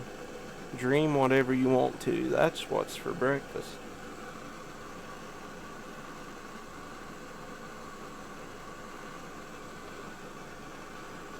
You should cook something in there. Well, this pot's a little dirty. You can see the black in the middle of it. I don't want too much steam to hit my camera, so let me be very dangerous right here.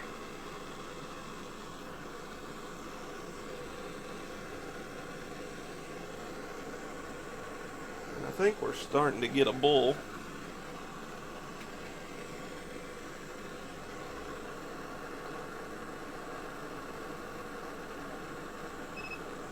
We're at 200 degrees.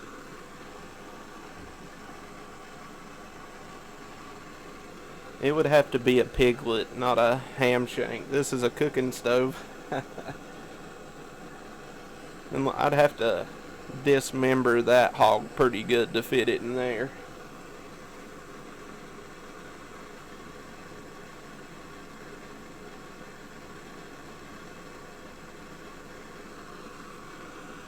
Oh, I didn't even notice. I bet the noise is horrible, guys. I'm sorry.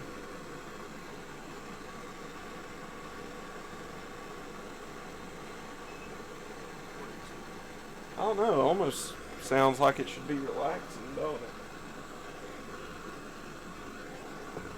it? And we are bowling now.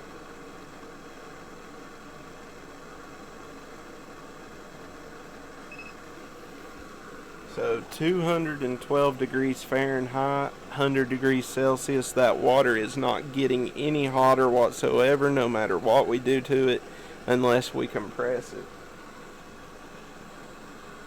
So I'm going to go ahead and turn it off.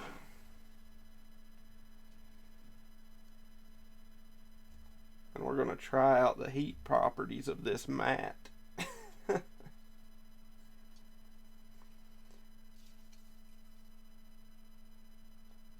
One thing that does kind of bother me about this stove is how hot it gets, and so close to the fuel source. And that's with all of them. And it's pretty hot right now, so I'm going to lay it over here so if it explodes it doesn't blow my face off.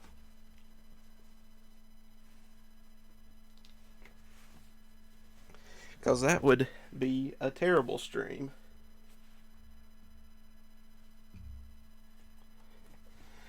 And that's working out pretty good. The heat feels about right. I can show you how the frying pan works now. Yeah, I went to sleep last night listening to the storm outside and the rain bouncing off the window. The noise is relaxing to me. Yeah, I sleep to this kind of noise. I meant that in a good way. Yeah, I have a tin roof, and I love the sound of rain on it. And we've had a ton of rain and a ton of snow here recently in the mountains. But there's how that frying pan fits over, and the water would have boiled a little quicker had I had kept that on there. But then you would have just been staring at the bottom of this. I don't think you can get this exact mess kit anymore because it is Coleman back when they was still making the Peak 1 brand. Okay, a big juicy steak with mashed potatoes and gravy with a nice cold beer. That sounds delicious, Ryan. Get on that and make us some.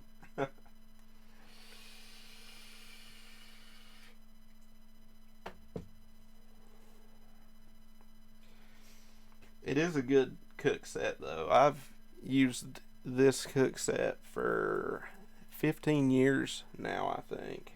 And I've finally got one dent right here that I've got to get out. I have this really cheap dent puller for a car. So what I do is take hot melt glue and glue this little peg on here and then pull it out. So I need to try that.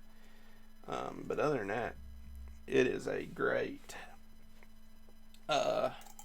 cook set. And then you have this medium-sized bowl here, and you can use this as a little bowl, but I use it as my coffee cup.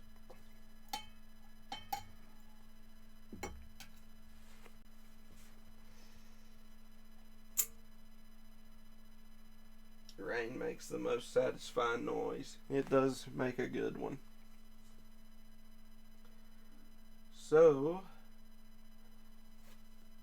let's see. I was about to stick my finger in that. I guess I will anyway. Still pretty hot. Let's see if the laser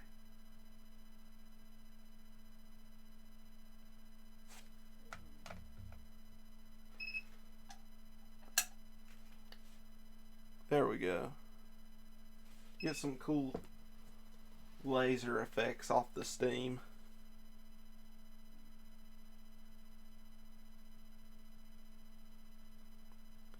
That's satisfying visually, at least for me.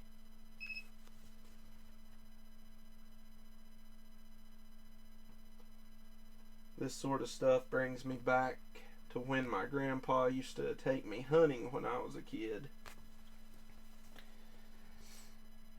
Yep, that's one thing that's great about living where I do is I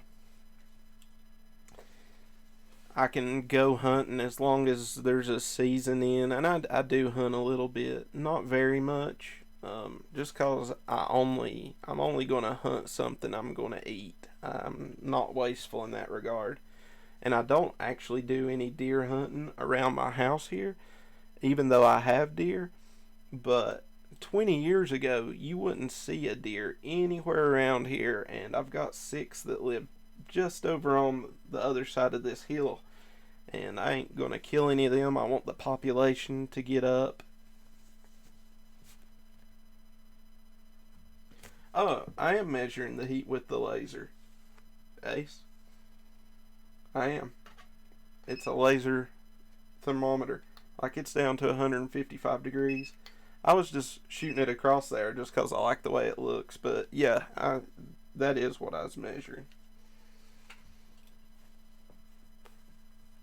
That tool, yeah, that I showed it earlier. It's my laser thermometer, non-contact. So like, let me. So like if I pointed at this empty pot, see it's about 71 degrees. And then we have this water here. Thank you.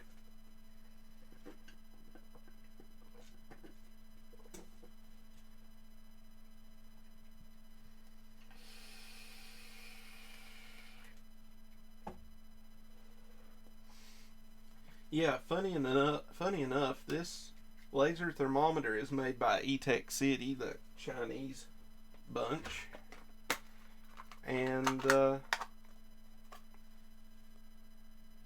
it's hard to see, but this camping stove is made by E-Tech City as well. So they just make cheap Chinese stuff.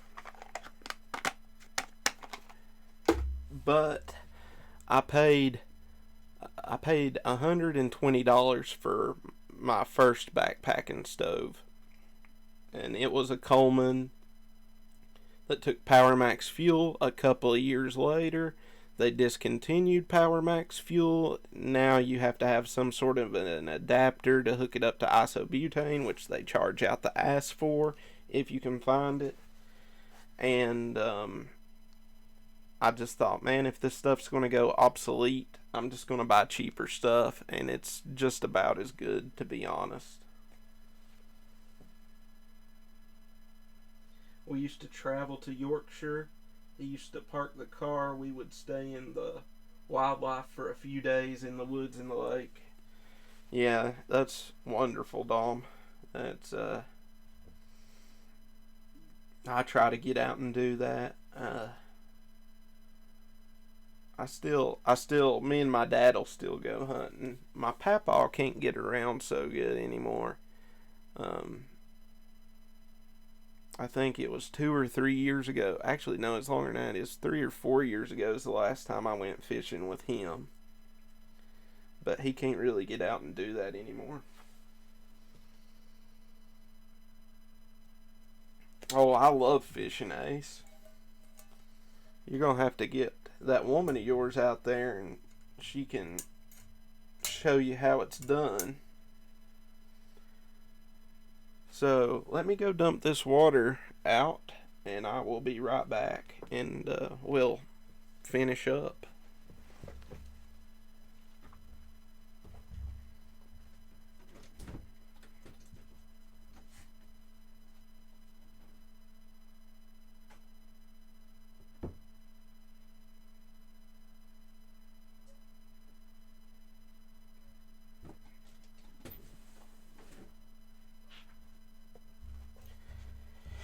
Okay.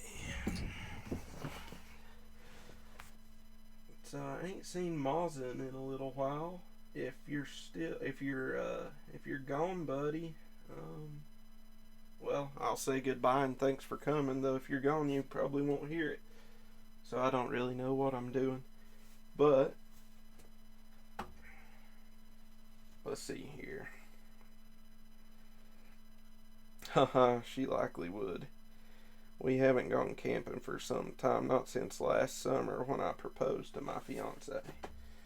Well, there is no good excuses for that, Ace. I'm just gonna put that out there. Let's see. Let me dry this a little bit. I really should have got me a scouring pad and got rid of that black crap in the bottom of that pot. As you can see, there's a little burn on stuff in there. Let me dry it out. Put all this stuff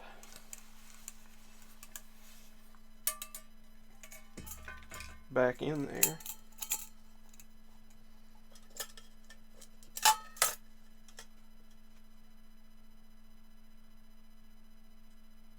Yeah, it's later in Mexico. Well, it's earlier in Mexico than where I'm at, but still, it's pretty late. It's pretty early here right now. It's 4:24.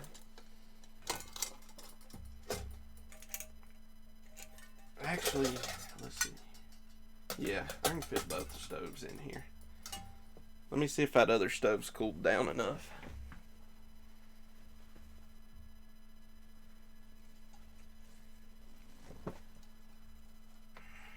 Let me turn this light back on.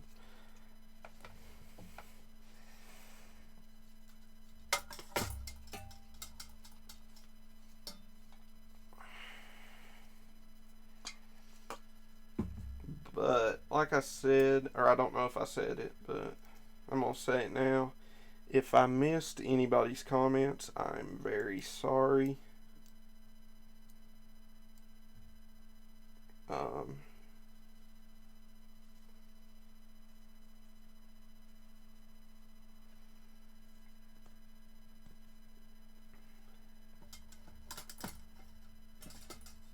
I didn't keep as good of an eye on chat tonight as I should have.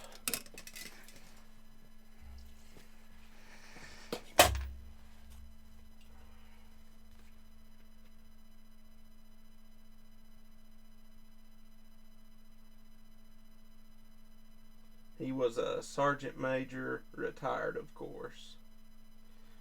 Sergeant major, would that have been British Army or Royal Air Force? I'm not too familiar with it. I just know that instead of saying lieutenant, y'all say lieutenant. Which bothers me. I'm not sure we can be friends anymore just because of your people saying that. Of course, I'm just kidding. I'm going to take a little bit of alcohol and clean up my work area.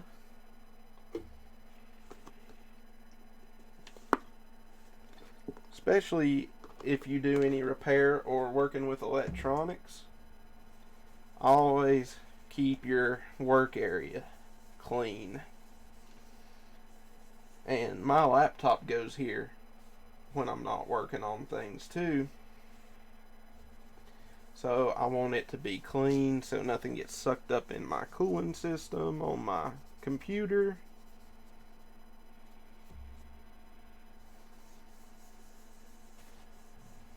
This is a really handy mat though. It's easy to clean. It's heat resistant. It's electrostatic discharge safe.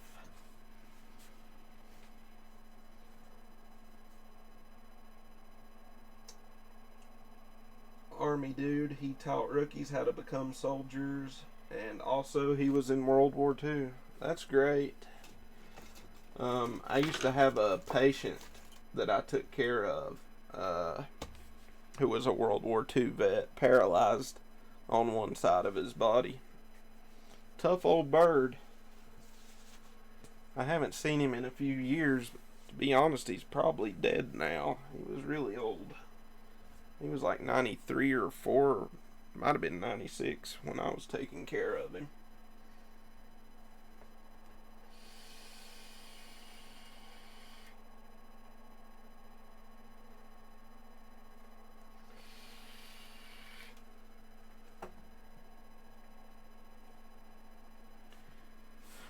Okay, let's see.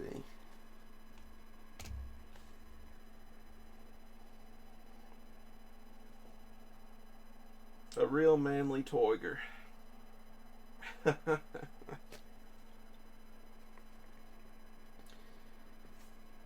So, let's see here. Let me just put this here. And let me fix the camera to look at me while we're closing out.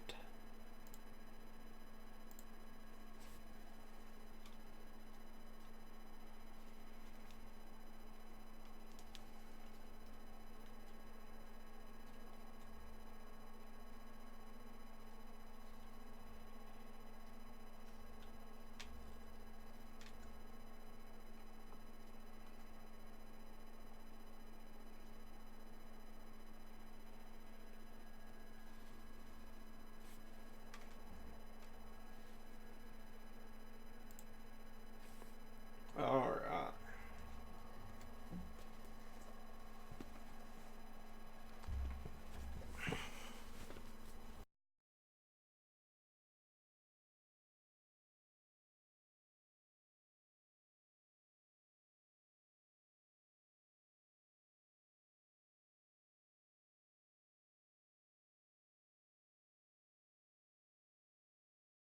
Place whatsoever.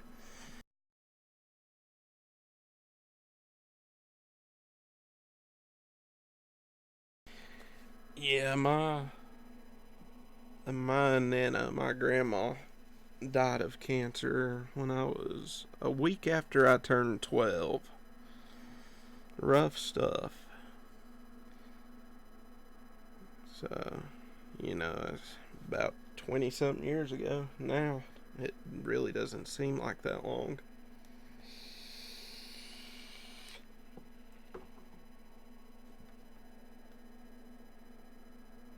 Place whatsoever. Yeah, the mic probably cut out for a second because I changed it to cardioid. I just changed the setting on it, so I'm sure it cut out for a second. I had it where it was picking up all the way around the mic, and now it's just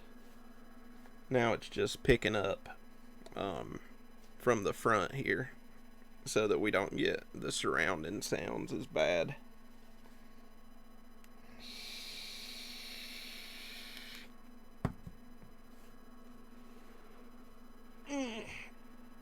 And there's that back. It's starting to hurt again.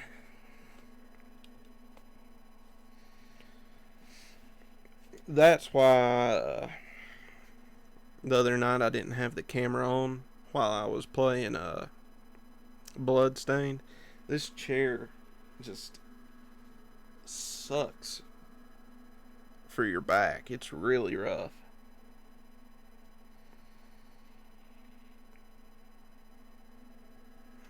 He was a tough SOB.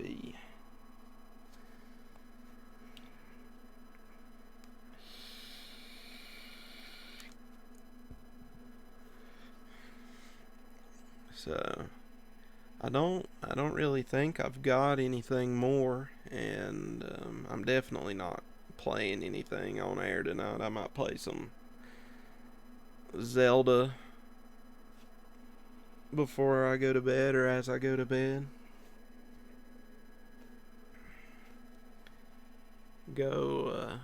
Might go have myself a little smoke before I go to bed.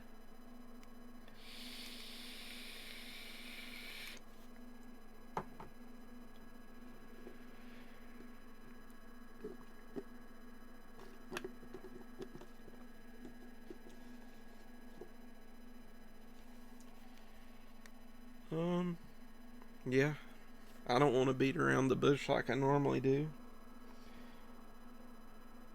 I can't believe the coronavirus may delay the PS5.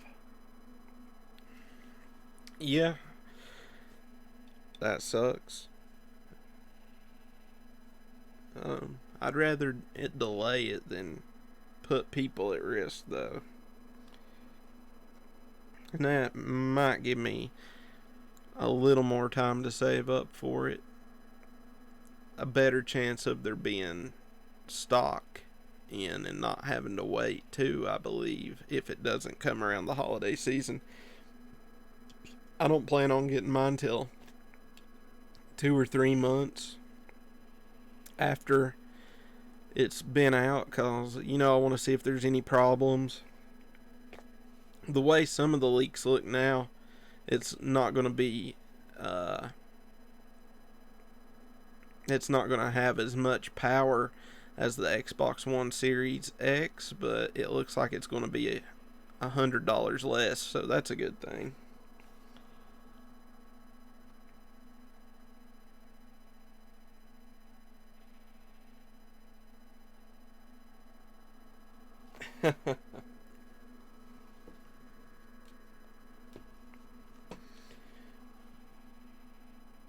Feel free to, Hooley. What, to beat around the bush?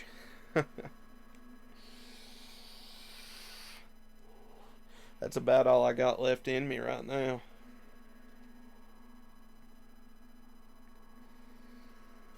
Oh, that hair's looking rough this morning. Got a cowlick or something going on. I had a hat on when I started,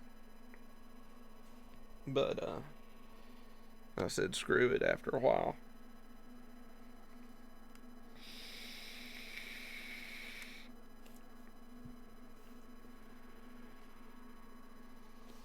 Let's see, what did I miss from Wookie? I know I saw something. I love my computer chair. I've had this one since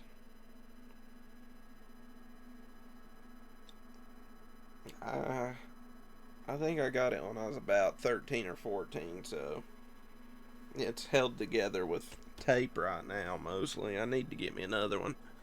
I'd like to get me, if I had the room in here, I'd like to get one of those gaming chairs that has the recliner on it and just sit back, play my games. I don't really have the room in here for it.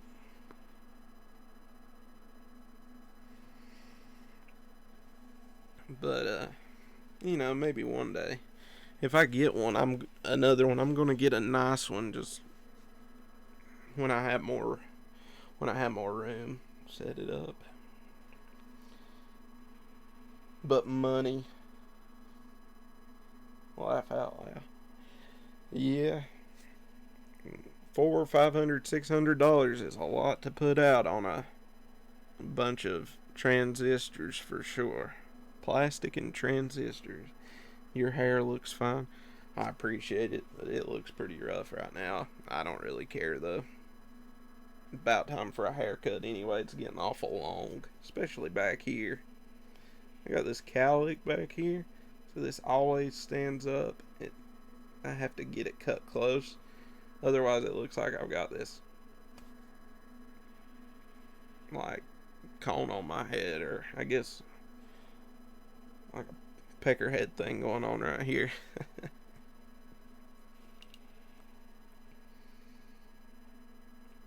I got an Azori.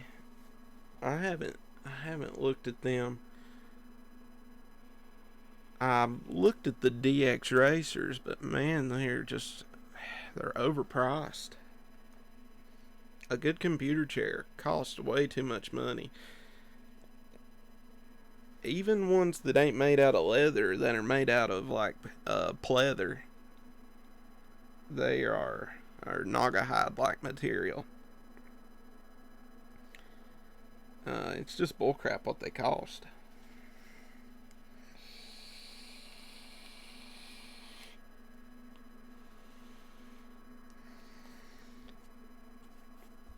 Um, was there any tools that I showed or didn't show that anybody has any questions about? Anything I didn't go over well enough with earlier?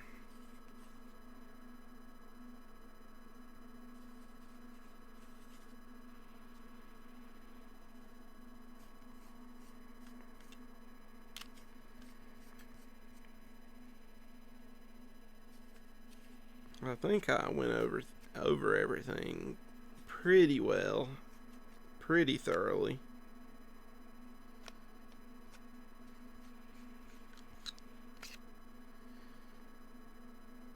And this thing that I'm playing with here, this is just the stem and bulb out of an old tractor lamp. And I don't mean a lamp that goes on a tractor, I mean a lamp that was shaped like a tractor. It was kind of gaudy and ugly, and I wanted the wire out of it, so I stole the wire and the switch out of it, and this is what I got left. Just ain't threw it away, because I thought I might need some tubing. Mine was on sale. I only paid $220 for mine. See, $220 is so expensive, in my opinion, for a gaming chair. Unless you've got a recliner. You play out of a recliner, right? So I'm talking about like a computer chair or gaming chair, desk chair type thing. Everything was pretty straightforward, honestly. Alright, well, that's good. Like I said before, sometimes I have trouble conveying my thoughts. They're normally 500. Yeah, I guess that is a good deal. You did good, Zach. Thank you very much, Dom. Um, Honestly, I probably should have started a little bit later. Of course, then we wouldn't have had Mazin with us. So I could have showed you more of the tools and stuff I use. Let's see here. 4 hours and 9 minutes. I've been going a whole lot longer than I thought I did. So I hope I was thorough. That's way more time than it should have took to have explained that.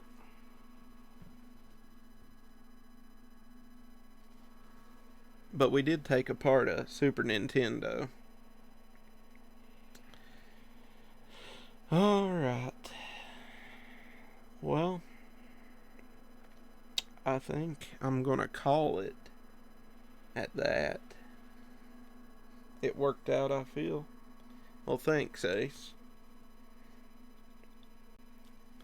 I'm gonna, hopefully I'll do some more repair videos soon. I'd like to do, you know what I did forget to do, though? I forgot to try and splice this together. I'm not gonna do it tonight. I'm not even sure if I'm gonna do it on stream. I will show you what I got for it, though. Get this light back on here. So,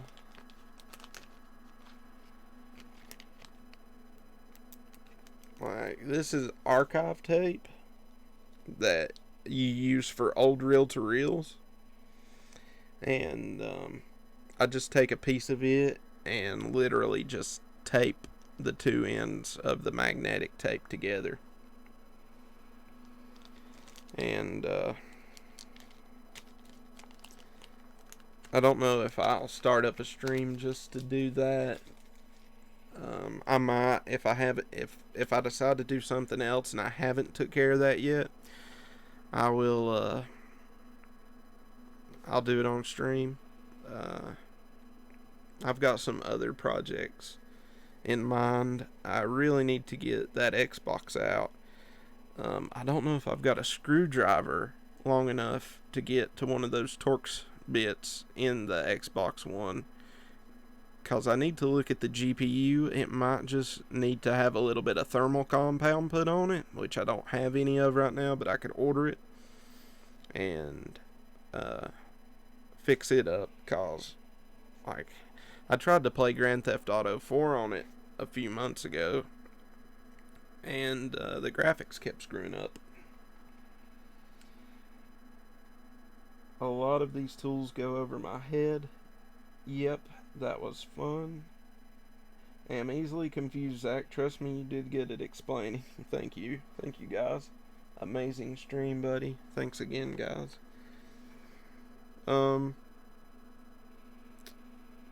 But if I have any ideas, I'll post them on I'll post them on Twitter, and you guys can tell me what you think. An original Xbox. Oh, an Xbox One. Yeah, an Xbox One. I've got an Xbox 360 that's pretty much dead too, that I'm thinking about tearing into and just looking at it and seeing if there's anything I can do for it. I'm sure there is. It's the original model that doesn't have HDMI. And honestly, that sucks, because the TV I have now doesn't have component. And the Xbox 360, the first one, would still put out at 1080p, which is one of the few things that does it. But over analog component cables, you can do 1080p if the hardware supports it. And like the PlayStation 3 does not. The Xbox 360 did, but I don't have component anymore on that TV. I do have two other, like, that's a 43-inch TV. I've got a 32-inch Sony Bravia that's a 720p, and I've got a 32-inch Vizio that is 1080p that do have component hookups. But I might actually see if there is a way to just mod it for HDMI. I'm sure there is. I have two of those.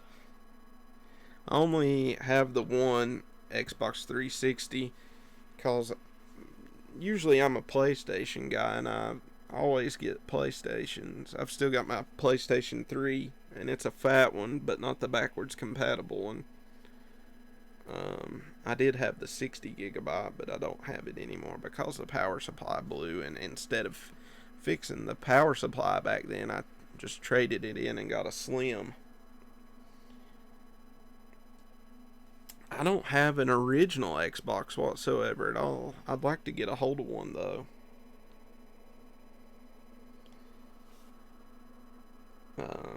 And the Xbox One I got, it's the first generation.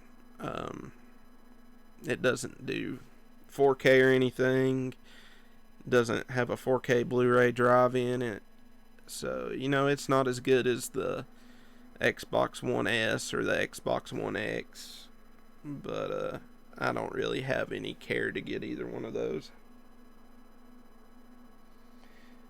Yeah, I want an original Xbox as well.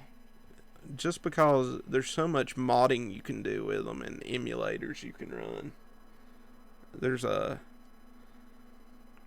lot of homebrew you can do.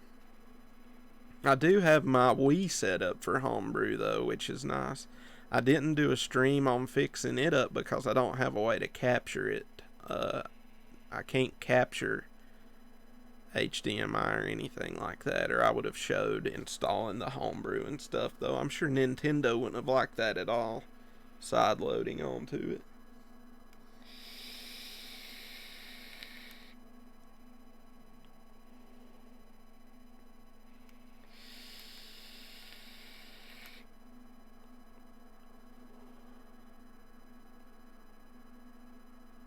Gave the games away. I've still got a few games like Far Cry 4, Far Cry Primal, The Division. I've still got some Xbox One games. I just don't play them very much. What I used it for most here up until it started acting up was for backwards compatible titles like Grand Theft Auto 4 and Red Dead Redemption and stuff like that.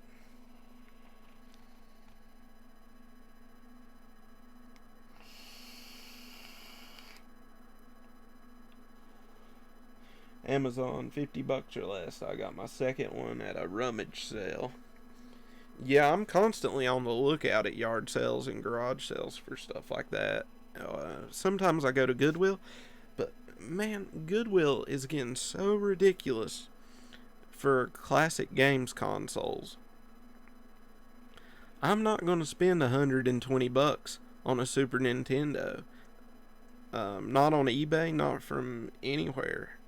Um, Especially if I can pick up two broken ones for $20 a piece and make a Frankenstein monster out of it that plays Super Nintendo games fine.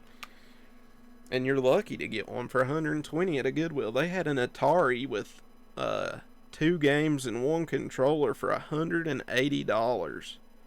Or was it $280? I can't remember. It was something ridiculous. They had it locked up in a glass case and everything.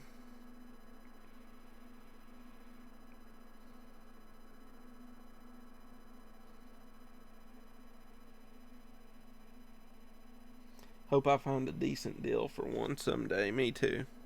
One thing I still do use quite a bit, from when I had my Xbox One, I have the first Xbox One Elite controller. So it's not Bluetooth or anything, which sucks. I have to plug it into my computer. But I do use it for some of the more CPU, GPU intensive games I have on my laptop that it has the power to play them on medium to low settings. Um, and I can do pretty good with like the BioShock series on my computer, but I can't stream them. I just don't have the power to play them and stream them both. But I did just get the BioShock collection for free on PlayStation, so I might start a game on one of those and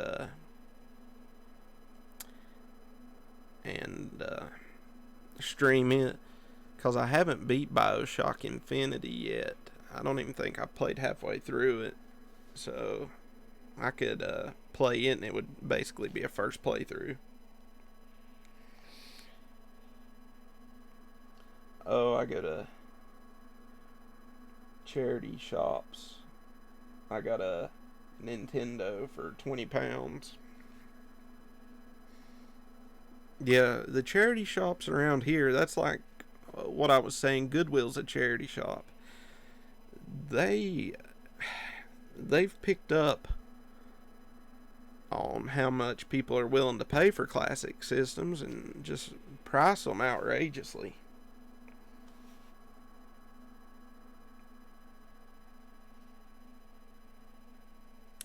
A charity shop would be similar to Goodwill, Ace, or like a Christian Ministries thrift store, something like that.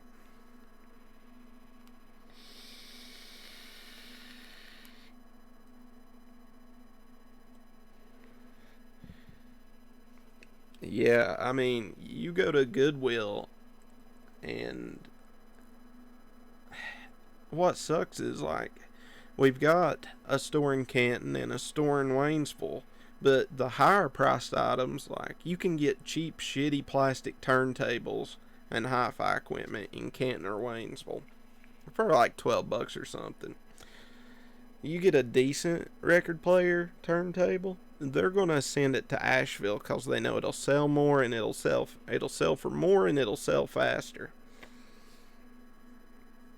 So I did go to one of the Christian ministries thrift stores or charity stores to get my last turntable, and it was a JVC for $30. I'm not. I mean, it's a good turntable. It's not worth much, but it had a $200 Pickering stylus on it, so I snapped it up just to have that Pickering stylus on it.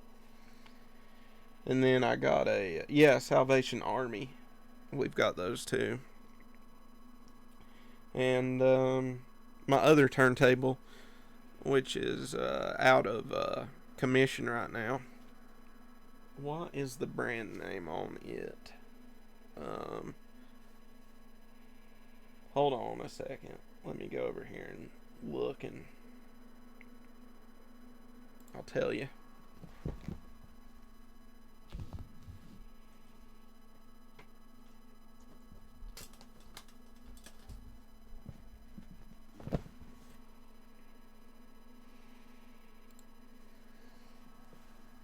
Over here, they don't know nothing about video game consoles or anything. You just make an offer, they accept. I wish that's the way it went over here. You might find a couple of shops like that, but not at Salvation Army or at Goodwill. Not around. Not in the States, anyway. It'd have to be just some off the wall charity shop or thrift store. But that turntable over there is fully automatic, and it's a pretty good turntable.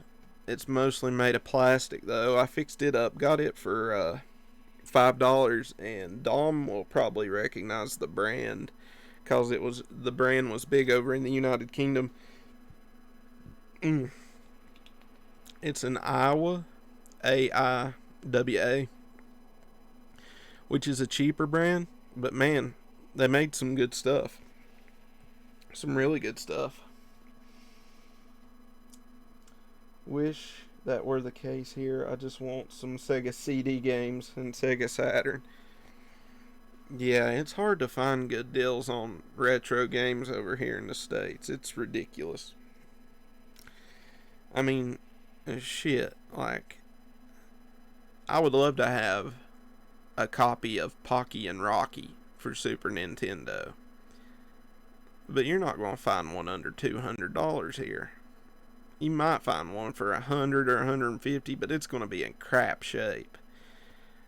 And I'm not going to pay that much for one. I just don't have that kind of cash that's expendable like that. Maybe one day, but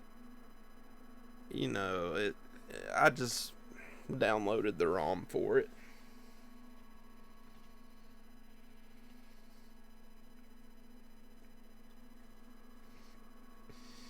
By the way, if you haven't tried Pocky and Rocky, it's a great game.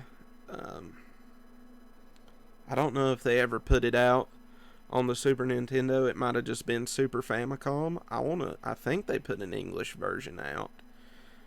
It's an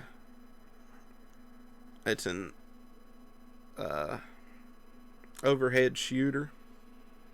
It's really, really good. Kind of reminiscent of Contra when you get to the overhead parts instead of the side scroller.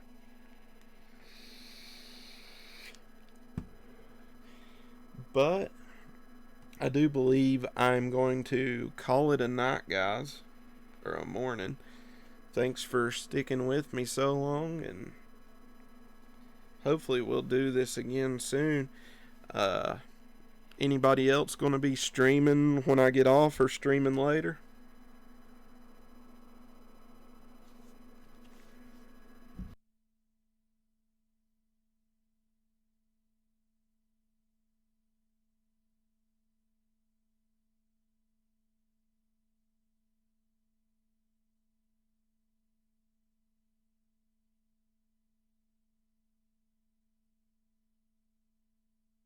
Yeah, the Tanuki.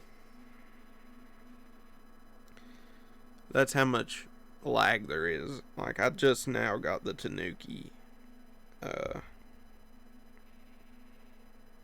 chat. Well, I mean, I got it before, but you're just now hearing me talk about it. There's a huge one. For sure, Zach. Take care, buddy. Thanks, guys. Oh, are you streaming later, Ace? I'll see if my lady is cool with it, but I doubt it.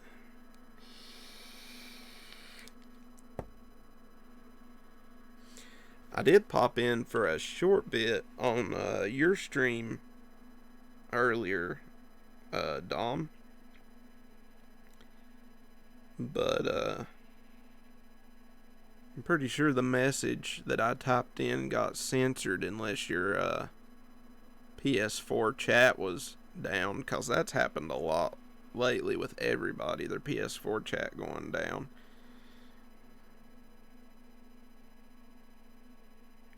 But yeah, anyway, I'm gonna get off here, and thanks again, guys, for coming by, and everyone have a great evening or a great morning.